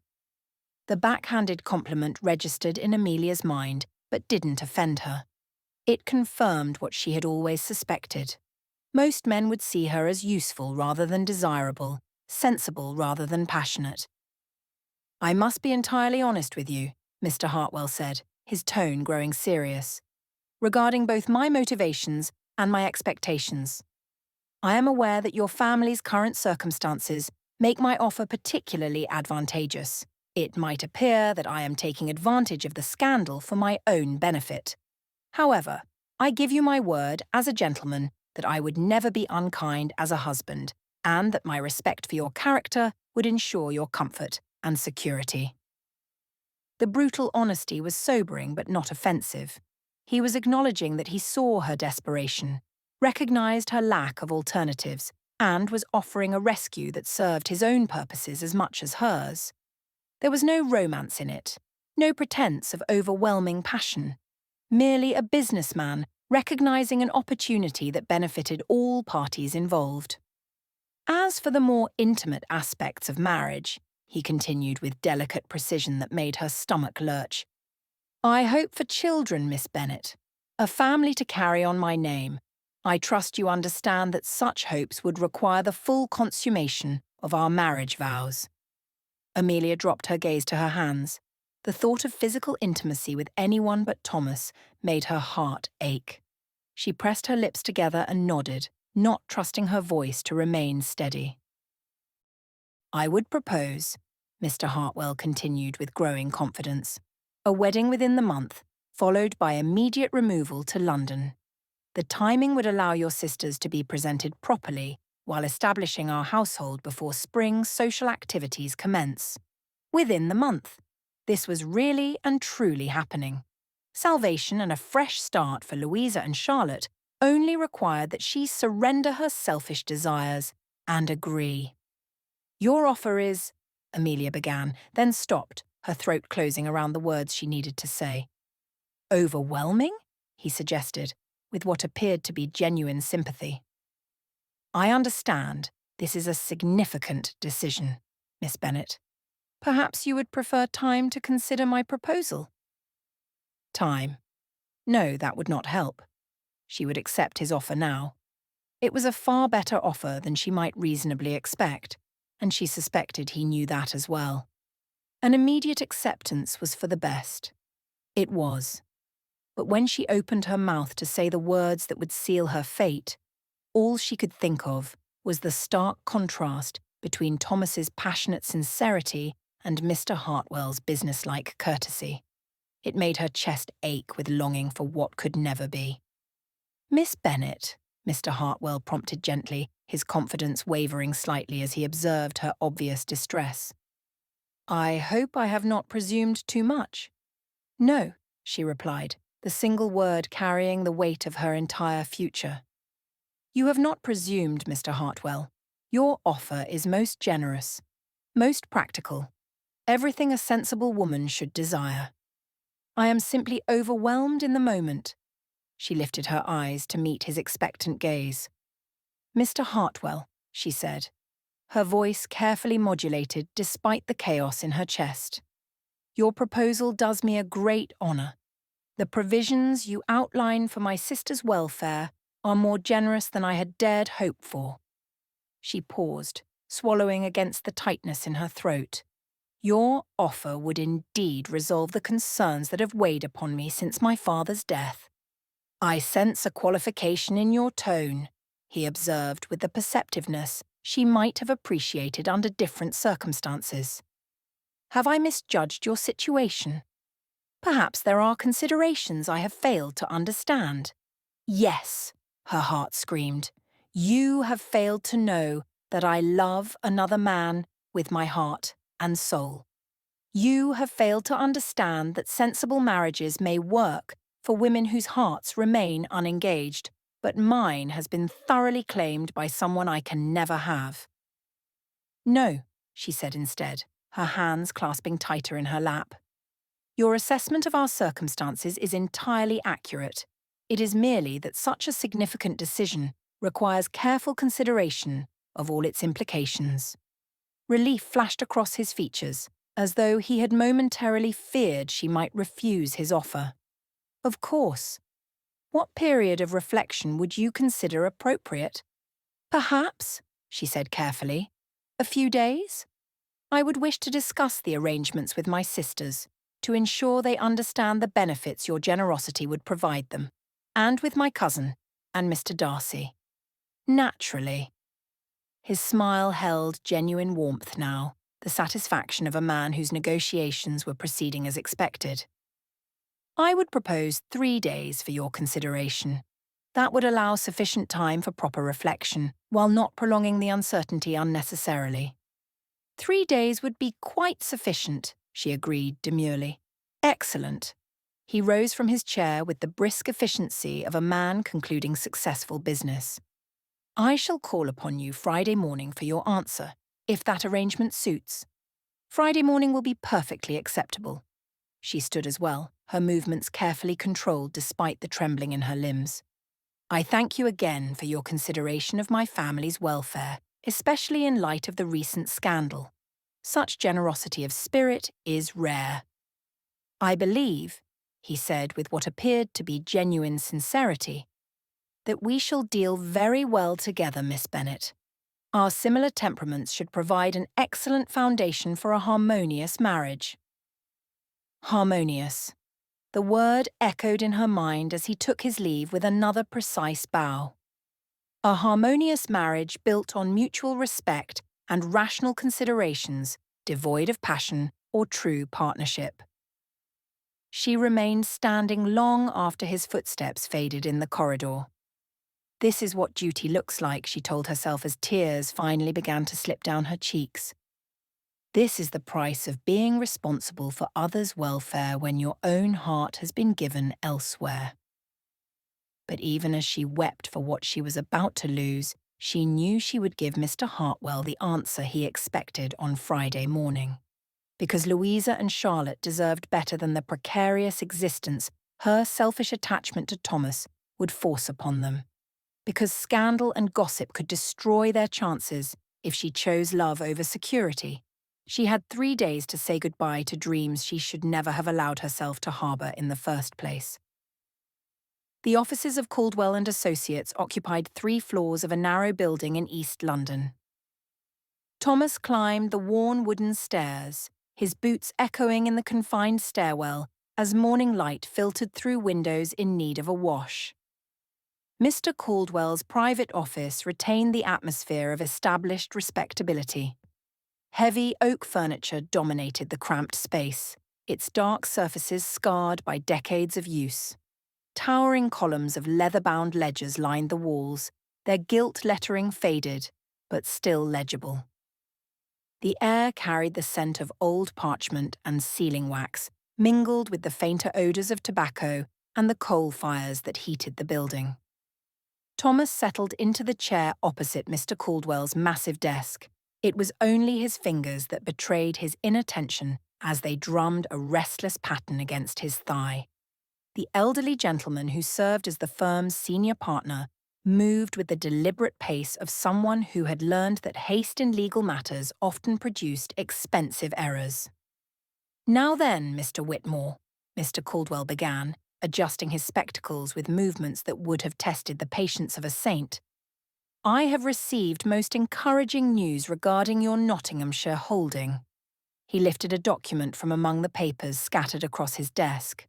The buyer, a Mr. Jameson from Sheffield whose interests in agricultural expansion are well documented, finds the property entirely suitable for his purposes. The elderly man paused to clean his spectacles, apparently oblivious to the way Thomas's jaw had tightened with barely suppressed impatience. "His offer is most generous, £1,500, to be completed upon satisfactory examination of the title documents and settlement of all outstanding encumbrances." £1,500. The sum far exceeded Thomas's most optimistic calculations. With such resources, he could easily secure a lease on the modest cottage he had recently viewed. After providing modest dowries for Amelia's sisters, there would still be enough funds left to create a savings fund.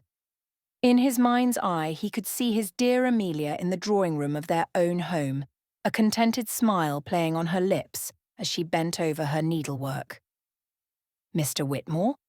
Mr. Caldwell's voice cut through Thomas's reverie with the persistence of a church bell. "I trust the terms meet with your approval." "Yes, most certainly," Thomas replied, forcing his attention back to the present. "The amount is entirely satisfactory, sir.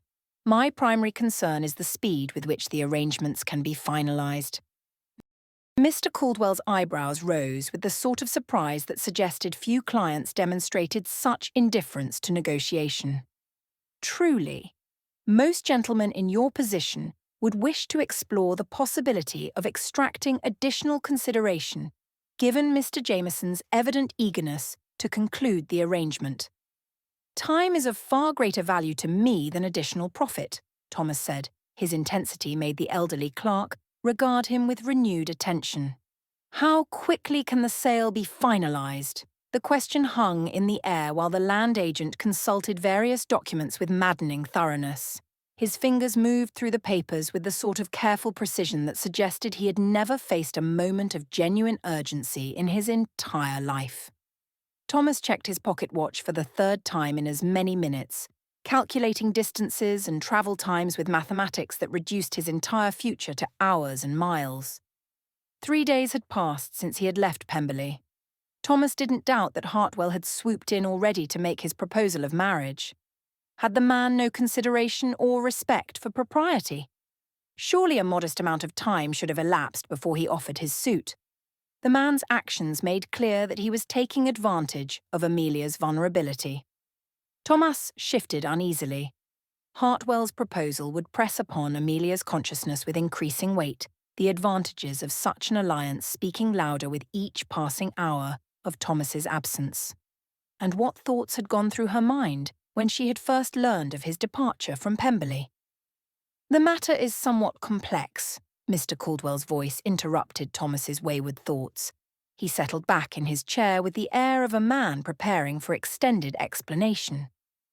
While Mr. Jameson is prepared to proceed without delay, certain formalities cannot be dispensed with. The title must be examined by his solicitors, the property surveyed to confirm boundaries, and the transfer documents properly witnessed and recorded. Each requirement fell upon Thomas's ears like stones thrown into still water, creating ripples of delay that pulled at his nerves. "How long?" he asked, his voice strained despite his efforts to maintain gentlemanly composure. 2 days more, the elderly man replied with the sort of finality that suggested the estimate had been carefully thought out. "Possibly 3 if any complications arise, though I anticipate none given the straightforward nature of the transaction. 2 days, perhaps 3. The numbers echoed in Thomas's mind as he struggled to calculate how detrimental such a delay would prove. Amelia possessed the sort of honourable character that would never allow her to break an engagement once she'd accepted it. If Hartwell pressed his suit successfully during Thomas's absence, then all hope would be lost. Thomas could not bear the idea of any man claiming Amelia for his wife. Not when she possessed his heart, not when he was ready to devote every day he had left on this earth to ensuring her happiness. Not when her hands fit so perfectly in his. Not when— "Mr. Whitmore?" The land agent's voice seemed to come from a great distance. "Shall I instruct Mr. Jameson to proceed with the arrangements?" "Yes," Thomas replied. "Please impress upon him the importance of completing the transaction with all possible speed. I am prepared to accommodate any reasonable requirement that might expedite the proceedings." As Mr. Caldwell began composing the necessary correspondence with the same deliberate care he brought to all his professional duties, Thomas's attention drifted to visions of a future he longed to create with the woman he loved. He could envisage Amelia turning in his arms as they danced at some future assembly, her eyes bright with happiness as she gazed up at him. He could see her hair spilled over a pillow as she lay beside him in their bed, a sweet sensual curve of her lips as she beckoned him to her. He wasn't aware that he'd groaned aloud until the man across from him fixed him with a pointed stare. "The documents will be ready for your signature tomorrow afternoon," Mr. Caldwell announced after examining Thomas over the rim of his spectacles. He sealed the letter with a flourish that suggested great satisfaction with his morning's work. "Mr. Jameson has agreed to meet at his banker's office on Thursday morning to complete the financial arrangements. I believe you will find the entire transaction concluded to everyone's satisfaction by Thursday evening." Thursday evening, Thomas calculated frantically, considering travel times and the distance back to Derbyshire. If all proceeded smoothly, he might reach Pemberley by Friday afternoon, assuming there would be no delays, no complications, no unforeseen obstacles to his desperate race against time. "I shall return tomorrow afternoon," Thomas said, rising from his chair.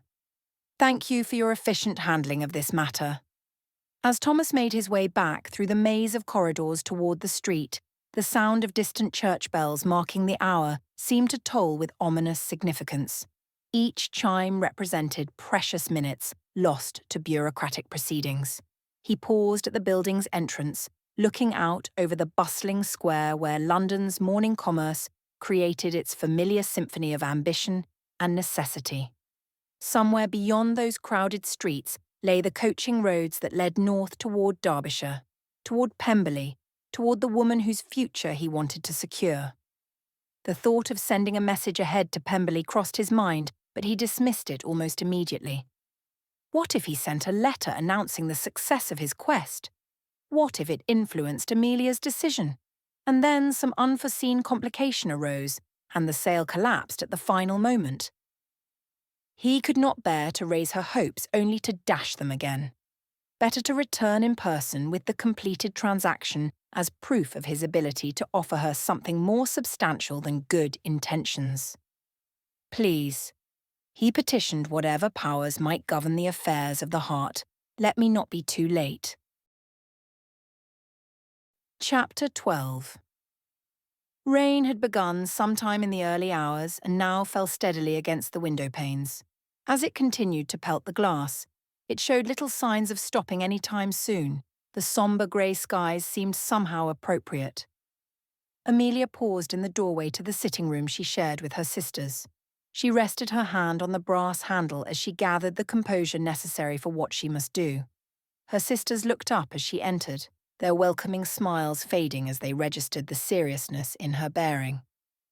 "My dears," she began, moving to stand before the fireplace where she could see both their faces clearly, "I have something of great importance to share with you." Charlotte immediately set aside her volume of poetry, while Louisa's needle stilled mid-stitch. Both regarded her with alert attention. "I wanted you to hear this from me directly," Amelia continued, her voice carefully modulated despite the chaos in her heart. "Mr. Hartwell has done me the honour of requesting my hand in marriage." The silence that followed her pronouncement was so complete that she could hear the ticking of the mantel clock. "What did you tell him?" Louisa asked breathlessly. "He will return on Friday," Amelia answered, "to ask for my answer, and I shall accept." "Accept?" Charlotte looked more like a schoolgirl than a scholar as she stared wide-eyed at Amelia. "But you barely know the gentleman. How can you possibly—" "I know enough," Amelia interrupted gently but firmly. "Mr. Hartwell is a man of excellent character and comfortable fortune. Mr. Darcy gave his consent to the proposal, and I trust his judgment. Mr. Hartwell has offered not only to provide for my welfare, but to ensure that both of you receive proper dowries and advantageous introductions in London society." Louisa flung her embroidery aside. "Amelia, no. You cannot mean to accept such an arrangement when your heart is—" Her sentence petered out, as if she lacked the courage to complete it.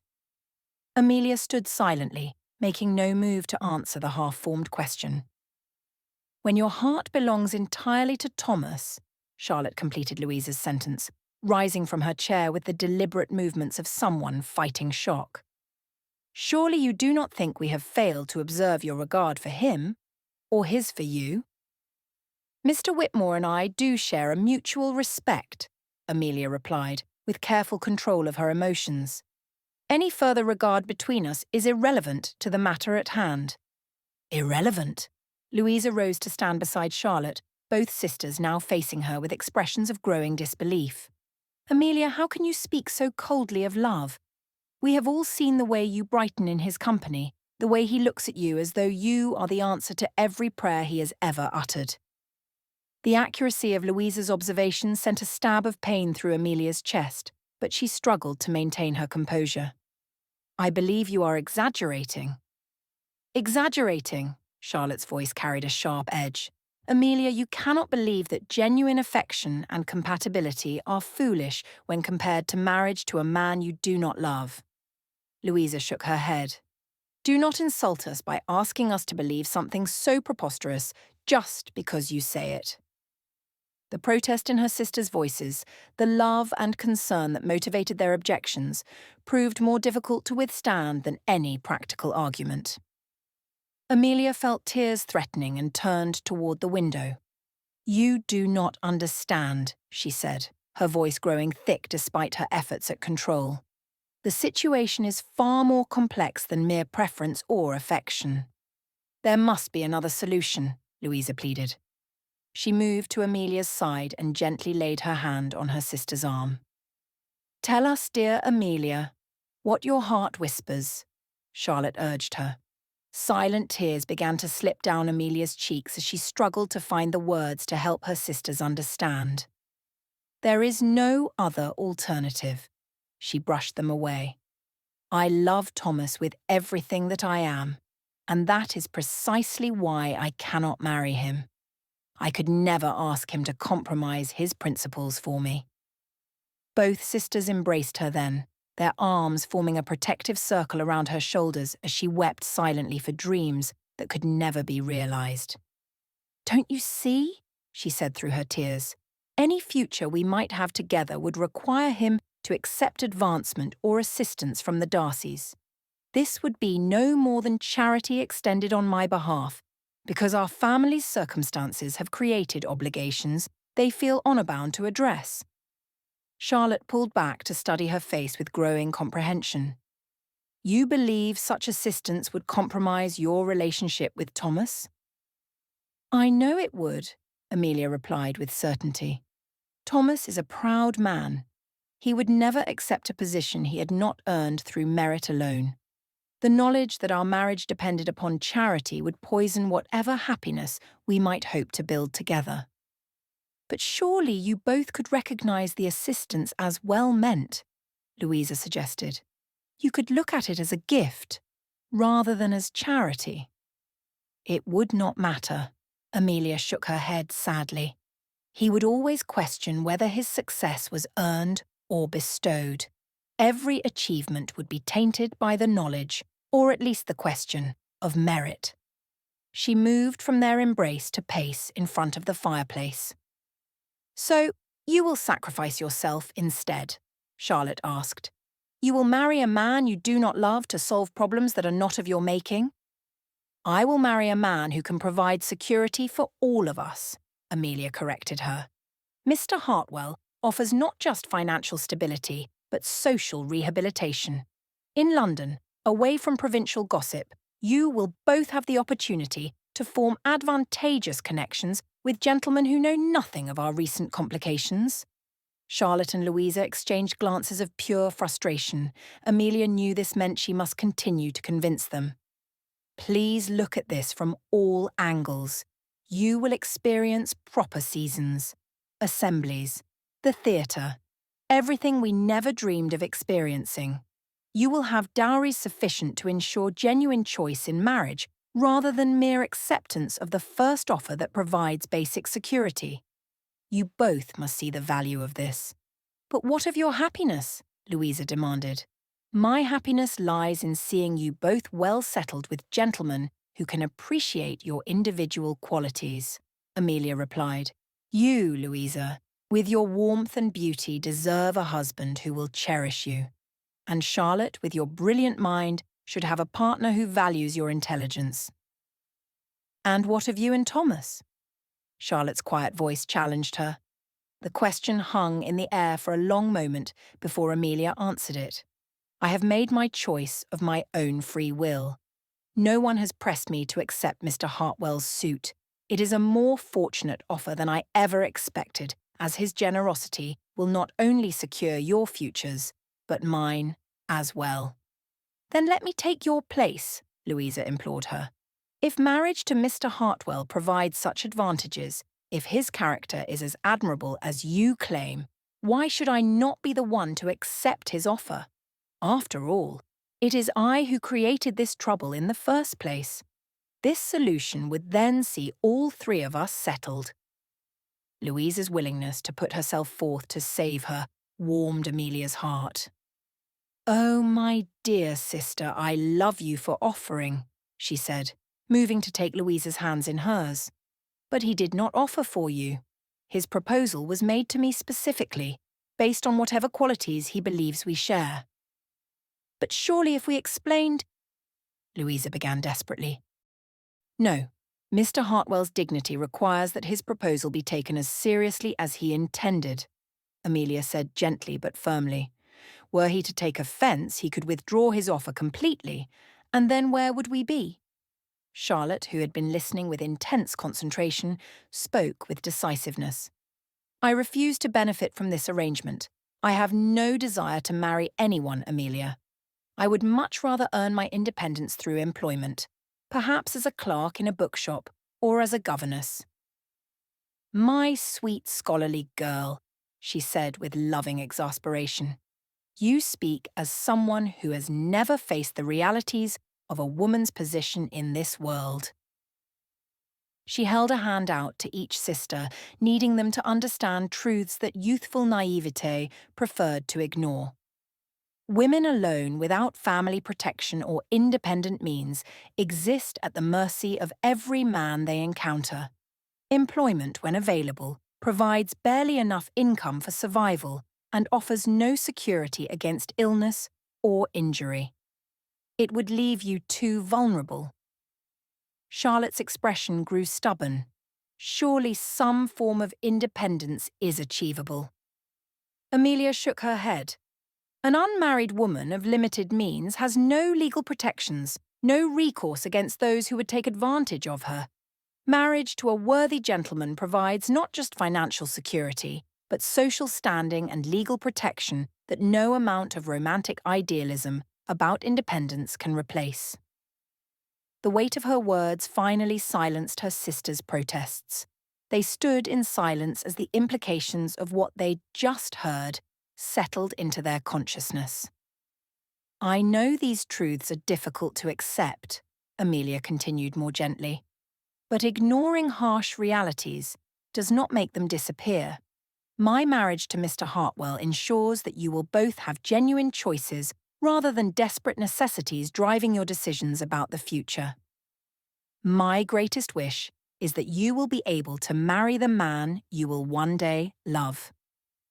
Her sisters were too kind-hearted to point out that this wish for them would be one that would not come true for Amelia, but she saw the knowledge of it in their eyes. "And you believe you can be content with such an arrangement?" Louisa asked. "I believe," Amelia said carefully, "that Mr. Hartwell is a decent, honourable man who will treat me with respect and consideration. Many successful marriages have been built upon such foundations. Affection can grow from mutual regard and complementary temperaments." Charlotte eyed her thoughtfully. "Are you truly certain this is what you wish for?" "I am certain it is what circumstances require," Amelia corrected gently. "And I am equally certain that seeing you both happily settled will provide me with the peace of mind I seek." As her sisters nodded their final acceptance of her decision, Amelia felt a hollow triumph settle in her chest. Despite what she'd said to them, the voice in her heart spoke the truth. She would become Adrian Hartwell's wife, and she would perform the duties and provide the companionship he expected from their union. Her sisters would be safe, and they would have choices. But it would be Thomas Whitmore who would remain forever the keeper of her heart. Chapter 13. The pace of London's commerce seemed to Thomas that it was designed to test a man's patience.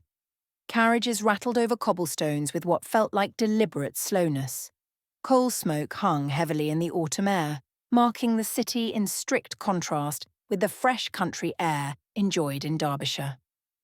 Thomas walked with the measured stride of a man consciously restraining his impulse to rush.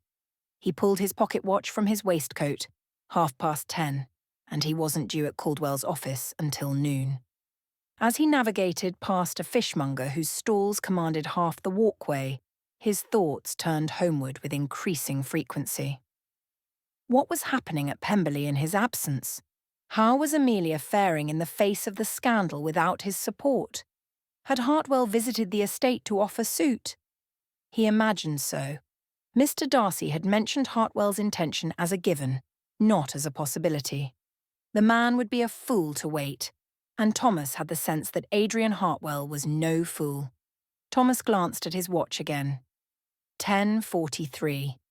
Thoughts of Amelia had coloured every aspect of his London business. Love, he had discovered, transformed the very nature of worry.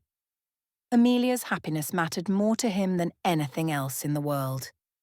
This awareness of the shift in his priorities both simplified and complicated his life in ways he never could have foretold. The understanding brought him alternating moments of calm determination and restless urgency. His confidence in their connection remained unshaken. He believed deeply that Amelia's heart would choose love over convenience and affluence if given a genuine alternative. Yet he could not ignore the pressures she faced. The thought of Hartwell's proposal now stirred not resentment, but genuine concern. The man offered immediate solutions to problems that demanded swift resolution, advantages that no amount of romantic feeling could negate. But Hartwell did not know and never could love sweet Amelia the way Thomas himself did. His steps brought him before a modest shop, whose mullioned windows displayed jewellery and small precious objects arranged with obvious care. Thomas paused, drawn by something in the display that seemed to call for his attention.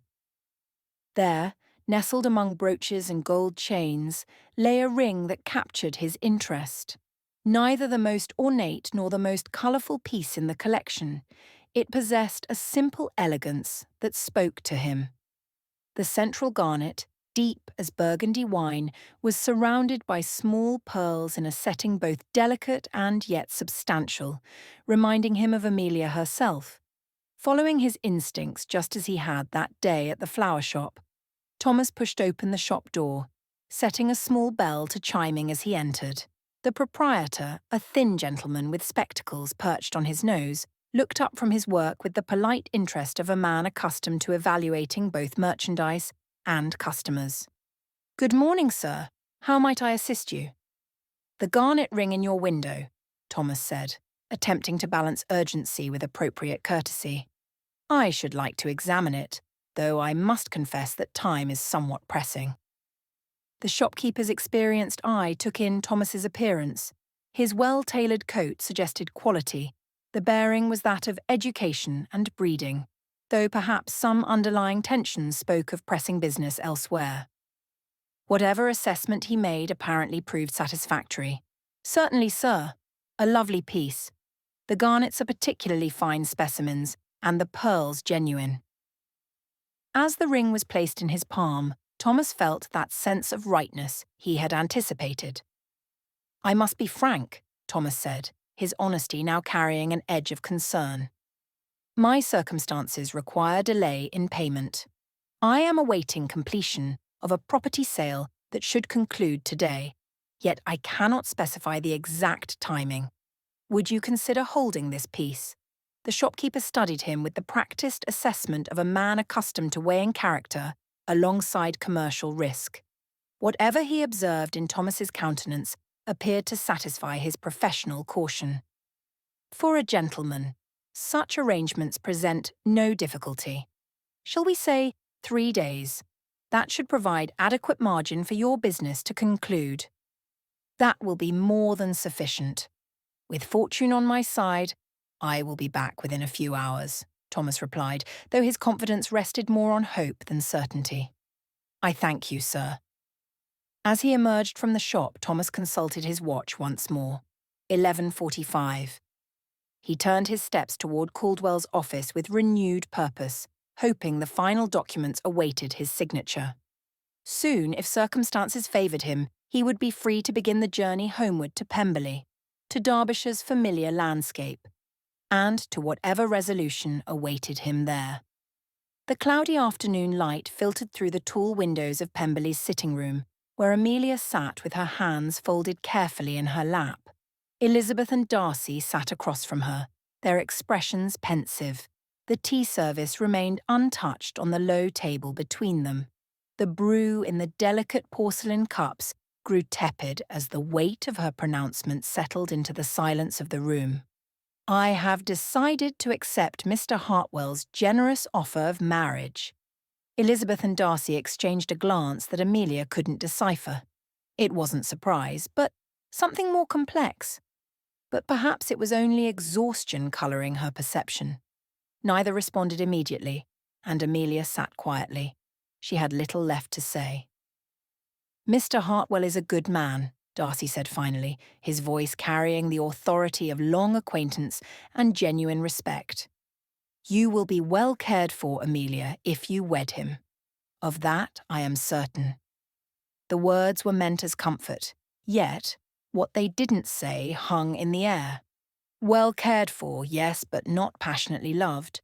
Secure but not cherished by the man who had captured her heart. "I am sensible of Mr. Hartwell's many good qualities," Amelia replied, her voice steady despite the tightness in her chest. "He is intelligent, well-established, and has expressed genuine regard for my sister's welfare. I could not ask for a more generous arrangement." Elizabeth leaned forward slightly, her dark eyes soft with understanding. "And how did Charlotte and Louisa receive the news? I confess myself curious about their feelings on the matter." Amelia's composure wavered slightly as she recalled the difficult conversation from that morning. Much as I expected. Both ultimately understand the necessity, though neither is entirely at peace with it. She paused, choosing her words carefully. Charlotte is young and idealistic. There is much she doesn't understand about the realities women face. And Louisa, Elizabeth prompted her gently. A shadow crossed Amelia's features. Louisa struggles more. She wept initially, not from any objection to Mr. Hartwell himself, but from the knowledge that her season, her opportunities, will come at the cost of my personal happiness. Amelia's voice caught slightly on the words. She said she would rather return to genteel poverty than see me marry without love. But I convinced her that this is truly what I desire. How could I not wish to see my sisters settled well, free from the constant anxiety of our circumstances? She straightened in her chair, drawing from a reserve of strength that had sustained her through many difficulties. Mr. Hartwell has promised a proper London season for both of my sisters. They will have opportunities to form attachments based on mutual affection, not desperation. That alone makes this entire arrangement worthwhile. Darcy nodded. Such consideration for their welfare speaks well of both your character and his. Adrian has always been generous in his dealings, and I have no doubt he will prove as good as his word. The praise was genuine, yet it seemed to deepen rather than alleviate the melancholy that had settled over the room. Elizabeth set down her teacup with care, her movements deliberate as she gathered courage for the question that hung unspoken between them. Amelia, she said, her voice gentle. What of Thomas? The sound of his name brought tears to Amelia's eyes. She looked up at the ornate ceiling as she fought to retain her composure. The gilded moulding blurred slightly as she blinked rapidly. Within moments, she trusted she had regained control. Thomas and I, she began, then stopped, swallowing hard against the emotion that rose in her throat. We have already said our farewells. He understands the impossibility of our situation as clearly as I do. Her voice was barely above a whisper. I have not seen him since that conversation, which I take as evidence that he has made his peace with what must be. Elizabeth opened her mouth to speak but paused when her husband reached out to lay a gentle hand on her arm. Her unspoken words became a deep sigh as she sat back. When will the engagement be made official? Darcy inquired. I urge you to take all the time you require before plans are finalised. Mr. Hartwell returns on Friday morning, Amelia replied, her voice steadier now. He will speak with you formally then, as I understood him, to finalise the arrangements. We will announce our engagement shortly after that. She managed a wan smile. He was most considerate in allowing me time to prepare my sisters and to settle my own feelings about the matter. But I see no benefit to waiting any longer. As Thomas's coach lurched to a stop at the Swan and Crown, mud sprayed across the inn's stone walls, he jumped down into the chaos of the coaching yard. The courtyard echoed with the shouts of ostlers, snorting horses, creaking leather. Little of it registered as his mind was consumed entirely by the relentless calculation of time and distance that stood between him and Pemberley. Fresh team will be ready in 20 minutes, sir, called the head ostler, already moving toward Thomas's sweating horses with practised efficiency. Good beasts these, but they've been pushed hard. Thomas nodded his thanks as his hand moved unconsciously to his waistcoat pocket to reassure himself that the small velvet box was still upon his person. His legs were stiff from hours spent on the driver's bench. His hands had cramped from holding the reins more tightly than was necessary. Inside the Swan and Crown's common room, Thomas found a small table near the window where he could observe the yard and ordered whatever food could be prepared quickly. Mutton pie and bread, sir, with a pint of our best ale, the serving girl announced, setting down a steaming plate that should have been appetising after his meagre breakfast. Instead, Thomas stared at the offering without appetite. His stomach was too knotted with anxiety to welcome even necessary sustenance. Still, he forced himself to partake of it, although the pie might have been sawdust for all he could taste of it.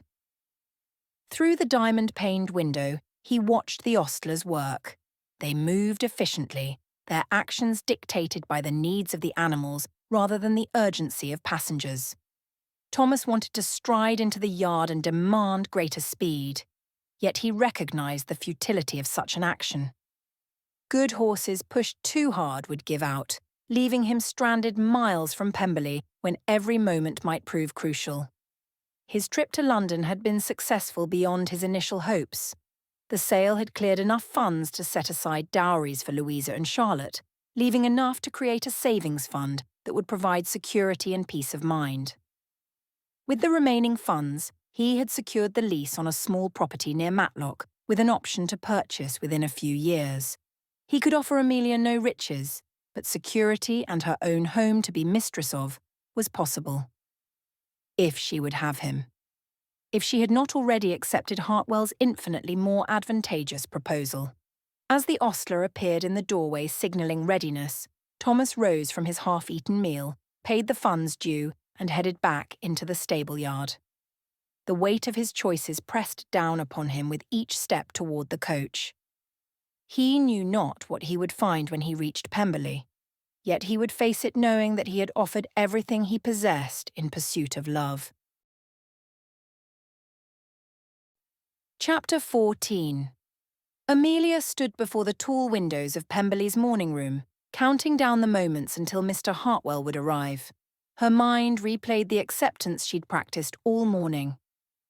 "Mr. Hartwell," she addressed her reflection in the window glass, "I am deeply sensible of the honour you do me, and I accept your generous proposal with gratitude."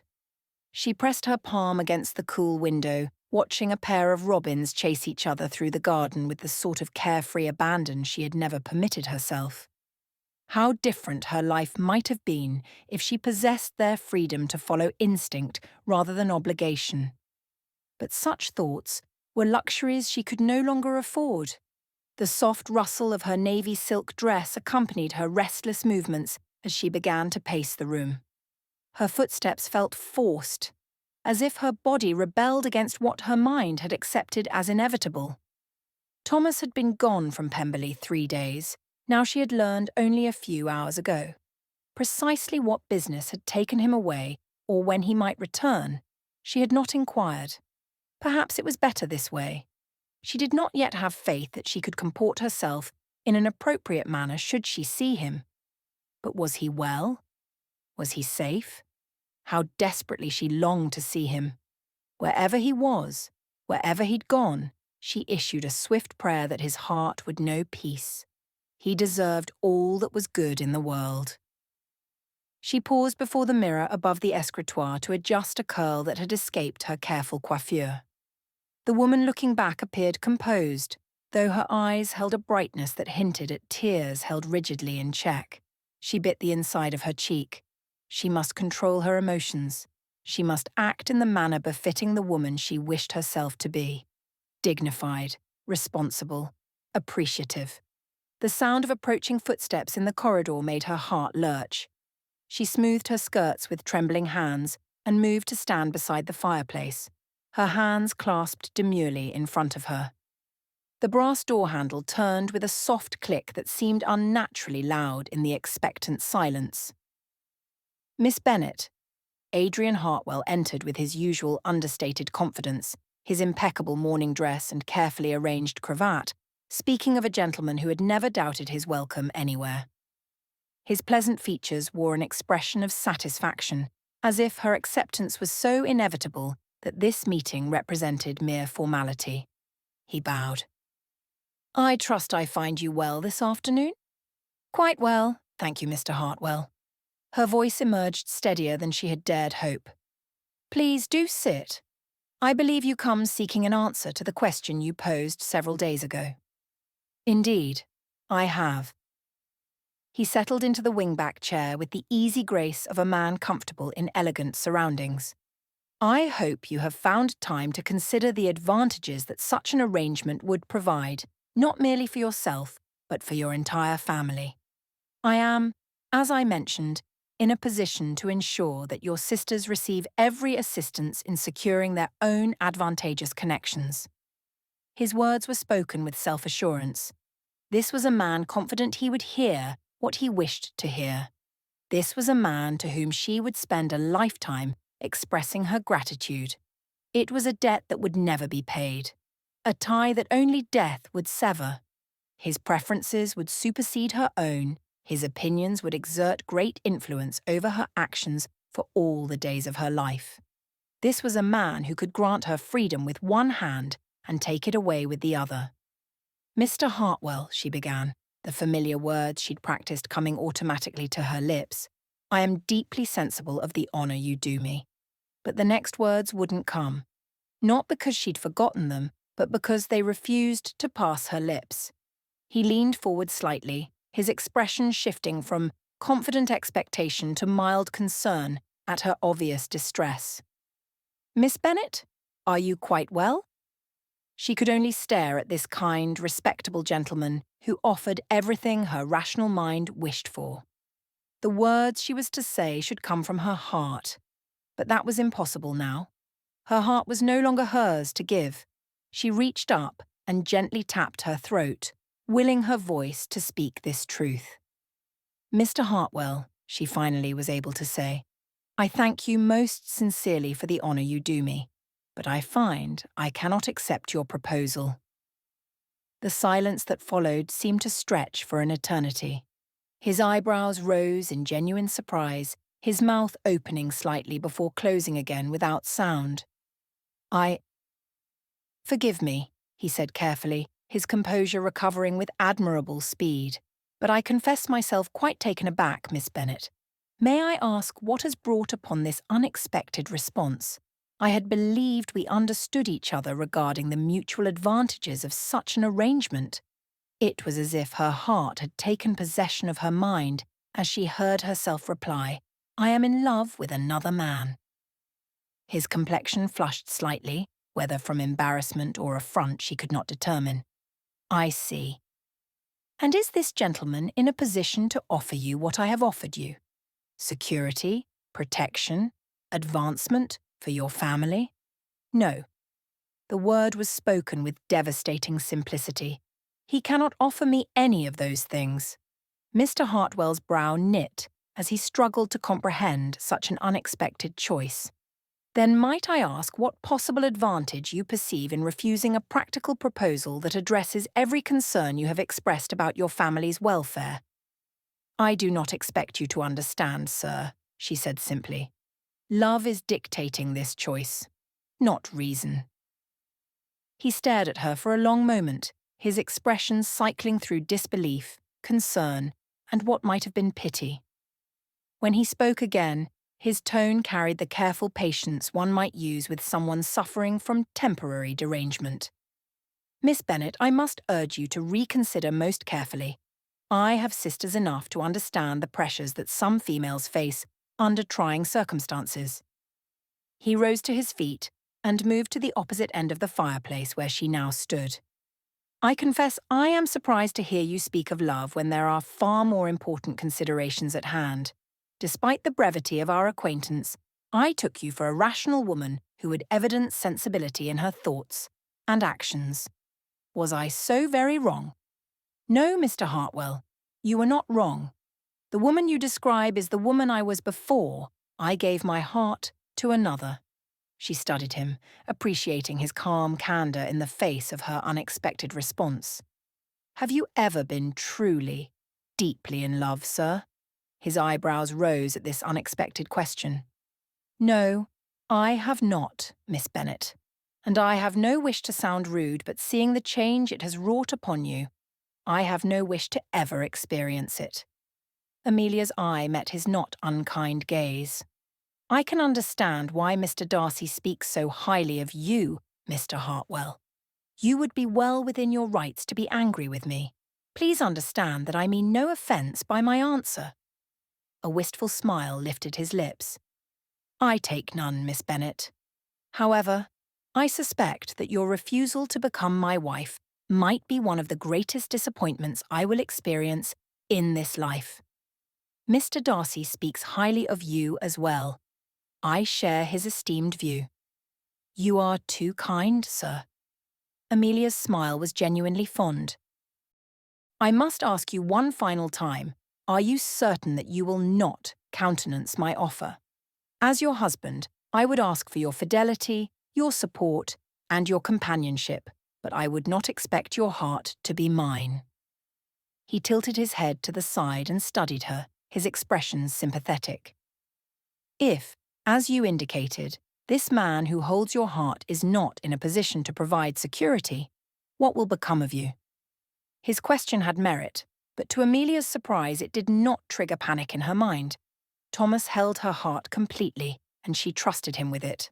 That was all she knew for certain, and somehow it was enough.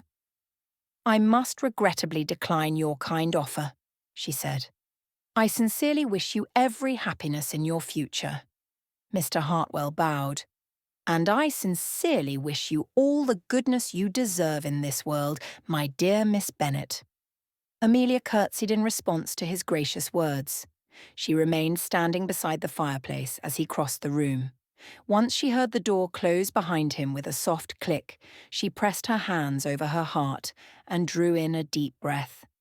Had she really just thrown away security, protection, and her family's salvation with nothing more in hand than the fierce certainty that Thomas Whitmore possessed her heart so completely that marriage to anyone else would be a life she could not bear?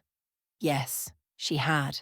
She felt more alive than she had in weeks, terrified but exhilarated by the prospect of following her heart into unknown territory. There were no guarantees. Thomas might not return, might never be able to offer her anything more than devotion.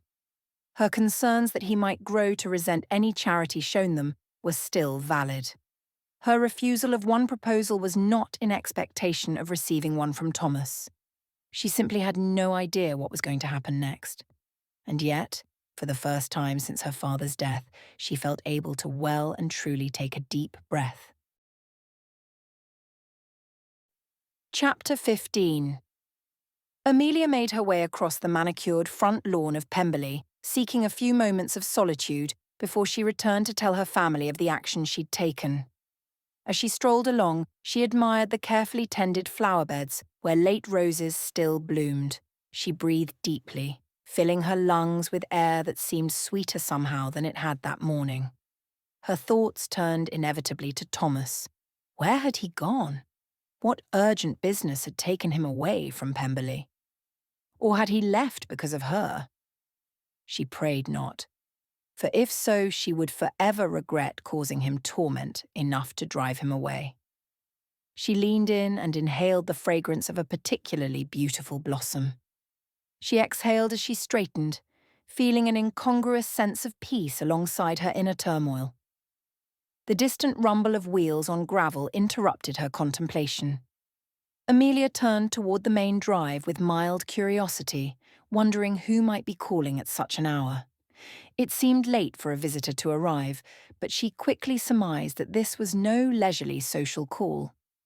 The carriage that came around the bend in the drive moved with too urgent a purpose for that to be the case. The horses pulling it were lathered and straining as if they had been pushed hard for many miles.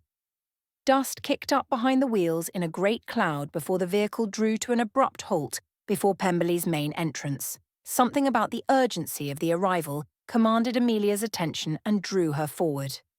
She watched as a tall figure leapt down from the driving box and waved a footman over to see to the horses. Even in his travel-weary and dishevelled state, and from such a distance, she immediately recognised the man. Thomas had returned.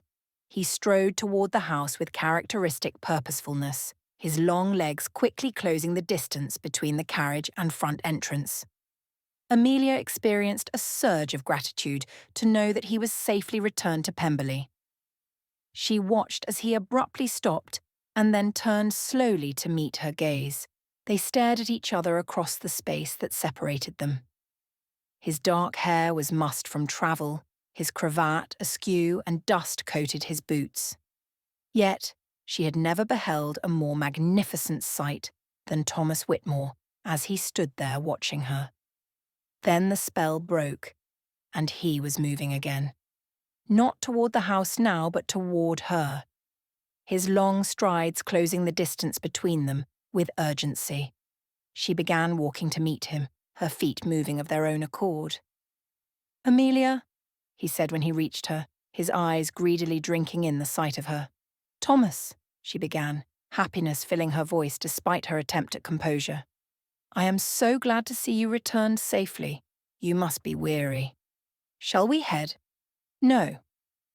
He held up a hand that trembled slightly, whether from exhaustion or emotion she could not determine. "Please, I must speak first. I beg you to hear me out completely before you—" "But Thomas, please." His plea carried such desperate intensity that her protest faded. "I know I am too late. I know you are engaged to Hartwell, and I know that by every practical measure he can offer you everything I cannot.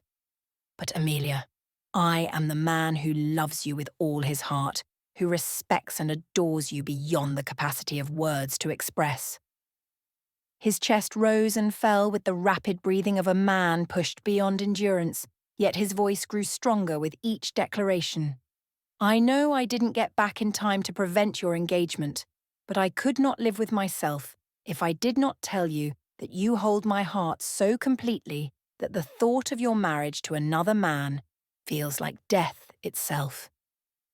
Amelia opened her mouth to speak, to explain, but he pressed on with the desperate momentum of a man who knew he had only one chance to say everything that mattered. "Do you understand what you are to me, Amelia? You are the morning light that makes each day worth greeting. You possess the intelligence that challenges me, the strength that humbles me, the grace that makes me want to become worthy of your regard." He drew a ragged breath, his eyes never leaving hers. "I respect your decision to accept Hartwell's offer, yet I beg you to reconsider, not because I can offer you the worldly advantages that he has, for we both know I cannot, but I can pledge my life and love to you so completely that every breath I take would be devoted to your happiness." Words continued to tumble out of him.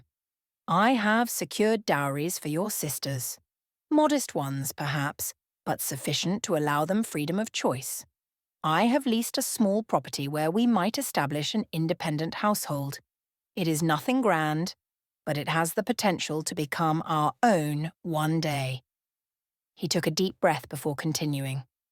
"I know I have no right to ask this of you when you have already committed yourself elsewhere."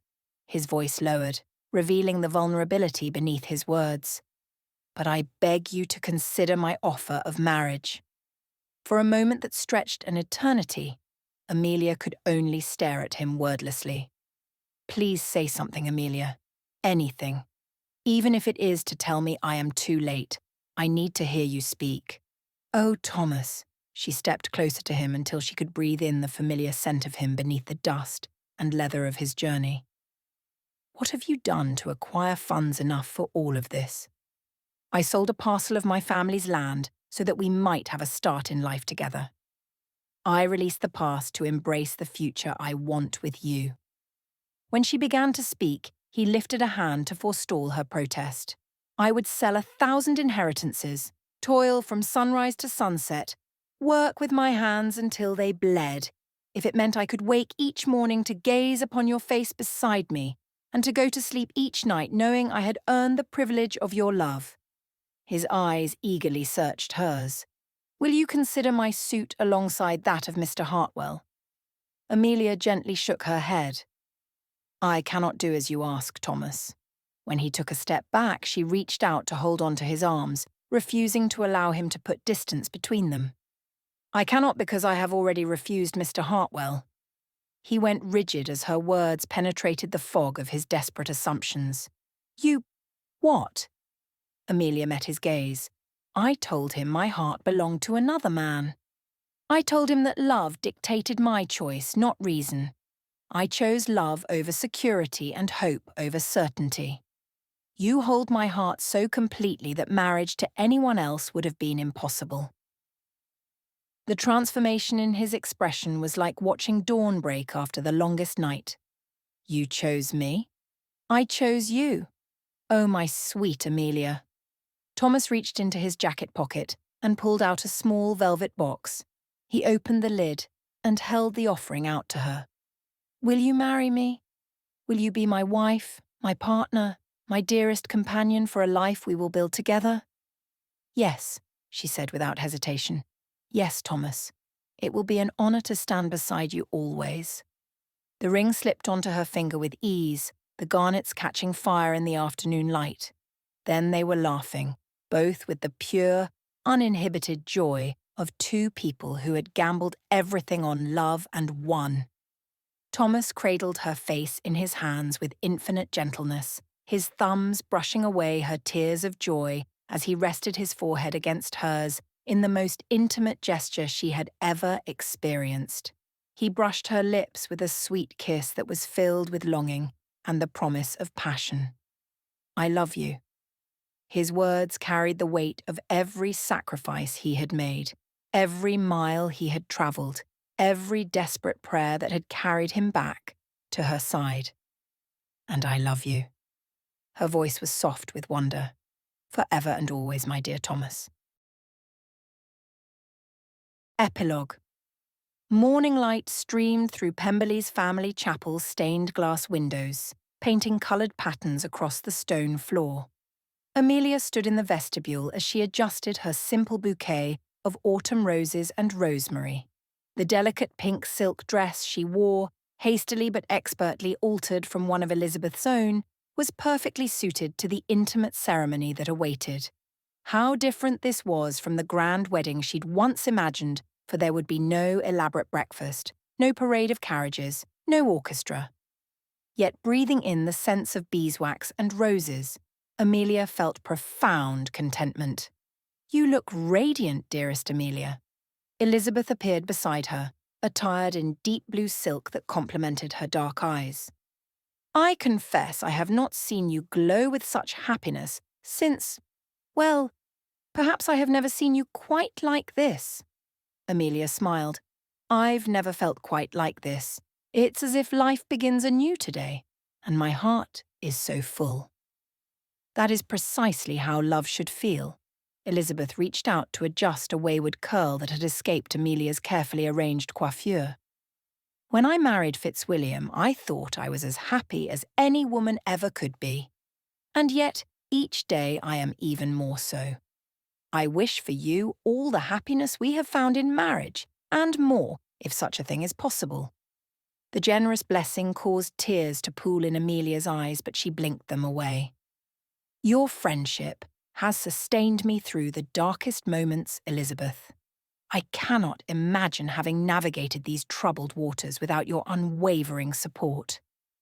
Before Elizabeth could respond, Louisa appeared in the doorway, her rose-coloured dress complementing the flush of excitement in her cheeks. Oh, Amelia, she breathed, clasping her hands together as she took in her sister's appearance.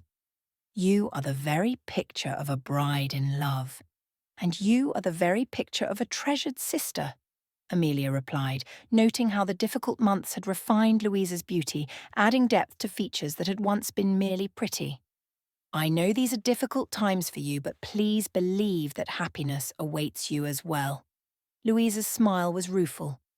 You have always been proven right before, so your words comfort me. I haven't adequately expressed my gratitude to you for the way you shielded Charlotte and me from the worst of the festival gossip. I shall never forget such sacrifice. Her voice grew thick with emotion.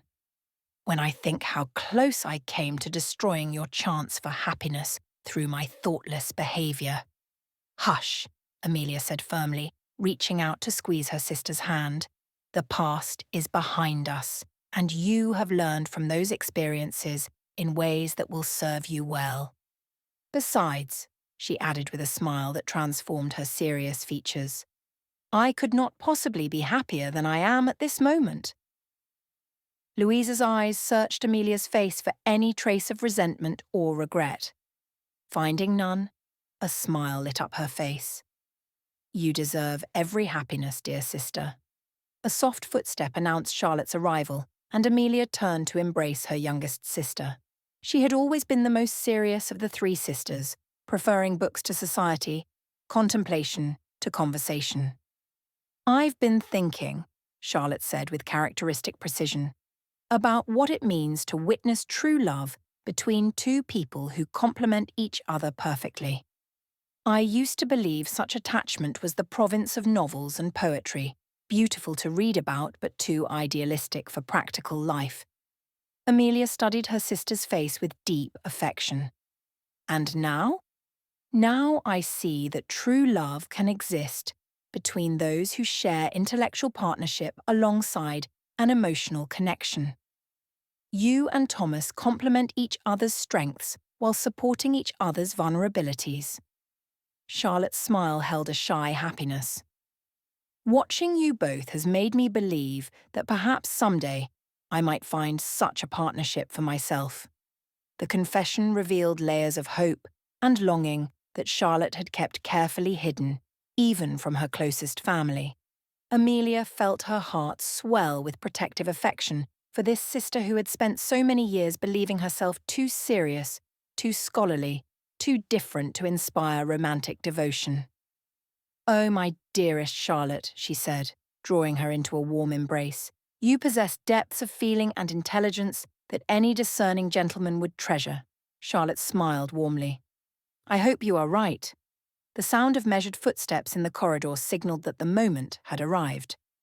Mr. Darcy appeared in the doorway, magnificently handsome in his wedding attire, his dark eyes warm with affection as he surveyed his wife and the gathered sisters. "Ladies," he said with the formal courtesy that never quite concealed his genuine fondness for his wife's family, "I believe a certain gentleman grows rather anxious at the altar." Elizabeth kissed Amelia's cheek with gentle sisterly affection before moving toward the chapel's entrance. Louisa and Charlotte followed, their arms linked. Then Amelia was alone with Mr. Darcy, this man who had opened his home to her family, who had provided sanctuary when they most needed it, who now offered his arm with the grave dignity of a father escorting his daughter. "Miss Bennet," his voice was gentle as they moved toward the chapel's entrance, "I hope you know that your presence at Pemberley has brought nothing but joy to our household. Elizabeth is quite devoted to you, and I have come to hold you in the highest regard." "Thank you, sir," Amelia managed, her voice slightly tremulous with emotion. "Without your protection and support, none of this happiness would have been possible." "On the contrary," he replied, "I believe your happiness was inevitable. You and Thomas would have found each other. We merely provided a setting where love could flourish." They paused at the threshold of the chapel proper, and Amelia's breath caught as she saw Thomas waiting at the altar. He stood handsome and confident in his best coat. Yet it was his expression that made her heart flutter, for he wore the look of a man who had discovered everything he had ever hoped for, and could scarcely believe his good fortune. Their eyes met across the small chapel, and in that moment, the assembled witnesses faded into insignificance. Here was her future, her partner, her dearest friend. Here was the man who valued her mind as much as her heart, who had released his attachment to the past in order to create a future for them based on mutual respect and passionate devotion. Mr. Darcy placed her hand in Thomas's and then stepped back to join Elizabeth in the front pew. The elderly vicar began to speak the ancient words that would bind them together forever. When Thomas's fingers tightened gently around hers, they exchanged a smile that needed no words to convey their joy. In that moment, Amelia understood that she had found not merely love, but the perfect beginning to whatever adventures awaited them in the years to come. Copyright 2025, Caroline Mickelson, writing as Caroline A. Curtis. A note from Caroline. Thank you so much for reading Amelia and Thomas's love story. The Sensible Miss Bennet is my debut JAFF Pride and Prejudice variation romance. It is also the first in my Cousins of Pemberley series. The spirited Miss Bennet and the bookish Miss Bennet are Lucia and Charlotte's soon-to-be published stories. The best way to stay up to date with my new release schedule is to join my mailing list. I've created a free bonus collection of letters between Amelia and her family that tell the story of how Amelia, Louisa, and Charlotte found themselves living at Pemberley following the loss of their dear father. Please download your free copy of the Pemberley Post here. About Caroline A. Curtis writes tender pride and prejudice variations that celebrate the enduring romance between Elizabeth Bennet and Mr. Darcy. With a deep affection for happily ever afters, her stories honour Jane Austen's legacy while offering fresh journeys for beloved characters. Caroline's love for Britain began as a young teen during visits to the UK with her English grandmother, and it deepened while she studied in Scotland. Now living in the American Southwest, she often longs for soft rain, rose-filled gardens, and the comfort of tea and shortbread savoured on British soil. 52. We hope you have enjoyed this presentation of The Sensible Miss Bennet by Caroline Michelson, writing as Caroline A. Curtis, narrated by Lily Anderson.